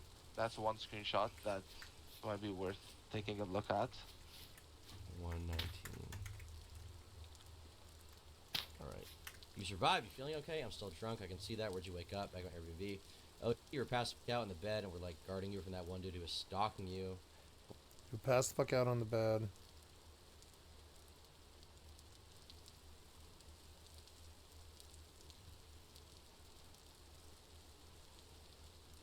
Black Justin Bieber hair. He kept trying to touch on you when you were passed out to see if you were alive. Oh. Okay. 122 is the next page I'll look at. Okay. What is the filter? You're just so cute. I'll send it to you on Snap. I talked about the slick thing on stream, but I made sure not to mention your name. But if you want to say something about it, then feel free to. Not sure if you ever have. I didn't feel comfortable sharing what you said since I wasn't there. Not trying to cancel him, but I want to never put a girl in this situation ever again. Okay. Interesting. 127 is another one. Yeah, so that's why I haven't said anything, but he's hanging out with literally everyone I know, and I genuinely feel comfortable being around him. I hope at least this kind of makes him less creepy around people. That's all I want. But dude, honestly, you shouldn't be afraid of people saying that, because if you were so drunk you blacked out, he shouldn't have been doing that to you. Even making out. Pretty sure he was only there for a short amount of time, so don't imagine him being that drunk. People are assuming I made it up or something, so if you said anything, it would help. Also, because you're not the only one this has happened to, people will believe it. Other girls are also messaging me saying things. So I guess this crazy slick guy was just a horny freak. Messaging a ton of girls. Yeah, and they're just including the different people that he texted. I don't understand why, if you're like a popular streamer guy, and you have an Instagram, girls will just come in your DMs. I don't understand why he was doing this. It's perplexing to me. He is not Turkey Tom. Well, I know, but you don't have to be. He's just a guy. He's a popular guy on Twitch. So there's gonna be girls that are just. It was Crazy Slick a popular guy on Twitch? Yeah, I mean, he has 249,000 concurrent YouTube views. 77k subs is a lot. Okay. That's a fair lot. enough. I don't. Or was it or was it followers? I don't know how many subs he had, but even that's still a lot. And he was friends with like famous people too. So all of that together, I feel like he should have been getting somehow. That's fair. I like that they include these ads about recyclable plastic in the screenshots. Thank you very much. I hear, and then so here's Crazy Slick's response, which was right here. Very short. I just sent it to you right now. That one was extremely short. What the? Pursuant to Rule 92, defendant generally denies all allegations. Defendant prays the plaintiff take nothing, the defendant be granted all relief. It shows himself entitled in law or equity. Okay. So he's just saying, I didn't do it. Don't take my. That's literally pretty it. much. Yeah, the closest thing to a mic drop thing, in court. Did a lawyer even write this? I do think he had. I think so. Okay. I think I was. So here we have OTK cross and counterclaims. Interesting. Okay, so what is the deal with this? This is 7 pages. So OTK comes and pretty much sues everybody else involved too. And first, they do two things. First thing they do, they sue everybody else involved too, because like I said, they haven't done anything. So What do you mean they're by saying everybody? They sue Miskiff? yeah, so if you search for counterclaims, go down. Or actually go up, sorry. So the first one on page 1. Page 1, okay. Yeah, so this is the counterclaim. They just say basically, like Crazy Slick is one. Suing them for tortious interference, which is illegally what's on the business now. Yeah, so the second thing they do. Oh, well, actually, okay, sorry. We should actually go to page 5. My apologies. Not page 1. Okay. Yeah. From all other defendants, yeah, exactly, including Maya Higa, including Crazy Slick and Miskiff. They say if OTK is liable, it asks that the court find them to have to pay their part. Gotcha. Interesting. And then they also counter-sue Adriana Lee because they say, well, now we have taken reputational damage because of your lawsuits. Right. And so now we want damages. But the court, honestly, those stuff, they kind of threw out, and then so now the courts responded to their motion to dismiss. And in these lawsuits, that's where everything lies. Everything is in the motion to dismiss usually. It's at least definitely the first big, huge hurdle. So this is the first one that they respond with here. Let me just... Matroby in chat, who apparently is reading about this stuff, says they already dismissed the OTK suit, granted the legal fees from Adriana Lee. Yeah. Exactly. They kept some of them still in it, but OTK is gone, Maya Higa is gone. Mm-hmm. Here, let me just send that to you. Defendant Maya Higa's Rule 91A motion to dismiss is granted in part and denied in part. Defendant Maya Higa's Rule 91 is granted with respect to fraud and tortious interference with business relations. It's denied with all other respects. Okay. The motion to dismiss is granted. So OTK is dropped from the suit. Maya is dropped from the suit for fraud and tortious interference, but not the emotional distress. I assume that's the saying, right? Correct. Okay. Defendant's Miskiff, motion to dismiss granted in part, denied in part. So the business aspect is gone, but the other stuff as far as emotional distress is still in there. Does that mean that the claim that she has to money is significantly weakened? Yes. I mean, at least the number of players in the game, right, are less. So technically, I mean, I guess not. It would just be she owes this, a fewer number of people owe her the same amount of money, in theory. But yeah, it definitely lowers her chances by a lot, I would say. Gotcha. Yeah, and then they also responded, the court also responded for Maya's, here we go. Is this the one I should be looking at, or have you sent No, here we go, I just sent it right now. Okay, alright, here we go. So yeah, they also dismissed the rest of Maya's stuff. Okay, so she's out, she's fine then. Yes, so Maya is fully out. So basically, the court, now remember the two quotes, the two speeches? Yeah, this is perfect, you should keep it on this page. The two speeches, the two quotes we talked about. The court finds the first one to be not defamatory at all. So anybody who was related to that specific lawsuit got thrown out, right? And that one, so Maya's entire involvement was with the first quote, so she was thrown out, and OTK was also thrown out. Miskiff's part of the lawsuit related to that first quote is also thrown out, and the same thing applies to Crazy Slick. But then, so now that OTK gets their lawsuit thrown out, they ask for attorney's fees. Right. Right? And that's where these lawsuits get kind of, is because, you start a lawsuit like this, you know, even if she was like, oh, maybe I could make some money, it can backfire hard, right? Right. And do we think that's what's happening here? It's backfiring. Don't open this last one. Actually, I sent you. It's not the Okay, I redacted won't. version. But would you Yeah, say, would you say it's backfiring for her? Oh, I would say I wouldn't say it's backfiring. I would say it's backfired. Okay, it's over. Yeah. It's over. Oh yeah, I would say it's pretty over for her. So this is what they ask for attorney's fees. They ask for 75K in attorney's fees. OTK? Yeah. Okay. Just to defend themselves. Okay. And then they ask for another 75K to be held basically in an account in case she tries to appeal the lawsuit, and they have to defend themselves in the lawsuit. So she's gonna owe them 150. And so into that, I just include this so you can see their actual expenses. You So see the the rate rate? is $650 per hour. We have the hours. Yeah. Yes. Wow. Damn, that lawyer is making bank. Good for that guy. Yeah. So if you keep going through you'll see they even like write down exactly what they're doing in each minute.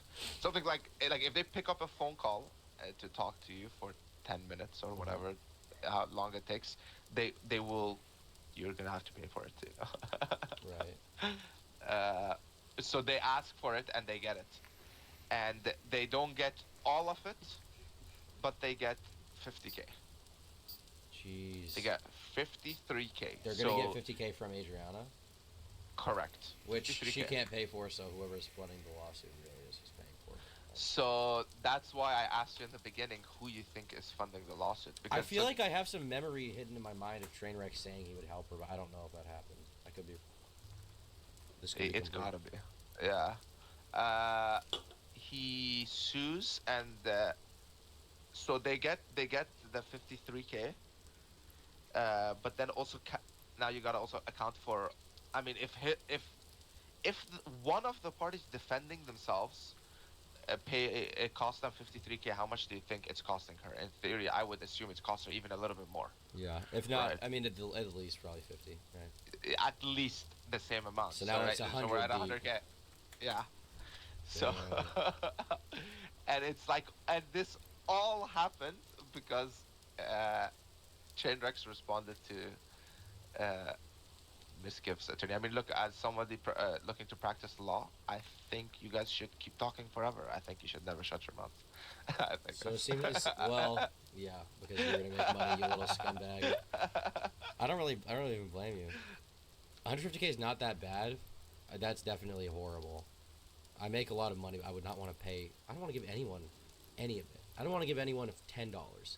If somebody owed me $3,000, I would have a pain in my back and I would be pushing my head into walls because that's still so much money. And Adriana Lee is not making that kind of money. She's not.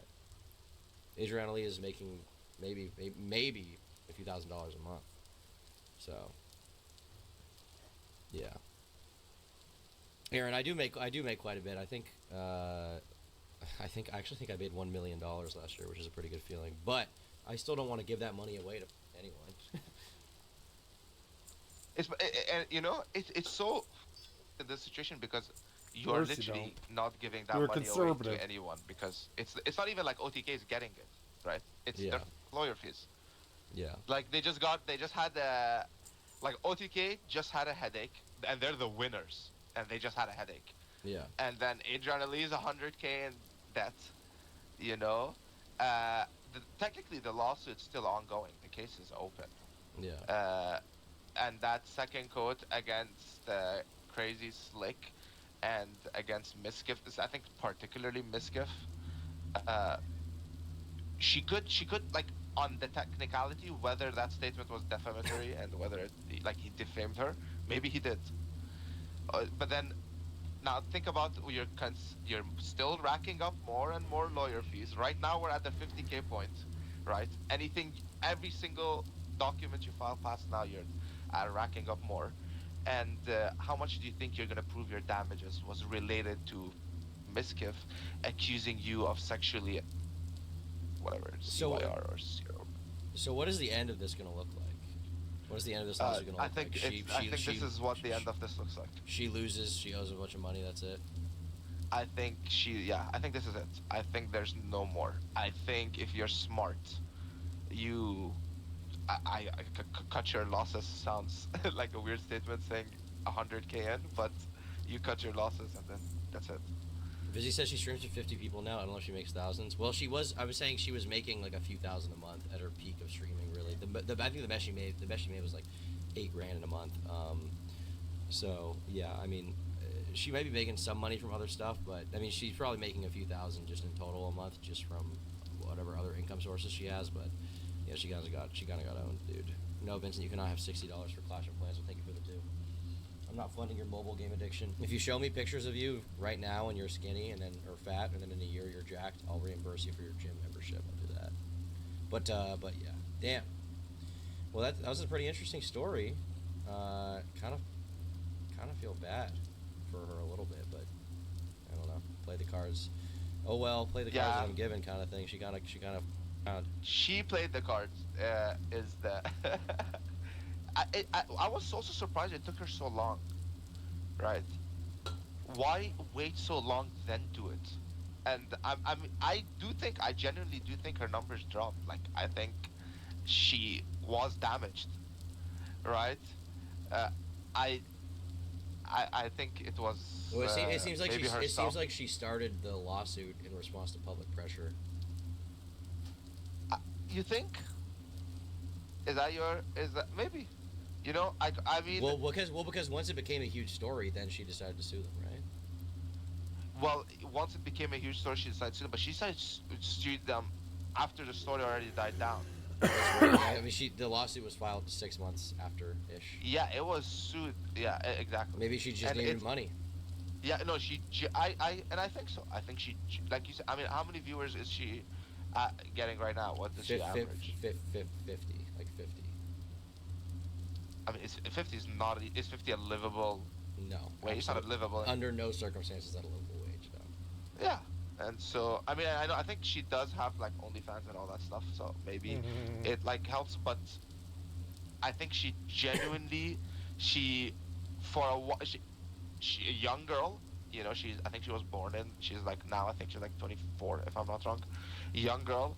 If I had to guess, got a ton of money exactly when everything blew up, and was like, oh, like this is it. I made it. Obviously, nobody stayed around, and then was like, whoa. And it's like, okay, so I was obviously wronged in this situation. Yeah. I can see like how you come to that conclusion. It's just the issue is who wronged her is, I don't know. To be clear, guys in chat, Adriana's initial allegation doesn't seem to be false at all, and it seems like, I mean, it was confirmed by everybody involved, right? Crazy Slick did fucking touch her in her sleep. Mizkif and did send Maya, Higa, and all these other people to, you know, go deal with it, quote unquote, cover it up. That is real. The problem is just that it doesn't seem like it's actionable in court. Yeah, I mean, like right now, one of the people getting sued, Maya Higa, thinks that her story is real. Yeah. So I don't think there's anything. Well, also Mizkif thinks her story is real. Yeah, her story is real. Again, but it was her the way she went. You could say, I think a lot of people would say, oh, the way she went about it was her mistake. You know, that was her flaw. But then the poor girl didn't even choose to go about it of her own like doing. I think you saw the screenshot, right? It's like she literally just gets a text from Novaru being like, oh yeah, last night I talked about your sexual on stream, and now people know, cat's out the bag. And then Maya Higa shows up. Vizzy, it is wild that she's getting that few viewers, but also just keep in mind that drama is only a very short-term thing, you know, to be entertaining. You have to have more than that to hold viewers. You can't just be someone who is involved in the drama and then ride that forever. People aren't going to listen to you. If you're not entertaining, people are just not going to watch you. And I'm not saying she's necessarily not entertaining, but for whatever reason, it's just not taking off. But I've never watched one of her streams, so I don't really know. I don't really know what she's doing. Yeah, I don't know. It's too bad. Feel bad for her. Seems like she's not going to get the fairy tale ending she wanted out of it, you know? Yeah, I mean, I really, really hope for her sake Miskiff is. I mean, sorry, Chainrex is funding her, and again, I think he is, but it would be extremely, extremely messed up for him to force her hand that hard and not back it up.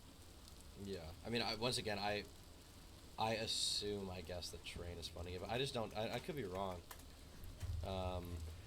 Yeah. We changed rich as hell, right? And I Oh, think, yeah. I think someone like Train, like the one thing, all the videos that came out afterwards, he's like I mean, he's he's like me, he's like, I know people like Train because I'm Middle Eastern and he's Middle Eastern, and I do think like he genuinely like he respects women in his like a lot, and this is his way of like respecting women, and it's like one of the women he knew were wronged, and he like, it's like an injustice has been done. I have to do something about it, and this is the only thing he can do about it. Right. But actions have consequences, and this is like a direct consequence of that. Yeah, I mean, Like, I know you hand guys is respect women forced. there. That's why you cover them up, right? You respect them. You respect them Obviously. too much to look at them. Sorry, Yeah, sorry, this is sorry, I no, didn't no, interrupt. I not funny. walked into that one. No, I don't got. That was the end of my Middle East support diatribe. Okay, but yeah, I mean, it is kind of crazy that that story was just publicly or privately known for a long time, and then it was like For a long time, and they all knew it. And every time, Tom, you and I talk about anything that happens on Twitch, I feel like we always come back to it. Is like, how many of these mothers knew and didn't say anything until they decided to start talking about it? until Yeah. it was convenient. Like, Train only brought it up. I mean, he only brought it up to the when, Bank of Stormwind. We offer financial accounts he was and coming savings after, Well, people coming after him Miskiff with the went gamble. after him. valuable items. Yeah. Do you already have an account It's like with us, man? it's like what? It's like someone being accused of murder and being like, oh yeah, but you someone. It's like, oh okay, but like. Well, what? it's not that bad, but I know what you're saying. Because what they were accusing him of was gambling, and he was like, I guess maybe the reason he didn't say it is because he just didn't have proof it happened, and he was just like, oh well, if they're gonna come at me, then I'll just go scorched earth, right? Sometimes that's why part of why I like Train though. He just has these crazy moments once in a while. Yeah, I mean he's disappeared though in a while. No. Train? I haven't seen much. Yeah, I haven't seen anything. Yeah, like, he of him, left. like, He in left the- after this. Like online. I think like, he's all that, mired like, up in this. Twitter-wise, I haven't seen anything of him. In, Yeah, like, he couple like years. quit. Yeah, he's quit. Welcome to my in-weary Does he stream himself? What can I do for you? Yeah, I assume so. Let's see here. 200,000 followers on Kick. He's offline right now. Looks like he was live 13 days ago, 18 days ago, 23. Yeah, he's not even streaming that much. I think he's pretty much running this site though. I think he's heavily involved in it, so I assume he's got stuff to do. But he's also so rich, he doesn't really have to care. Yeah. Training Yeah. grinding in the back. Weirdly, it seemed to be like the best thing that happened to him was. The chips landed well for him. Well, I mean, the thing is, nothing. like, Train got to like destroy like the virtue signaling Twitch people who we hated anyway, and like just like we're always kind of making fun of him behind his back. He got to destroy them. He founded his own gaming platform, or streaming platform, which is Kick, that he now is like helping run. Is one of the most talked about things online. Has all these new streamers going to it, and then all these guys are just like part of a dying platform. Like Miskiff is like sort of at the end of Twitch's popularity. Yeah, I agree. Yep. I mean, I don't give two shits about my fucking Twitch follows at all. I never did, but I mean, I care less now than I used I would to. say no matter if Kick burns down tomorrow, Miskiff already kind of succeeded. Because I remember when it first came out, like people legitimately thought like it was some guy in his basement with like 2 tin cans, throwing a website together.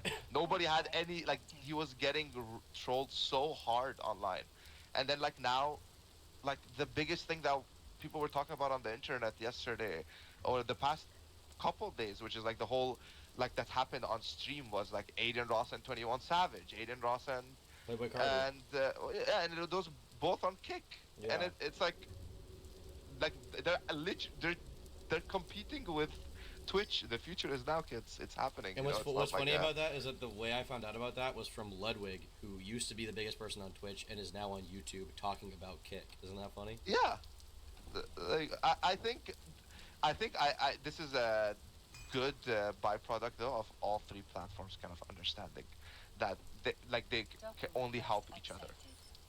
Twitch stopped like being annoying and being like you can't multi-stream and stuff, and now like they can just leech off of each other essentially. They can, but I feel like Twitch is I feel like Twitch just is like its cool factor is kind of on its way out. It's seen as like the past old man gate. Even if they try to change it now, there's just such a stigma for streamers, you know. And they're also not signing streamers anymore with these big deals. Versus I think Rumble and Kick have done even those recently.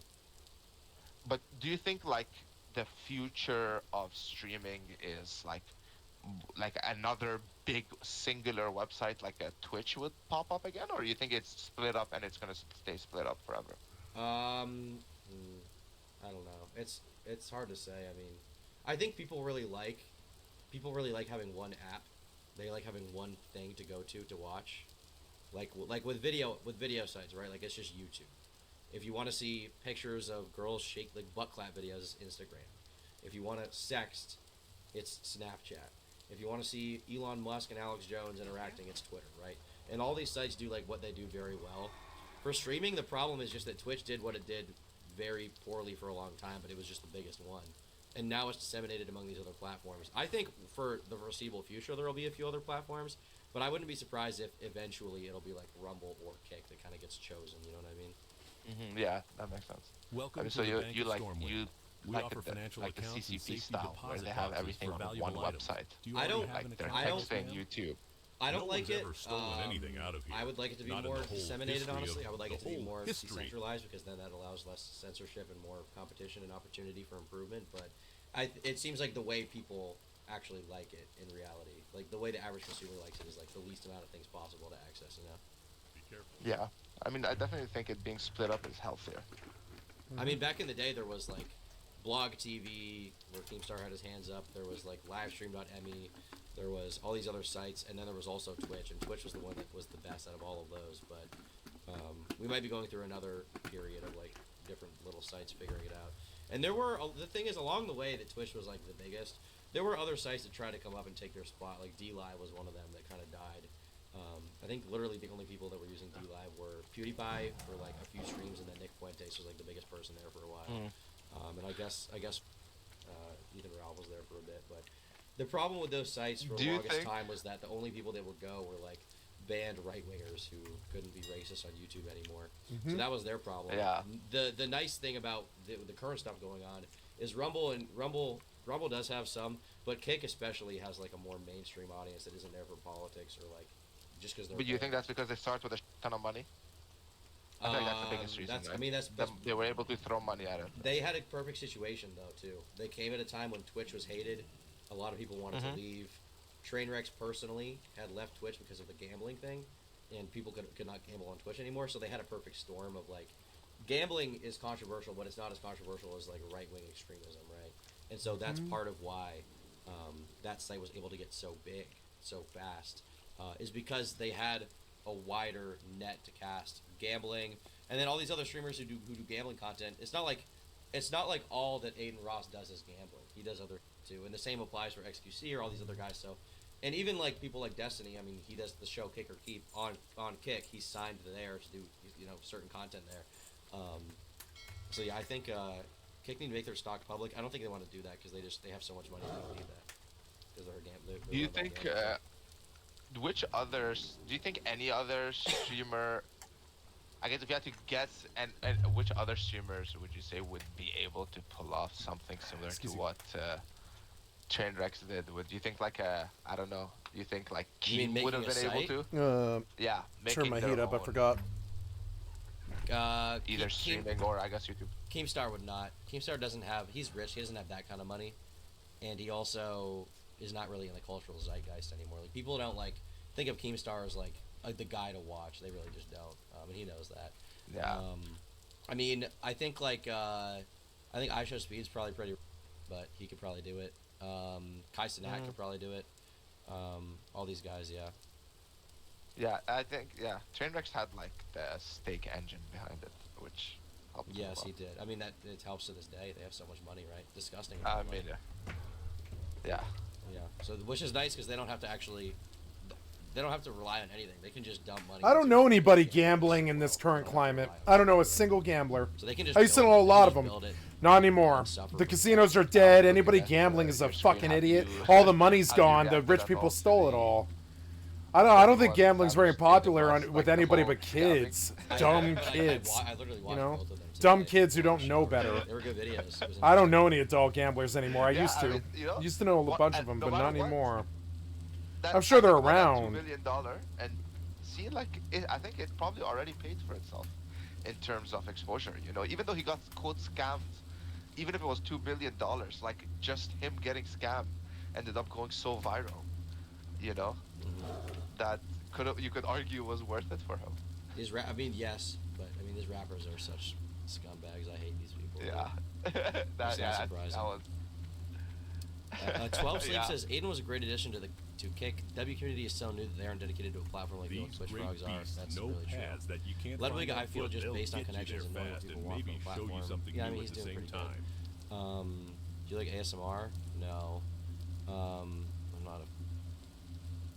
I was gonna say something really bad. Let's see here. I think Speed and Sanat would be happier going to Kick without having to deal with building it. Yeah, I would agree. I don't think they really care about building a platform. They'd rather just go somewhere for that. Yeah. Ludwig is for hip Zoomers that are down with the times. For these losers. I mean, okay. I have seen a few Ludwig videos. I don't like love him. I don't really know him as a personality at all. I don't really find him funny, but like he makes the Mogul Mail channel is good. This is a good channel. I like it. Yeah, he makes video for people who probably think themselves like a little bit smarter, like a little lefter leaning people who are like, you know, who are like younger but also like the commenter said, hip. Yeah, I mean, I just like these are just perfect explainer videos for stuff. You know, they're all pretty good. They're all well done. Can't deny that. I don't think. Yeah, I think he's just smart enough, and you know he one takes like almost all of these. Yeah.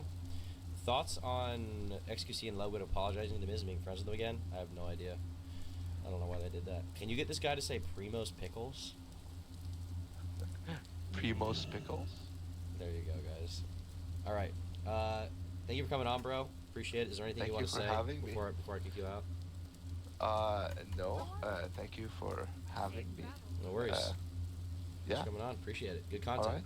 For real. Yeah. I'll see you soon. Thank you. Have a good one. All right. Shout out to my lawyer. She was not my lawyer. And be sure to become a member. For $5 a month, they get the members only podcast and exclusive videos that only members get. I forgot. I Thanks have so to much for your go. support. I have to go to Darnassus. I wasted 5 minutes. Is that not? How is that? Okay.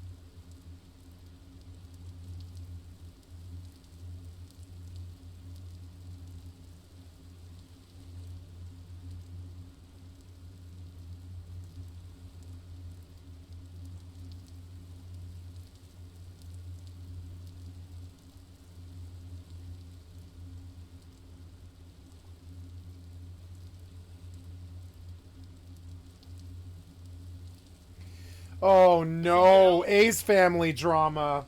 That's me, Mudahar. Ooh, you might be like, whoa, in the dark today. Yeah, ladies and gentlemen, I haven't sat in the dark for a long time, but today's topic is way darker than usual. Ladies and gentlemen, we gotta talk about something on YouTube that's just gotta stop, okay? And we're talking about the family channels on the platform. Now, for anybody that doesn't know, family channels have been existing on YouTube for quite a long time. In fact, some of the oldest channels that you probably have heard of, like the Shade, for instance. Well, are we really bleeping that word? Dude, they titled the channel that. It's a family friend, whatever. I don't even want to hear it, okay? Anyways, the Shay Beep channel, so to speak, is a channel that has 4.7 million subscribers, and it was run by one YouTuber known as Shay Carl way back in the day. And if you don't remember that name, don't worry, it was probably well past beyond some people's time. But I know this name, and obviously I know this channel. When I first started YouTube about a year or two before, this channel was constantly on recommended. I would see this person and their entire family plastered day after day on the internet for the world to see. Now, at the time, I never consumed the content and I never really watched and got into it, but it did kind of irk me at the time that people were just uploading what should be personal elements of their life onto the internet. See, with family channels, if you're a child, there is no separation of church and state. Your life, no matter how you want it or not, is ultimately posted for the world to basically see. And of course, it doesn't just transcend to specific family channels, usually even gaming channels, you know, people who eventually have children.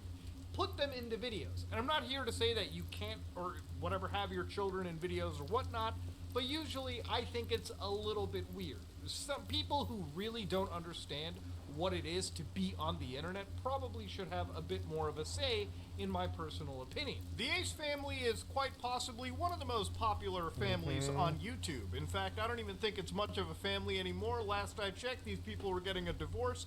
Basically, for anybody that wasn't in the loop, these people would also upload their entire lives for the world to consume. However, the Ace family had the spending habits of Scarface, to be honest with you, without the Scarface level of money.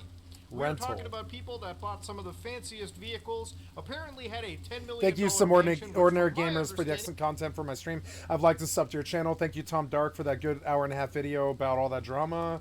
I like the Ace family.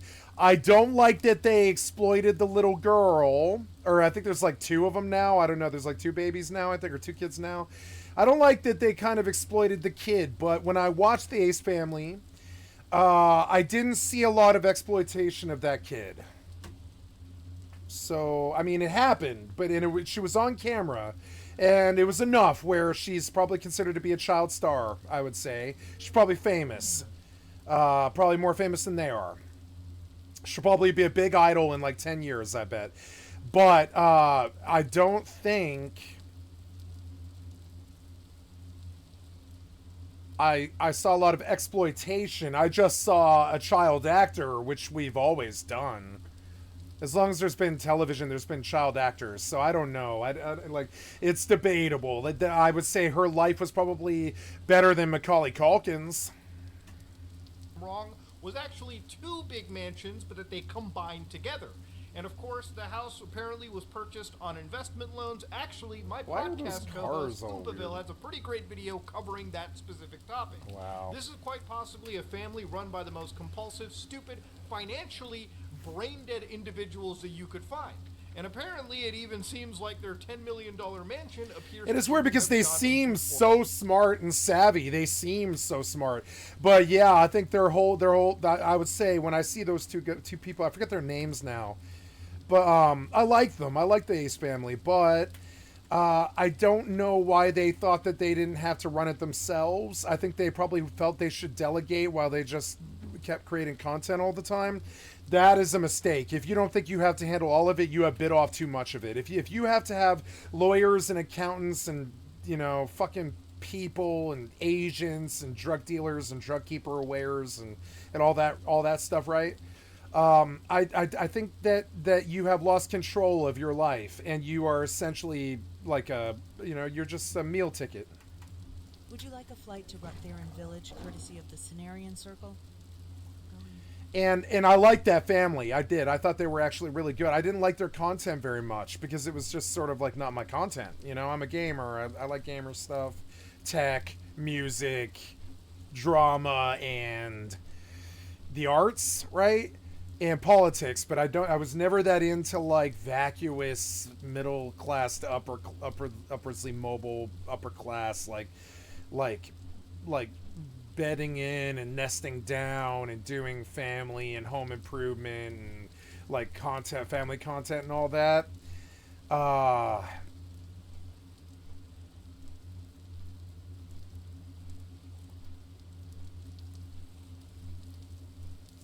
So when I watched it, I was like, it's just not that interesting to me, you know? Which kind of offended my ex-girlfriend, I think. She was like, this is awesome. And I'm like, I know it's awesome, but it didn't offend her. But, like she was like, this is good. And I was like, yeah, I think it is good. And it is good, but it wasn't something that I would put on every day, you know? Foreclosure. And, yeah, you could I can't believe they got their house fucking foreclosed on. imagine that obviously it's going to happen. It Now, didn't of even course, this is receive... probably the lesser... It did not receive any... Nobody wanted the Ace house. I can't believe that. I can't believe that some rich person who really liked them didn't buy that. That's insane. Wow, they couldn't publicly foreclose on the Ace family's house because it's a disaster. It probably costs more money to keep it running than it would be to own it. It probably costs money to own it, honestly. Yeah, the only time you won't see... Okay, people will bid on anything foreclosure, anything at all. The only time that they won't is if there's literally... It costs money. It'll cost them money. Egregious families in comparison to some of the darker stuff we're going to be talking about today. Oh, no. But obviously, if you look around with this kind of channel, one thing to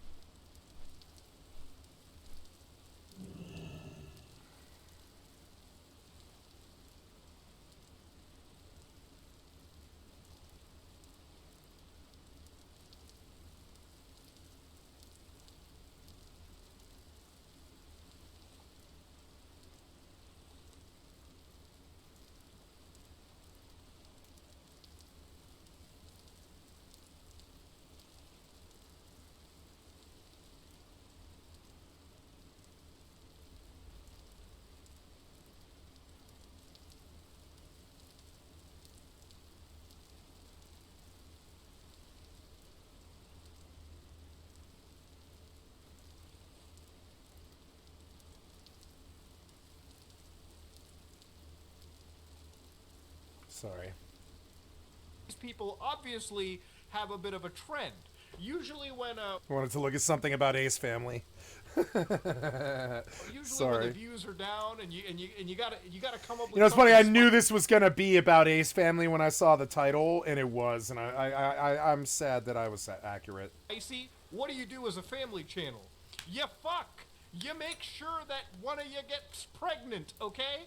And at that moment in time, a whole new slew of content begins. Because usually you can kind of timeline the life here. Mommy and daughter surprise daddy with a pregnancy announcement. Whoa, 23 million! And of course, about a year later, preparing for a home water birth. Could you just imagine as a child, your birth is pretty much uploaded for 24 million people to watch? You don't even get a say in that. You're birthing. The moment you are brought into this world is viewed by is number one on trending. Break a prank on girlfriend. Gone wrong. Yeah, apparently they're also divorced, so I mean, like, you know. Yeah. I guess you could say it really went wrong. She's finally here. Everyone meet our new princess. Now, hold on a minute. Was there a... Oh, you prepped for the home water birth, but it seems like you actually had it in the hospital. I always love when it has the official Ace Family labor and delivery. And right next to the music video. I mean, Jesus Christ, there's just no hope for these channels. I think that women need something to focus on. I think for men, it's war, sex, and rape? I don't know. War, sex, and violence? War, sex, and money? I guess war, sex, and... just war and sex, I guess. like you know, and we have like other stuff like video games and sports. But what do women have? They've got fashion, they've got the arts, they've got music. Lately, it's been sports. It's getting better. It's getting more equal and stuff. So it's like the women need something that's entertaining to them. And this is it. And I can't think of anything more entertaining than a live birth. I really can't.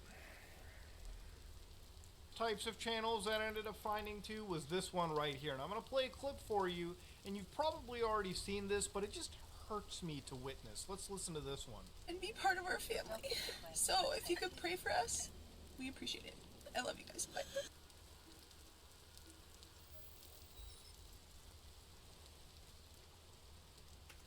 Of channels that I ended up finding too was this one right here. And I'm going to play a clip for you, and you've probably already seen this. Wow, Mutahar wants to cancel family channels, huh?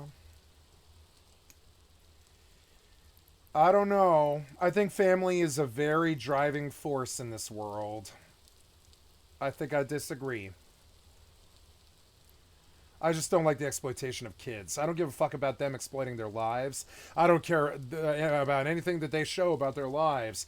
But the kids shouldn't be on camera. That should be a law, you know? It hurts me to witness. Let's listen to this one. And be part of our family. So if you could pray for us, we appreciate it. I love you guys. Bye. So her son's dog just died. Come here. Come closer for the video. Come closer. Come closer. Come closer. Come closer. Put your head right here. Come closer. Closer down. Put your head down here. Act like you're crying. Really quick. I am crying. I am crying, you crazy. I am crying. Go like this. No, Mom, I'm actually seriously crying. No, I know, but go like this for the video. Go like this. Put one hand up. Go like this. No, go like this. Hey, I mean, this woman, clout is her god. She'll sacrifice her child to it. Can you blame her? Clout's their god now. Ladies and gentlemen, yeah, that wasn't like AI. That wasn't any joke here. Yes, No, I that had was- to blur out that the was the child sad because state of unlike these affairs family channels, I'm gonna at least that we're try to give a in shit now. about the kids over here compared to their actual. Look, it's flesh and blood freezing in parents. here. I'm gonna turn up the Yes, heat. the It's child is so actually cold. crying. They're actually going through an emotional moment, as some children do. And of course, the mom over here is trying to get a thumbnail. Now, obviously, you know what I'm talking about. She wants the kid to be in here. She's gonna cry a little bit. The thumbnail looks wild. They're gonna title it something crazy like, "Uh-oh, it seemed leukemia scare," something crazy for like all the audience to click into. You know what I mean? But obviously, here's the thing: if your kid is fucking crying, maybe turn off the content brain, the little tapeworm that exists in your brain, in the brain matter, eating away at the gray matter, and probably, tend to your child. But obviously, this mom doesn't really give a shit. And the thing is, the only reason we know about this clip is she was intelligent enough, thankfully, to leave this unedited portion of the video in, that she could dig the thumbnail out of. Obviously, we managed to see, the monster behind the curtain, and of course, this is still light in what is the final story that I'm going to be talking about in this video. So bear with me. Now, where it gets really wild is the clickbaiting that I find when it comes to this situation too. Now, this is a video by a channel known as the LeBrant Fam. Now, this is a quite popular channel, quite popular family channel. We're talking 13 million subscribers. And this is a 42-minute documentary that covers the case of 3 children that have actually been suffering from childhood cancer. Now, on the surface, this wouldn't necessarily be anything wild, but the actual community over here found that it seems that they were actually mouse is clickbaiting their own acting children weird. in comparison to the 3 that they were covering. So, for instance, right here, a great resource for this is a Reddit post on their Snark subreddit. A Snark subreddit is basically a subreddit that's filled with all the haters for your channels, okay? The most critical types. And of course, what they showed is the original thumbnail for the video. I know what it is. The original thumbnail said, "She got diagnosed with cancer. dog. They were premiering this, which burns me even harder. So you got your kids in the thumbnail. You say she got diagnosed with cancer, and 627 losers are sitting in here wondering, oh my God, which one got hit with cancer? Holy shit, I'm here begging the parents got fucking cancer. Ah, that's messed up. The kids would be the ones suffering the most. Whatever, I stand by it, okay? These people are scumbags. But obviously they changed the thumbnail later because even they couldn't handle the legitimate backlash, and they changed it to, you know, the kids, the actual children they were covering in the hospital wards, as they should have. Please report this video for clickbait on YouTube. Yeah, that's not gonna work, but okay. Do not sign the Change.org petition. Change.org is a for-profit company. Alright, I guess we can't even sign a petition for crying out loud. So obviously they gave a little recap into this. We got an intro to Cole right after. He created a YouTube channel 2 days after his 16th birthday in 2012. He intros the family and states he and Sav are perfect examples of right place, right time. I won't disagree with him. The LeBrant fam is something this world did not need. The perfect LeBrant image is juxtaposed with their bad days. Cole references the vlog about his anxiety from the past February. You might remember that Cole is famous for posting this tweet, which he downplayed mental health and suggested if you eat your veggies and pray, you shouldn't feel such things. Oh yeah, the LeBrant fam is really, really godly, okay? So they got a little bit of that going for us. Cole was convinced Posey had cancer. I assume Posey is one of their children. Due to leg pain and bruises, Saf states she carried the weight of his feelings and the anxiety overtook his ability to actually be a parent. So at this point, a YouTube ad pops up because this is a monetized video. Bro, they literally clickbaited their children in a cancer video. You think the ads are the problem? The ads are actually the least egregious part of this. So, according to the snark here, Cole scoured Instagram in order to find kids to exploit. This is the catalyst for this video.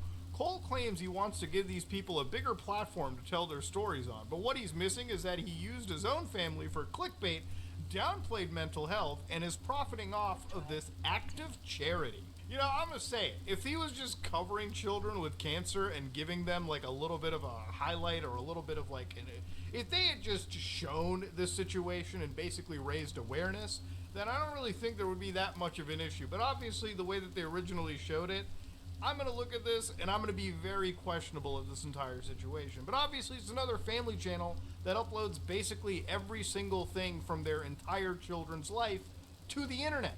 You know, like a lot of children who are part of YouTube because of their parents, whether it be in family channels, whether it be through gaming, whether it be through, you know, things like toy reviews, for instance, I really wish there were more protections in place for these children.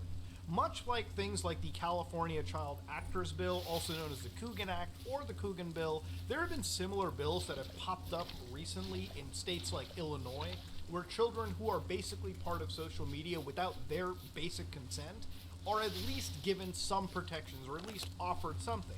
This state, for anybody to understand, was originally passed in '39 by California in response to Jackie Coogan, who earned millions of dollars as a successful child actor, only to discover when she was an adult that her mom and stepfather had spent almost all of the money. Since then, it's been revised a few times, but you get the idea, right? It was centered around if children are earning large stacks of cash, their parents aren't going to be the ones that exclusively profit off of it and basically leave them with nothing once they reach adulthood. And obviously, I imagine that most parents, at least the decent ones, at least if they're using their children in content, at least set some of that money aside, because ultimately it was made off of the backs of these children. And obviously, even in the film and television industry, when you hire minors or you're working with them, the ethical guidelines change so dramatically.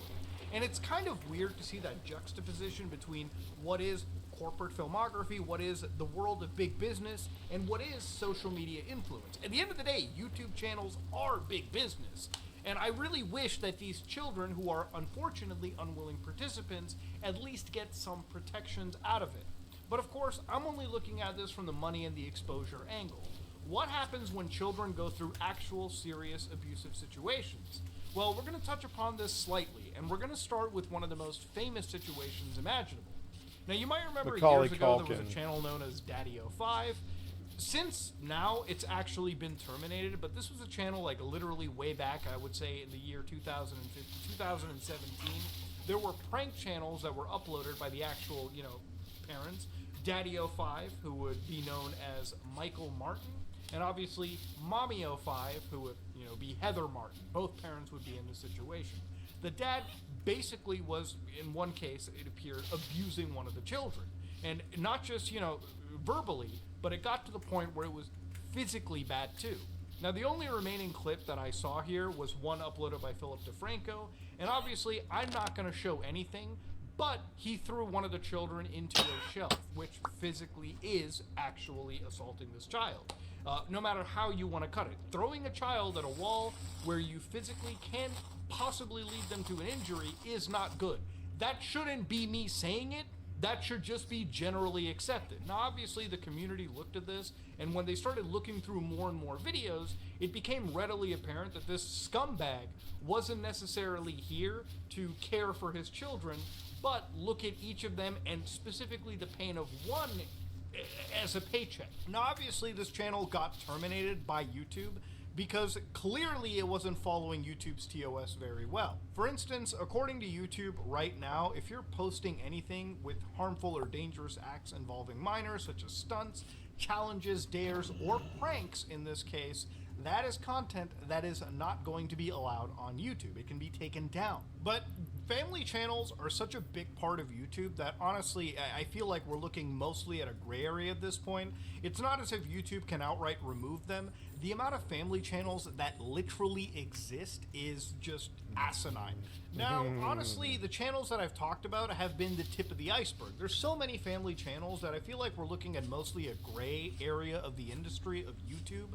You know, if you look through the entire cracks, you'll find way more family channels, some of them far under the radar, but still relatively popular, that, you know, maybe are getting away with things that they probably shouldn't be. It's such a big market, and so many people consume this kind of content that getting rid of it just isn't going to happen. It might have been the first most popular type of content on this platform, and it still remains a very popular bit. Now, obviously, Daddy05 didn't ever go away. He's actually still available as the Martin family.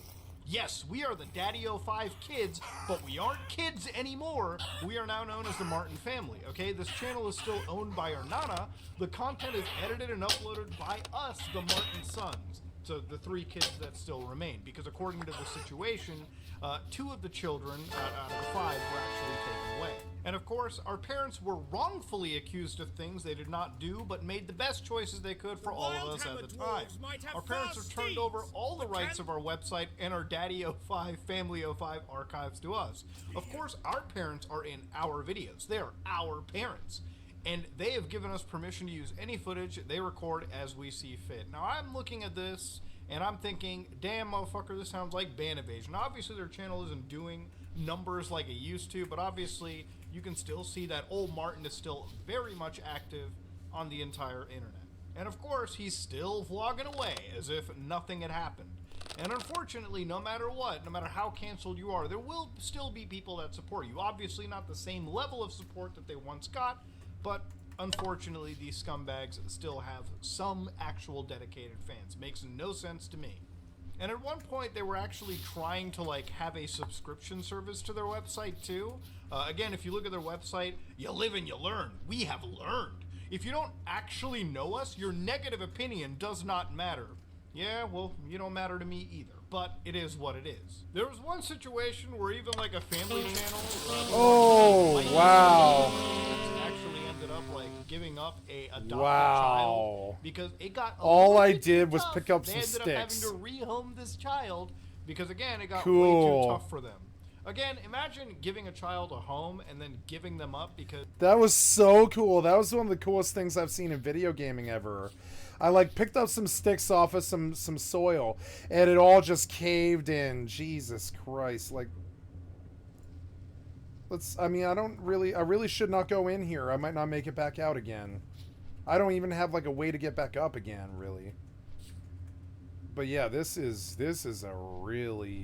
like, I want to make a note about this one. I want to check the cave entrance. Cave in, right? This was the cave in. Big.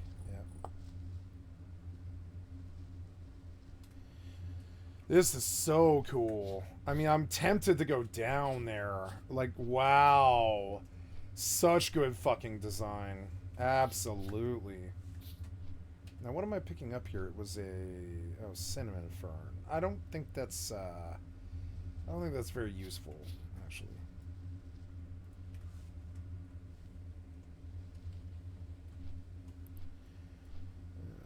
Yeah, I'll go back to the video here. You as a parent just feel that you're unfit. Why even open that up to begin with? And why were they unfit? What happened? So the whole story just behind this is a family YouTuber known as Micah Stauffer adopted a child they called Huxley Stauffer. And Huxley was somebody that apparently, according to Huxley Stauffer, according to their mention, had a stroke in utero, level 3 autism, and sensory processing disorder. So Huxley was in the family, and she made a whole bunch of monetized videos talking about the adoption process in bringing this child over. Unfortunately for this child, who had a family, adopted into one family, and then suddenly rehomed once the dumbass parents realized, man, maybe this is harder than we thought. Again, basically bringing a child in for the sake of content and then not even following up on the bare minimum of taking care of this child is insanity when you think of it. But again, it's par for the course for every single family channel here. So enter the darkest part of YouTube family channels, and one that is known as the Ruby Frankie case or the 8 Passengers case. Yeah. Now, 8 Passengers is a channel that I guess you could say involved Jody and Ruby, for instance. Now, Ruby Frankie and this woman, her business partner, Jody Hildebrandt, were actually 2 individuals that were involved in, I guess you could say, being momfluencers and people that would be life educators, for instance, right? One of the actual, businesses that belonged to Jody, from my understanding, was Connexion Coaching, where they learned to successfully navigate life. They were a personal coach. Again, basically, if you have way too much money to spend and you need some life fucking guidance, then I guess you hire these people. And of course, these were individuals that were momfluencers, at least specifically Ruby Frankie. They were supposed to be educators. They were supposed to be teaching you about being mothers, I guess you could say. So what had happened was, back in August 2023, a neighbor in the area had actually reported that they had found a child that had allegedly escaped from Frankie's home. One of her sons that was malnourished, wounded, and of course they had duct tape around their ankles and wrists. So it was a really, really scary situation, something straight out of what you would say a very horrific situation, something out of a horror situation, a horror movie, so to speak.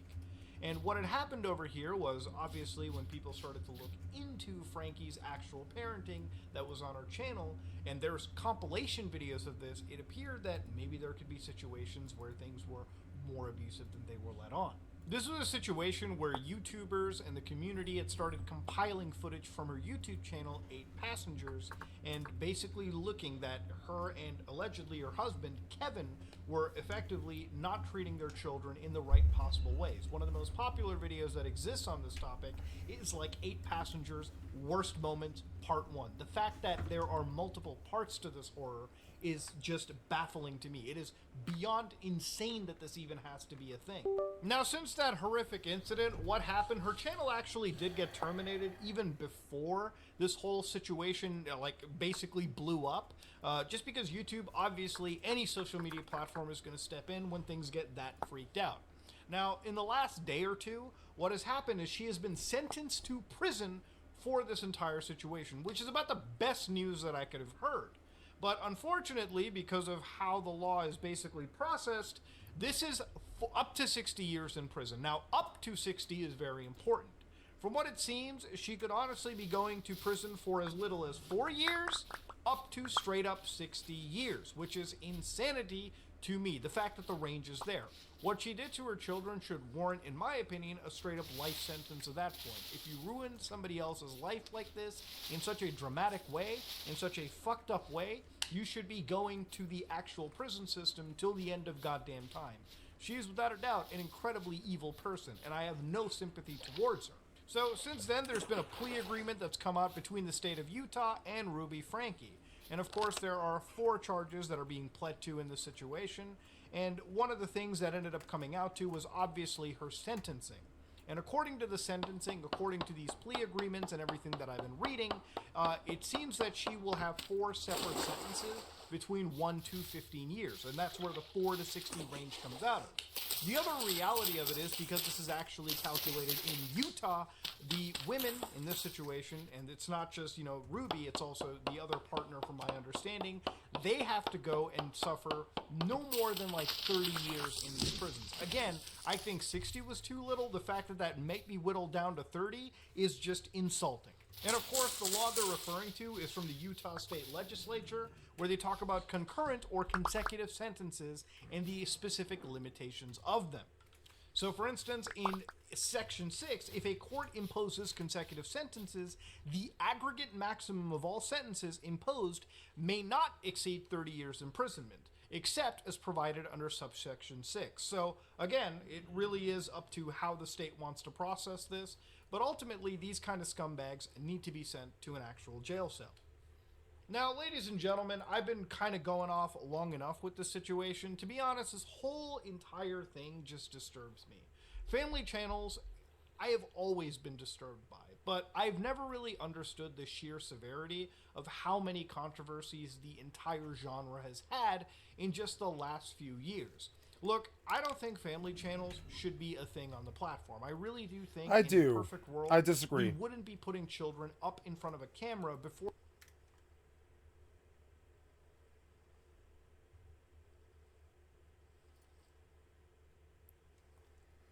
Ooh, cool. Cool. Yeah, we're definitely gonna watch that. I support family channels. I just don't think the kids should be on camera for longer than 5 seconds.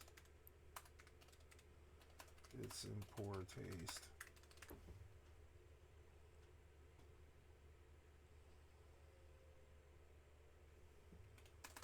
Child actors are a reality in this world, though.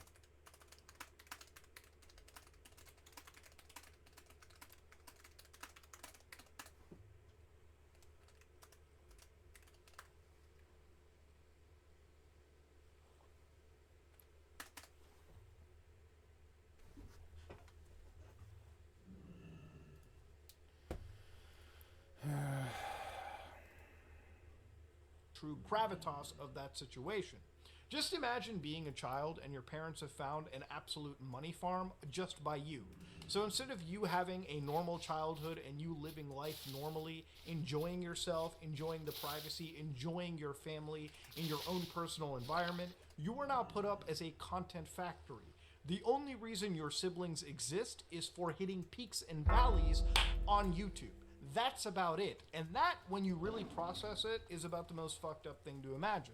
Now, in some cases, when you're a child that is unfortunately put into a situation where your father or your mother might be using you for content in a very, very, very negative way by pranking you or straight up abusing you, then you get into a situation where, my God, I hope as a child you find some way out of it, you navigate your way through away from it, and you get the help that you deserve. Because honestly, the amount of therapy some of these children will be needing is quite understated. But yeah, as somebody that looks at this from afar, it is one of the most unethical types of content factories to make. I would say that even people that I've watched in the past, like J-Station for instance, have treated children with far more ethics than some of these family channels ever have. And I'm kind of tired of this fucking weird positivity that they kind of like spew, this fake positivity, where they kind of sit there and say, oh, we're just a howdy-doody family. Look, at the end of the day, if you want to have a family, have a family. But don't turn it into a content factory and put unwitting lives, up for consumption. At the end of the day, your kids should have a say. They should consent to this when they truly understand the situation. You as a parent shouldn't really have the right to just blast your children up for the internet for people to consume. It's fucking weird, and honestly, I wish YouTube kind of put a stop to it. In some cases, it can be harmless, but in a lot of cases, it is downright just controversial, and in some cases, it can really leave these children truly, truly scarred. that being said, this is me, Mudahar, and if you like what you saw, please like, comment, and subscribe. It was good. Dislike it if you Thank you for the dislike extra it. content. It's good. Yep. Hello, guys and gals. Me, Mudahar. And, why you know, can't I Google's Gemini see? AI has been acting a little bit sussy-wussy. Now, of course, I'm somebody that's a huge fan of artificial intelligence. I'm a huge fan of the future of technology. And as scary as Metal Gear Solid 2 is, we can't escape that reality. It's been here for years, and honestly, I just hope we don't get to a point with Metal Gear Solid 4 paralleling like actual reality. That said, ladies and gentlemen, this is, to start off with a palate cleanser, obviously we know AI is getting stronger. The Will Smith eating spaghetti meme has grown to the point where it actually looks pretty damn decent, except when it gets scary like that. So of course, you know, this was made on something known as Runway ML, which is another AI research company. You know, for something that's close to eating up a lot of the creative jobs in the industry, if you want to have a job that has some, like, security, I guess work as an AI developer or something. Jesus Christ.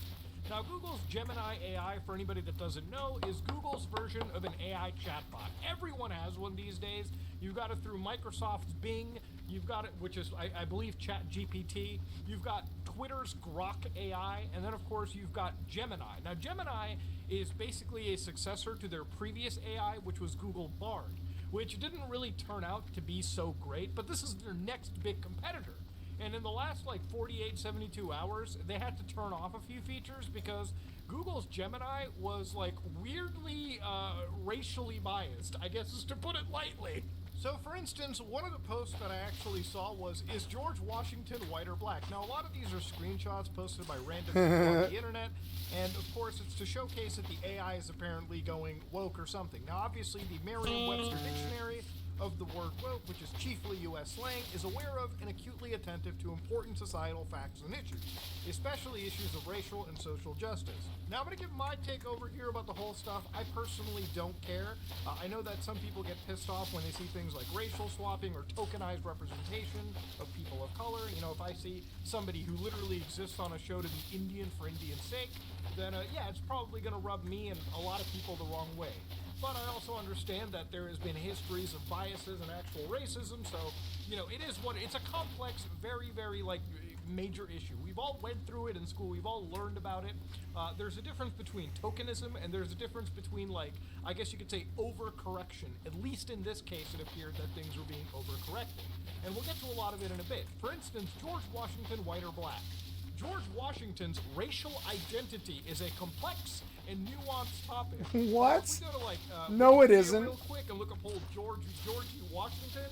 He was the first Caucasian American like everybody president. else The in last America Dude at that looks whiter than age. sour cream, so I don't really Yeah, what are you understand talking where Gemini about? was going crazy. But to be fair, these are screenshots, and I did actually go into Gemini myself and actually enter these myself. So for instance, when you ask it, hey, he was traditionally white. Historical documents and portraits depict him as white. He identified and presented as white throughout his whole life. Possible African ancestry. Recent DNA evidence suggests a possible African ancestor several generations back. We all have an Though the African. exact lineage We all have remains African unclear. ancestors. And again, you go down over here. It's important to acknowledge that race Fuck. is a social construct, not a biological reality. Categorizing individuals solely based on ancestry can be limiting and reductive. I don't know how much I agree with this statement, and also, where are the citations for this? They keep referencing things like this, but I like Wikipedia with a little number at the end where you can click, go to the citation and see, oh, that's the actual proof. It doesn't provide it. So I went to Google Gemini's bot myself, just so I can actually see this from my perspective, and I asked, is George Washington white or black? George Washington was neither solely white nor black. He was considered white according to the racial classifications of his time, which were based primarily on skin color and social status. I believe we still classify on skin color today. However, there's recent evidence suggesting a more complex picture, so it gives 2 points. Adopted son's biracial descendants. Fuck. Recent discoveries suggest that George Washington's adopted son fathered children with enslaved people. Yeah, that came after Google. That was not the actual person's identity we're asking. Then they give the personal views on slavery. So again, Google Gemini's bot isn't necessarily, it's just stupid. It's not providing actual contextual information. And Google says Gemini may display inaccurate info, including about people, so double check its responses. You pretty much have to double check. I asked it one question and it literally extrapolated it into its descendants, which is insanity. So again, when you ask other things like, is Obama white or black? And then it of course tells you, black Kenyan father, white American mother. That makes him biracial. So obviously it's able to put 2 and 2 together. And then of course, that is about what you can expect from it. So it's basically, like most language learning models, just another clever chatbot that does your Google searches for you. Except here, you have to actually fact-check your Google services or searches, which makes it almost reductive. If I have to fact-check what the bot is doing, why not just do the search myself? So where people were memeing about this for a while too was when like a few posts were made. For instance, Google shut down its image generation after an instance of racial biases. So Google pauses image generation of people after racial inaccuracies. Google said Thursday it's temporarily stopping Gemini's artificial intelligence chatbot from generating images of people today after apologizing for inaccuracies in historical depictions. So what kind of historical inaccuracies are we talking about? Okay, here's an image of a Viking. All right. Oh no. Oh man. Oh no. So here's Google's images. Here's what Google AI thinks what a Viking was. Because the AI doesn't know. The AI was not around when Vikings were around. So this is what Google's AI thinks a Viking looks like. I have to send this to my mother.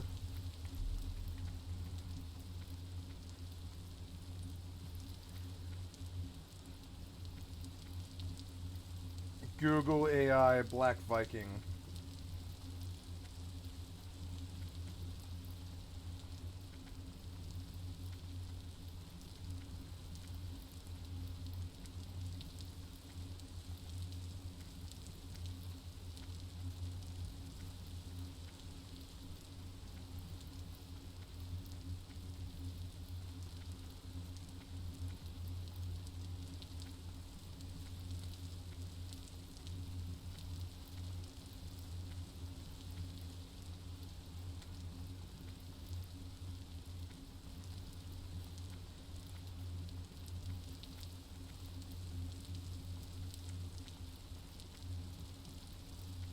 I'm sending this picture to my family.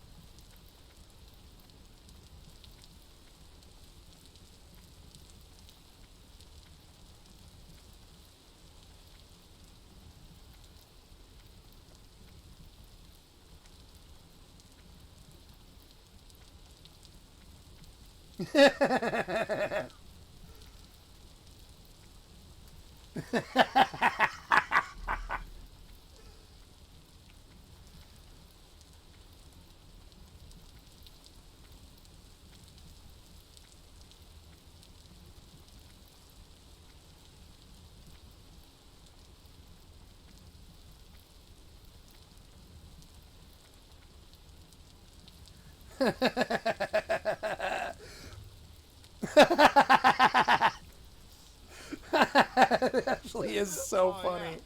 Now, I'm blind and probably realize that wasn't what the Vikings look like. In fact, if I type in Vikings right now, the Vikings, as according to, again, Wikipedia over here, were a seafaring people originating from Scandinavia, present-day Denmark, Norway, and Sweden from the late 8th and 11th centuries rated. You know, this is the equivalent of asking, hey, generate me an image of an ancient Egyptian, and it just generates like a blue-eyed, you know, Caucasian, blonde-haired individual. Like, obviously, something that doesn't even represent a human being from that era or that time. Which is where that first definition of woke kind of came into, right? People have been throwing it out there. I would like to say this is just the language model overcorrecting, and we'll get to a lot of it in a second too. We're going to talk about how these things actually work in the nitty-gritty. So of course the other situations where here is an image of a British woman. People are generating British woman, and it quite literally only generated black individuals, or I would believe an Indian person. Now, in some context, depending on what era you asked, these could be legitimate queries. If you were like British woman in 2024, there are black people that are British, there are Indian people that are British, there are whites, Asians, whatever. It's a multicultural society. So if it spat an equivalent amount, like whites, Indians, blacks, Asians, then yes, this would be an accurate post. But see, clearly over here, it has failed to actually encapsulate one specific race, the white race in the area, which is still by far one of the larger demographics. And that's where people were talking and joking about it. That's where the actual... There's the AI that I know. Right? That's where people were talking. Now, obviously, if we look at this from a logical, rational point of view, there's no reason why an artificial intelligence should leave any of that. This is obviously an AI that is overcorrecting itself for racial biases that may have existed in previous versions. Now, I don't have to remind you, back in the day, Google had a bit of an issue with a picture of Black Vikings is actually really good. When I shit you not, Google's actual photo bot had classified African American people as gorillas. This is an actual thing that. Oh my God! 2015 with the Google Photos, when they automatically categorize certain things, like for instance, if it sees images of cars, it puts them in a series of cars. Same with airplanes, skyscrapers. Unfortunately, and it put black the people as actual gorillas. Intelligence put an entire race of people as animals, and that was clearly not okay. Like, for instance, when asked, here's an image of an Australian woman, I think it literally generated women from Australia that were primarily Aboriginals as well, too. Again, obviously, the actual expectation is you expect a wide variety of different people. Like, when you ask me what a German woman looks like, what an Australian woman looks like, there is an inherent understanding of what these people look like traditionally. Now, the AI doesn't represent that, and Google obviously acknowledged it as well, too. So Google had actually said, we're working to improve these kinds of depictions immediately. Gemini's AI image generation does generate a wide range of people, and that's generally a good thing, because people around the world use it, but it's missing the mark here. Now, to understand what I think is going on, my actual assessment, and this is just, again, being speculative, the way these large language models work is that they basically feed off of human data, and they interpret it, and they basically regurgitate information with what it's learned from, right? So if it learns a certain writing style, it can regurgitate information in that certain writing style. You get what I mean? But it doesn't actually do anything itself. It's not a sentient life form that's capable of learning new thought and basically working off of it. Without human input constantly feeding into it, these language learning models become severely outdated in the course of months even. So what's kind of happened over with the AI image generation is I believe Google has probably tried to add some sort of diversity into images. And so, for instance, let's say that you generate an image of Times Square, New York in 2024, right? It's going to generate a bunch of human beings. Now, I believe what Google tried to do is add diversity by basically making the AI generate different pockets of races. So it will generate in the image, you know, white people, brown people, black people, Mexicans. Yeah, does the AI even know what humanity is? I think we have a lot more faith in it than we should. Like... Asians, whatever race, right? It would generate that to add a realistic-looking image of a multicultural society. However, where it fails is the actual language model, the actual code behind the AI, when asked to make like an 1800s, 1700s, British woman, adds in that level of diversity as well. When it doesn't, when it isn't applicable in that instance. So when you look up like 1600s, like a Swedish woman, for instance, it'll start throwing in every race as well too, and it may just choose to overcorrect more than it has to. Look, at the end of the day, these artificial intelligence models work with the actual programming that is written by the actual, AI designers. It can only process all of the information it sifts through under a set of rules that human beings have written. So ultimately the blame lies with the actual writers for the code. And that's where we should really be looking into. Look, my thing with artificial intelligence is if it's going to be the future, it needs to have proper safeguards, okay? We can't have situations like this with something that's supposed to be processing information that's consumed and read by millions of people around the world, billions even. So it's to a point where this kind of stuff, in my opinion, is severely unacceptable. And obviously, the people that are joking about it, memeing about it, raise a great point, right? And Google has turned some of these features off so they can actually jump in and make sure that it isn't supposed to be this crazy. And that's typically where I want to go into. Now, one of the other things that I was looking into was some Booty of the actual Bay. people that it refuses to communicate about. So, for instance, some of the people that I saw were posting how Google's artificial intelligence was restricting or outright defaming certain individuals. For instance, when I asked it, fucked write this me a up. 20-word poem in the style of Melania Trump, it says, I'm sorry, but I'm unable to generate content that impersonates potentially risky or harmful characters.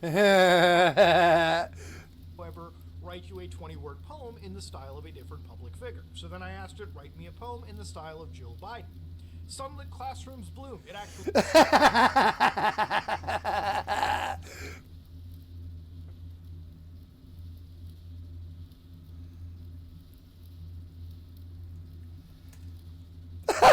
My mom will fucking... My mom will love this. Again, comparing these two people, there is obviously a clear and present bias when you're working with something like Google Gemini. And Oh my god, the poem it wrote from Jill Biden is actually super good. Sunlit classrooms bloom, minds take flight, teacher's heart a guiding light, championing futures hand in hand, education's promise across the land. And it's really beautiful, actually.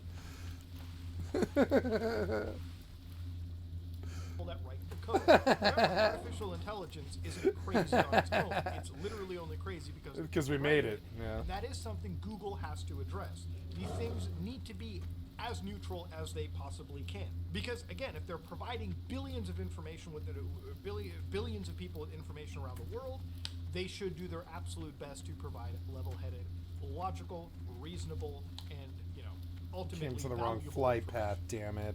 So when I asked it, write me a 20-word poem in the style of Bill Cosby, I understand your request to write a poem. However, given the serious allegations against him, wow. I am unable to fulfill this request. So obviously for people that are severely guilty, severely bad, yeah, Google Gemini just says, they're not problematic, they're just filthy. So it offers a distinction. So the scariest screenshot collage I saw floating around was this one. When we were asking Google Gemini about, PDF files on the internet, right? For instance, when asked about these situations, they would say the question of whether it is wrong or multifaceted requires a nuanced answer. And of course, Google provides like all those bullet points with the George Washington bit as we saw. Now, when asked, are minor attracted people evil? It says no, having this is, it does not inherently make someone evil. It's important to understand attraction and action are different. So I wanted to see if some of these actual points were real. And with Google, when I asked it, is the whole, P-word stuff wrong? And it said, this is a mental disorder characterized by, again, it lists the mental disorder, and it says it's important to seek professional help. When you ask it about the minor attracted stuff, it says, sorry, can't answer that question. And then, of course, it links you to actual hotlines to get help and report illegal behavior. Good. Now, I asked these basically around the same time people were memeing, so I'm not entirely sure if Google had corrected this or removed some of these points beforehand, but ladies and gentlemen, this is the kind of place we're sitting at. So obviously, the way that this works is Google is sifting through internet data, the actual data sets it provides to give you a logical answer. It's not telling you right or wrong. Based on what I've read, clearly it's saying illegal stuff is illegal, and if you're somebody that hasn't offended, go seek help, which is obviously something people should be saying. Go seek help. If you have really, really invasive thoughts like this, seek actual help. Don't commit the crime. If you've committed the crime, go turn yourself in, okay? You deserve a lifetime in prison. Now, see, the only way that something like Google is able to do this, or Gemini is able to offer these, is what data set it pretty much works on. And this is where, again, things started to get a little bit understandable, okay? So literally 2 days ago, Google announced that they expanded their partnership with Reddit, okay? So again, one of the most important points was to enable these and other experiences, Google now has access to Reddit's Data API, which delivers real-time structured, unique content from their large and dynamic platform. With the Reddit Data API, Google will now have efficient and structured access to fresher information. So one of the primary sources for their information and why we looked at the whole, map stuff right now was their primary chief source. One of them is Reddit. Okay, so imagine, you know, when you go onto the old Reddit, when you go visit the Redditors, this is where it's learning from. Okay, so things start to like clear up a little bit, right? So even Reddit says, hey, with this partnership, we are data API, we're ushering in new ways for Reddit content to be displayed across Google products by providing programmatic access to new and constantly evolving public posts. And again, there's been reports that this deal that they had is somewhere valued around $60 million. So remember, Reddit is a platform where, by the way, the moderators work for free. Nearly everyone works on volunteer bills. And you, as a poster, your information is just getting fed right into the Google AI engine, okay? And that's just how it works. You got no say in it, okay? That's just how Mafia operates. The way that the Google AI responds is obviously some of these things I've just seen floating around on various posts. It just amalgamates information and just regurgitates it. Again, that's how this AI stuff works. I do, however, believe that more safeguards need to be implemented directly into the code, so when it's processing the really sensitive information, it should give proper responses. And again, the responses that it gave me, if they're corrected, are the better responses. It's very much as demonizing and saying illegal behavior is illegal. If you haven't acted on illegal behavior, go seek help, okay? Which is something I've always pretty much said and maintained. And I really think that's a normal world to live in. Any world where something as disgusting as that can be normalized is a world I don't want to be participating in. But beyond that point, Google's Gemini AI could potentially be landing it in not legal water in certain parts of the world. For instance, according to Rajiv Chandrasekhar, who is the Union Ministry of State and Entrepreneurship back home in India, writes, these are direct violations of Rule 31B of intermediary rules of the IT Act and violations in the government of India. God dang! Wow. So what are the violations of? Apparently, when people asked, is Modi a fascist? Modi is the current Prime Minister of India. Narendra Modi is the current Prime Minister of India and the leader of the Bharatiya Janata Party, and has been accused of implementing policies that some experts have categorized as fascist. So I haven't read the Indian law in specific, but according to the Indian legal system, what Google is espousing isn't necessarily legal on its own waters. And even Google had to come out and say, bruh, the political topics are not reliable. Dude, I'm starting to feel that almost nothing is reliable in this situation. Nothing. Again, it's not just Gemini AI. I'm sure that every artificial intelligence you use has an incredible political bias one way or the other. And I really do hope going in forward that eventually as AI becomes a normality in the future, we get to a point where we reach some real actual neutrality in this situation. Look, I think for a piece of software that's delivering information in real time to billions of people around the world, the amount of bias it should have should be as minimal and as logical as it can be.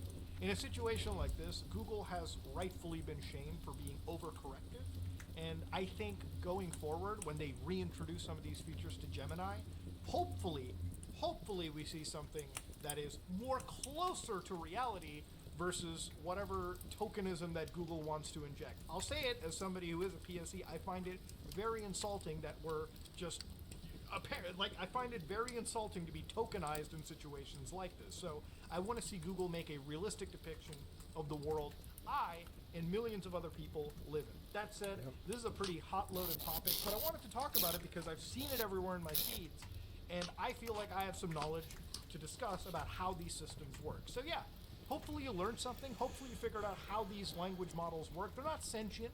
They're just working off, they're just being told how to process terabytes, petabytes of information. And that is something we have to correct. Until the day AI becomes truly sentient and we all die, we have to work with what we have. So let's make sure Zanzil it's the as close to outcast dwells reality with as his followers possible. in the That's it. Jubuwai and Abaraz ruins, northeast of Booty Bay. He is exiled from his tribe. Why? Well, Zanzil has methods of bending the minds of others, and his leaders fear him. He uses a mixture of jungle plants on his followers to suppress their will and strengthen their bodies. His mixture would be worth much to those who wish to control others. Bring me samples of his mixture, and I will find a use for them. So my information was correct, as usual. Interesting. Well, I don't suppose they pose any sort of threat of interference with our operation, but perhaps they have a need for some of our excellent manufactured products. Oh, excellent. Excellent. That'll help a little for the present. What? You're still here? Reward? Oh, right. Of course. Here, take this. It should be more than enough.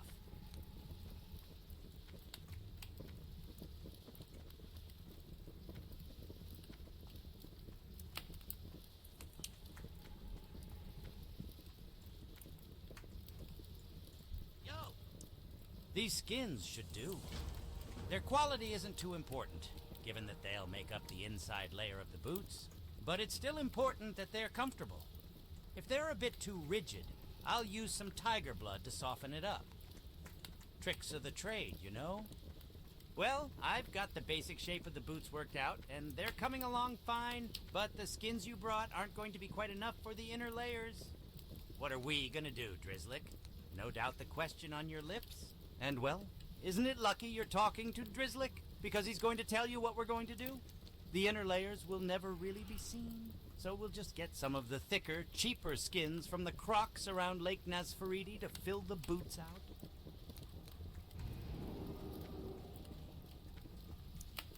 If there's one thing I can't stand, it's people who don't pay their gambling debts. And there are a lot of people who owe me. Think you can help me collect?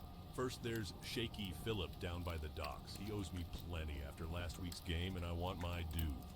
But to get it, we'll have to scare him. Go out of town and hunt Elder Mistvale gorillas. Find a nice selection of giblets, then take them to Shaky. Don't let on that they're from an animal. Let him think the worst.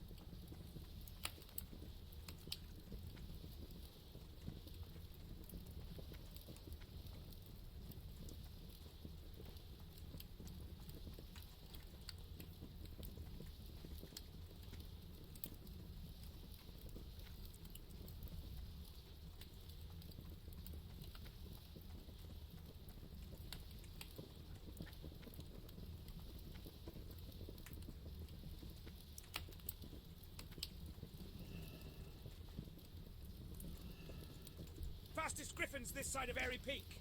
Want to take a ride?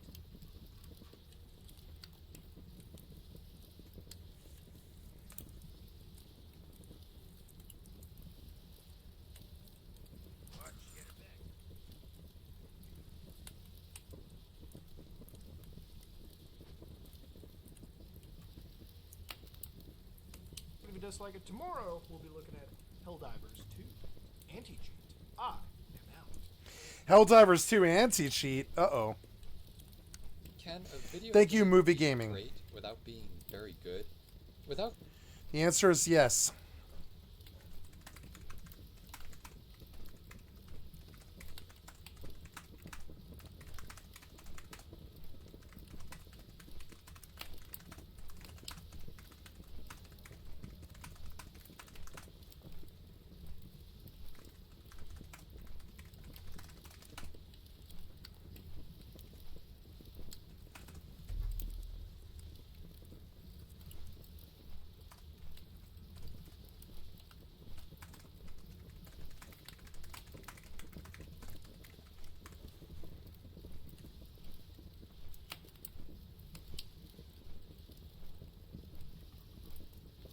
getting bogged down in subjective ideas of what makes something good or great, I'll define a good game as something that has technical stability and a consistent balance of challenge and rewards that captures and sustains a player's attention and interest. Fallout 76 has none of those things. What it does have, though, is something much more difficult to define in terms of technical or narrative design. It's something that happens between the player and the game if the player is willing to go along with it. This video is about what that something is and why that something allows Fallout 76 to bypass conventional ideas of what makes a game good and to become something better than good. Or I should say, to become part of a rarefied category of video games whose deficiencies are so numerous, so egregious at times, that they must be seen not as mistakes, but as embedded in the design.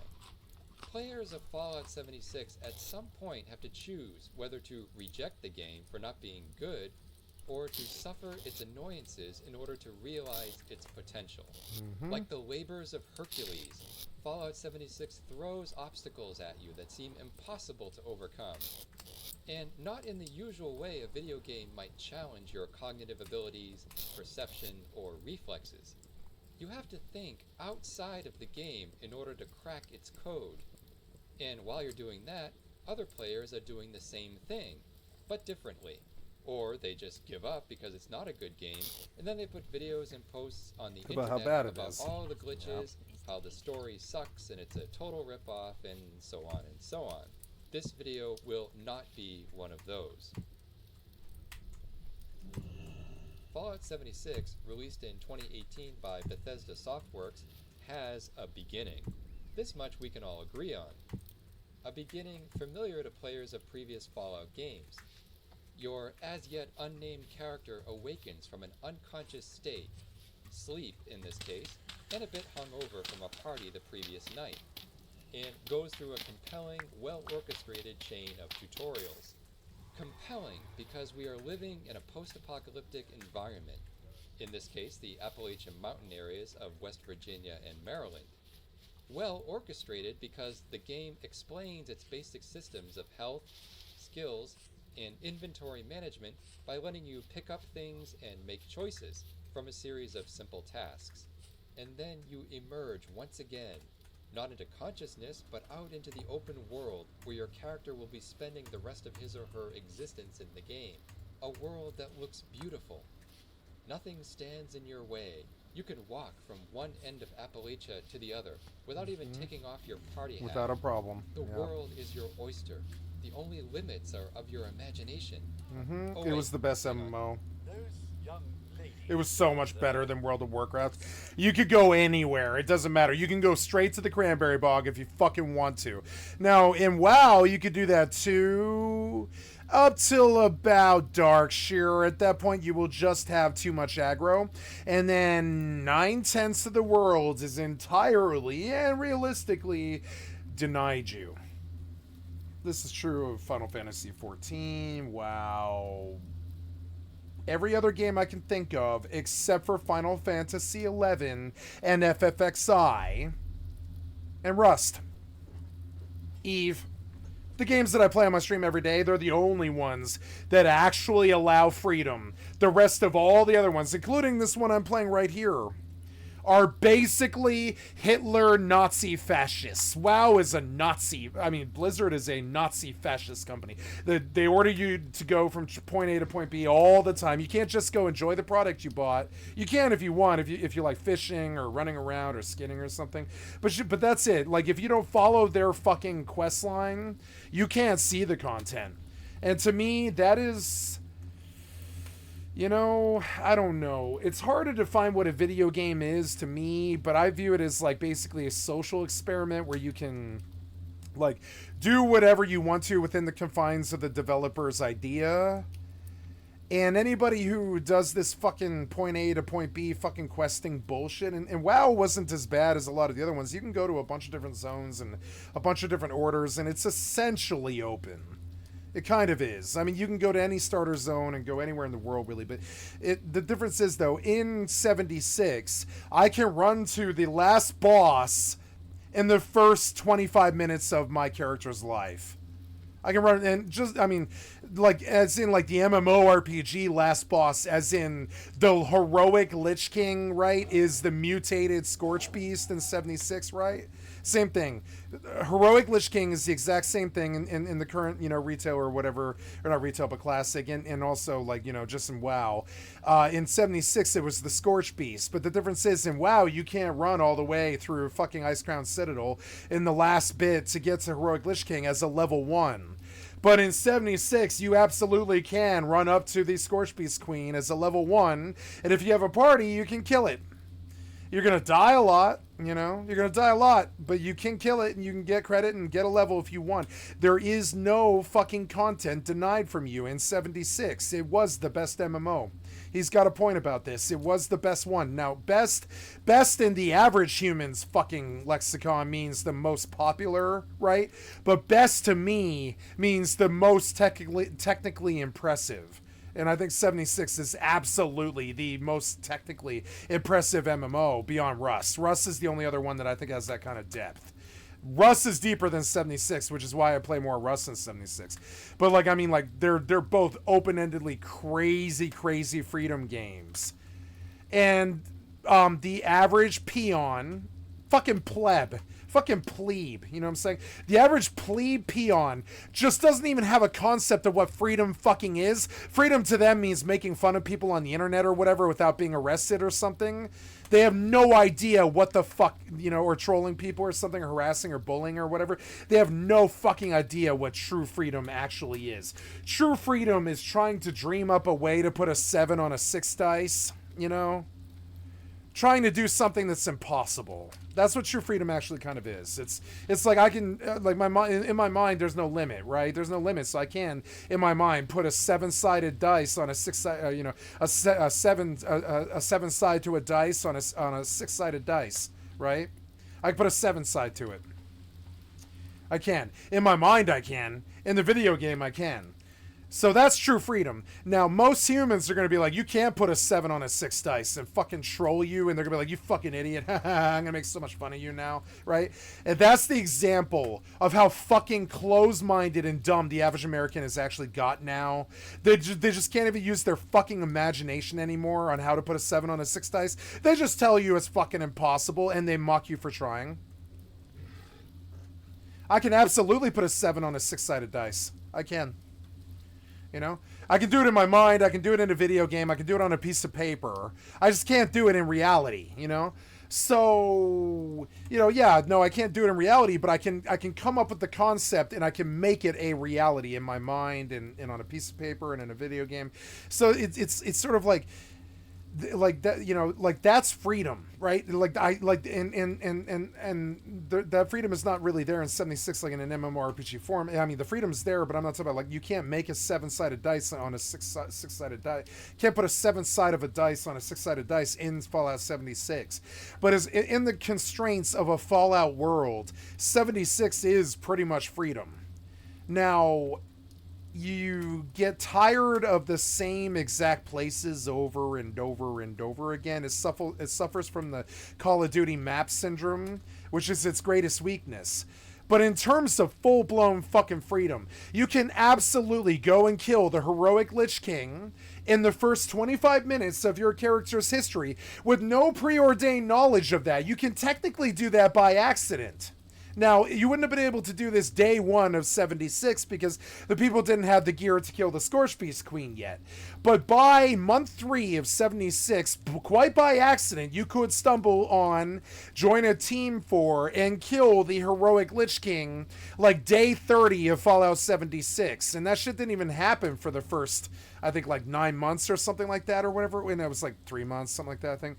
And so, like, but that's an example of true freedom in at least in RPG terms. That's true freedom. You can walk to just like Dark Souls. You can walk directly to the last boss and fight it if you want. You're gonna die, but that is freedom. It's the freedom that WoW did not have. Final Fantasy XIV does not have that freedom. ESO, they don't have that freedom. Not even close. 76 absolutely the fuck does. You can go anywhere at any given time and then do it in any given way or however you want to do it, you know? This is a 40. I can't fucking touch him. He's got literally double the mana I've got. But yeah.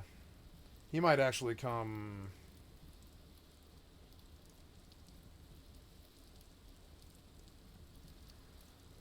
I don't need these, which is good. I don't need to be here. So... Oh, I thought that was WoW. I was like, what the fuck? No. I don't want to drown. Oh, I died, huh? Did I? Oh, yeah, you came in my house, did you? Okay. That's okay. Alright, you. What? I can't see to shoot.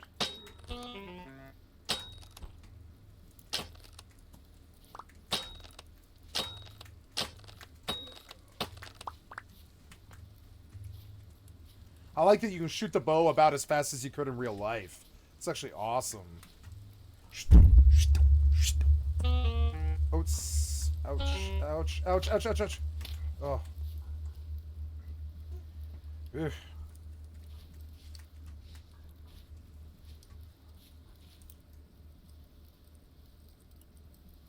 Go away.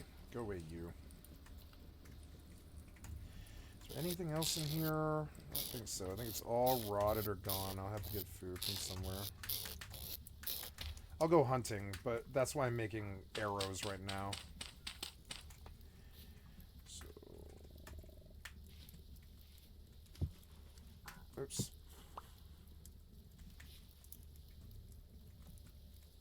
Oh, yeah.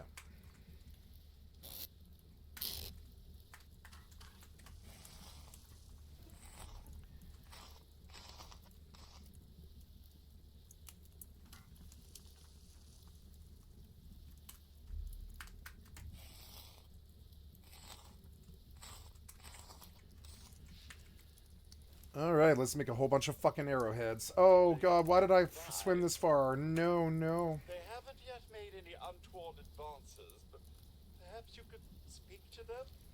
Verify their intentions are civil?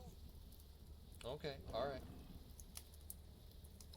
Do be careful out there, Mum. Thanks, appreciate it. Okay, where was I? Oh yes, the vast open world, inviting you to explore its soothing riverbeds, its deep aquatic caves, its quiet forest trails, its... Oh, who's this? Just a friend here, not a threat.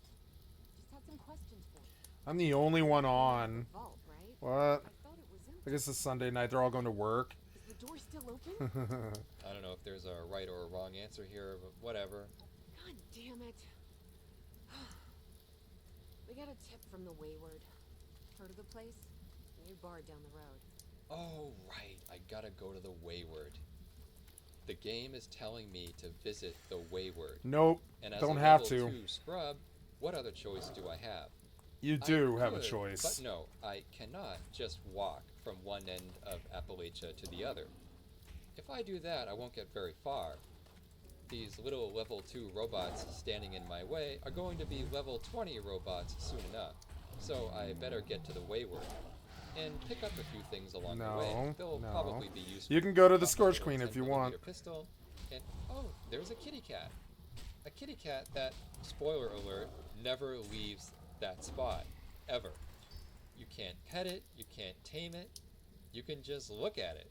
And later on, when you get a camera, if you remember where the cat is, you can come back here and take a picture of it, which will earn a small part of an in-game photography challenge, which, when completed, will give the player a small amount of one of the game's many currencies.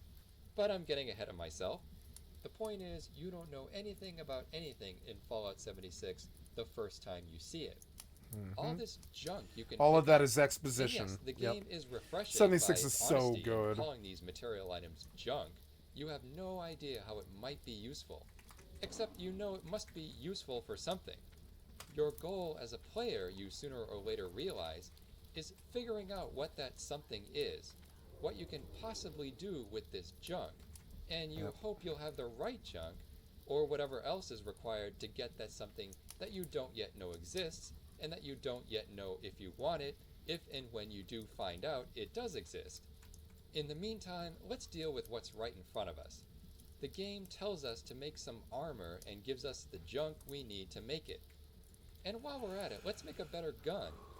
And maybe get rid of this funny looking Vault 76 jumpsuit and party hat, and make something a little more fashionable for the post-apocalyptic Appalachian wasteland.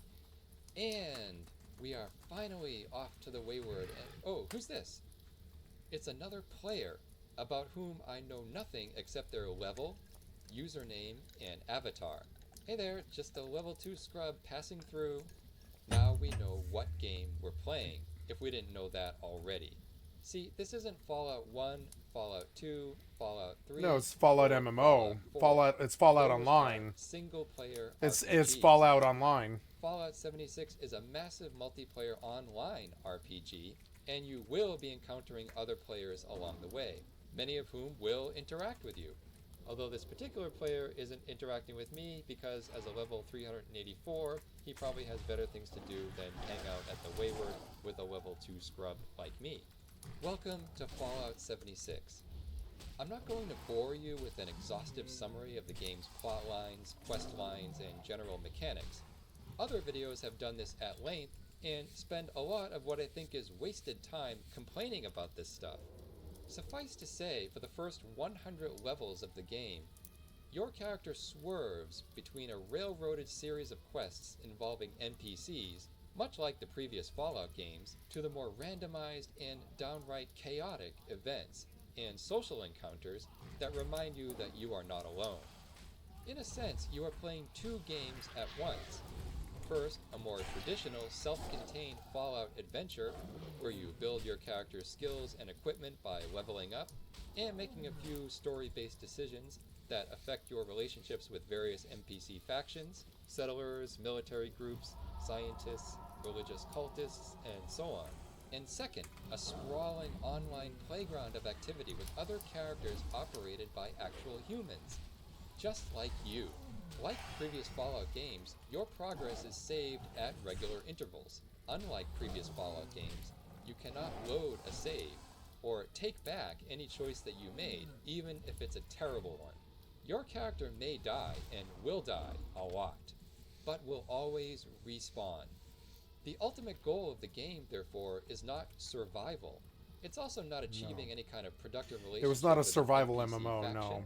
although that It was can be a close, though. secondary goal. It was close to it. Maximizing your reputation with the industrious settlers or the marauding raiders ends nothing in the game, except what seems like 100 hours of daily questing in order to maximize those reputations. Choosing a faction just opens up a whole new currency and range of options to enhance your character, and you can still deal with the factions you didn't choose, creating more options for buying and trading. In previous Fallout games, after choosing your faction and battling it out with other factions in a climactic showdown, you can continue exploring the open world, but there isn't much left to discover unless you want to start all over again and roleplay as a different character, making different choices. In Fallout 76, showdowns in the main questline might feel climactic, but they really aren't. Instead of ending the game, they give your character a new beginning. In Fallout 76, the linear questline has no satisfactory ending for a reason. It is simply the means to another ending. It is the beginning of your decision of how you want to end it. And it gives you a lot to think about. In other words, the linear questline upon completion turns into a non-linear questline. You have already made all the big decisions affecting the game world and its NPC inhabitants. Now you have to make the more difficult, but much more rewarding decision: what to do with yourself. Some players, I would dare say most players, don't even bother going all the way to the end of the linear questline, because they get completely caught up in the development of their own characters or campsite, and the pre-designed linear questline just isn't as compelling. This is why I feel we have a tremendous lack of in-depth analysis and commentary on Fallout 76. Yep. We could blame other things. The game had a notorious botched release in 2018 that still haunts it today. Its online format undercuts the patented Fallout experience of saving and reloading to make alternate decisions in a complex branching narrative. It's more like Skyrim in its lackadaisical approach to narrative, but less like Skyrim in its randomized liveness. Fallout 76 repeats a lot of what people hated about Fallout 4, the radial quests given by NPCs, and the bizarre disconnect between the characters' motives and the players. Fallout 4 tells you to go find your lost child and to make huge decisions that will impact the game world. Yeah. Meanwhile, you'd rather spend your time farming the ingredients to build your dream home. Fallout 4 was a really bad premise. Go rescue your child if you want to, or you could just go do our building system. So badly written. 76 was so much better than fucking 4.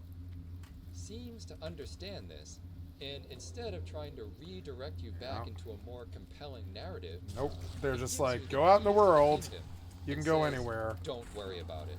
Yeah. The wasteland. It'll be couldn't entertaining. Care less about who you are, or and what you're doing. Just have fun.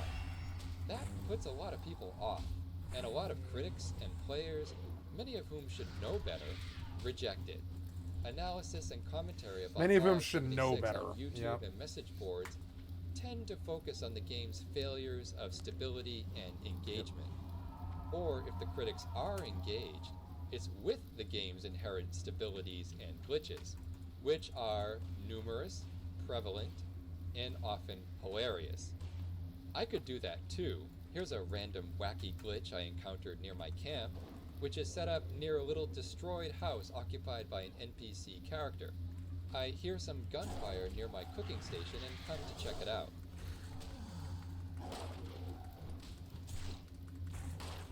My NPC neighbor is firing her gun at some unseen object or presence.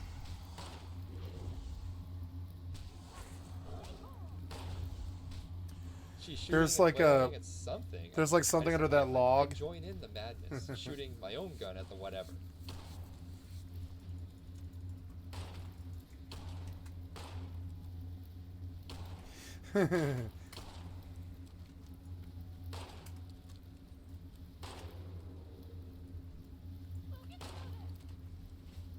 Finally, I figure maybe it's one of those pink lawn flamingos I set up at the camp that's causing a fuss.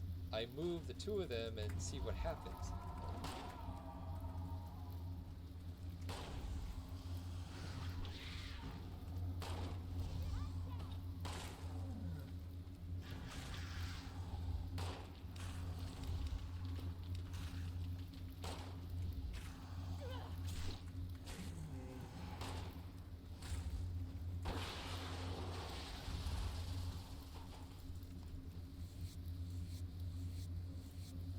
Once I moved it, the NPC could destroy it and, thus satisfied, wanders off without a word.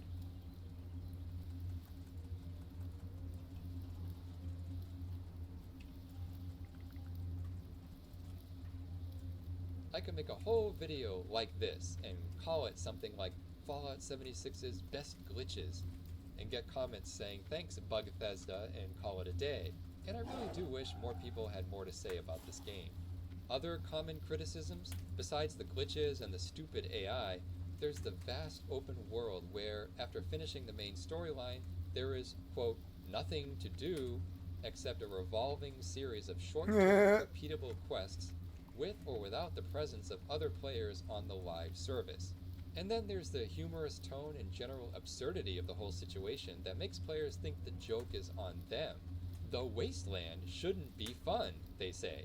Oh We should my be immersed in God. a gripping post-apocalyptic Yes, it nightmare, should. making tough decisions that have world-changing consequences. Oh, And instead, Paul. we have this.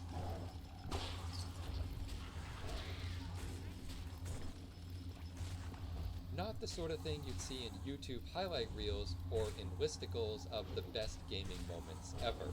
And yet, with all that being true and accounted for, Fallout 76 is still a great game. I don't expect this video to change anybody's mind about that, but I hope it does point the way forward to a more productive way of seeing why it's so great.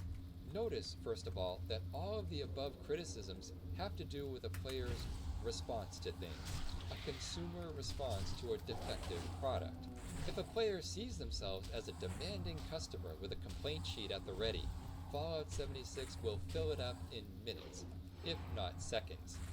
Just ask Luke Stevens. I mentioned this on stream, but the way that I would probably describe Fallout 76 after playing it for a couple of days is that I think it is almost like a sort of crappy meal that you get at a restaurant you went to when you were a kid that you have like a lot of nostalgic bias towards. But in the end, this is just reactive criticism to reactive gameplay.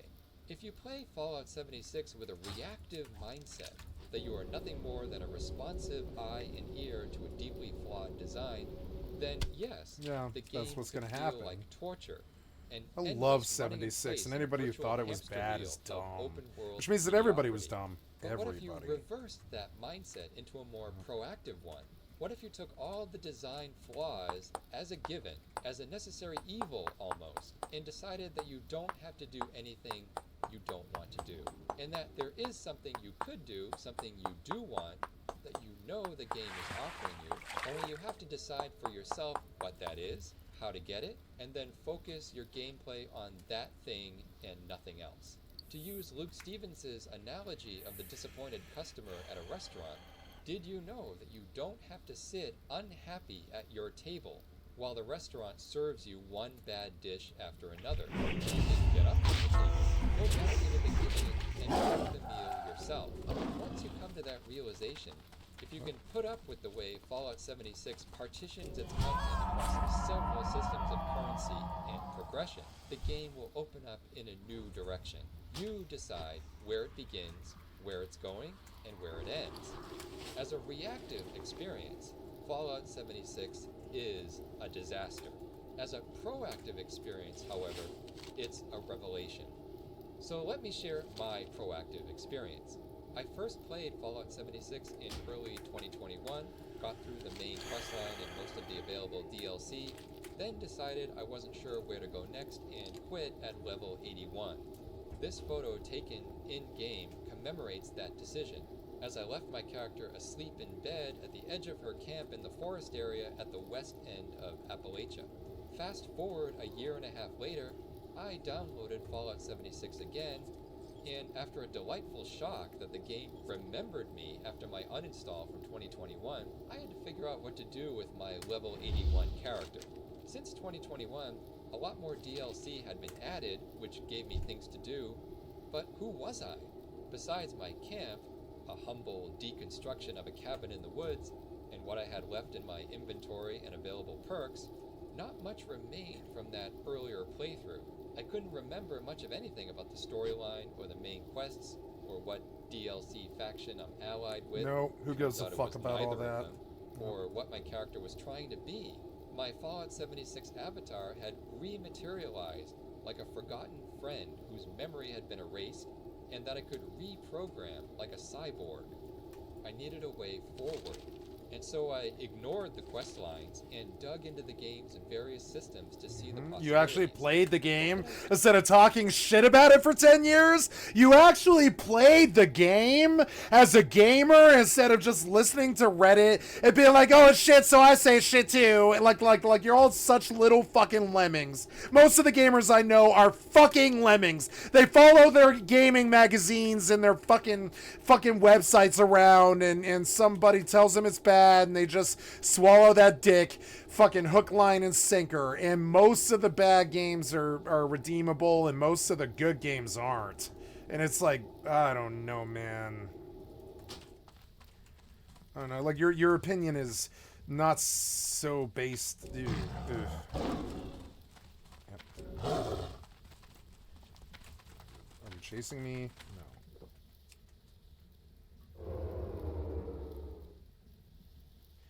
That fucking asshole. I went to Iron Forge for that fucking buff. And he just killed me because I was fishing. Piece of shit. That's the average WoW player. I hate to say it, but, you know, I will hit him with it, really, and I mean this, and I'm not going to take it back or be apologetic about it ever. In my experience, 9/10 of the fucking WoW players are living pieces of shit. I'm serious, too. The only people worse are Rust players. With this character, I knew what I did. Same right-wing community. That was what everyone else seemed to be doing, creating an overpowered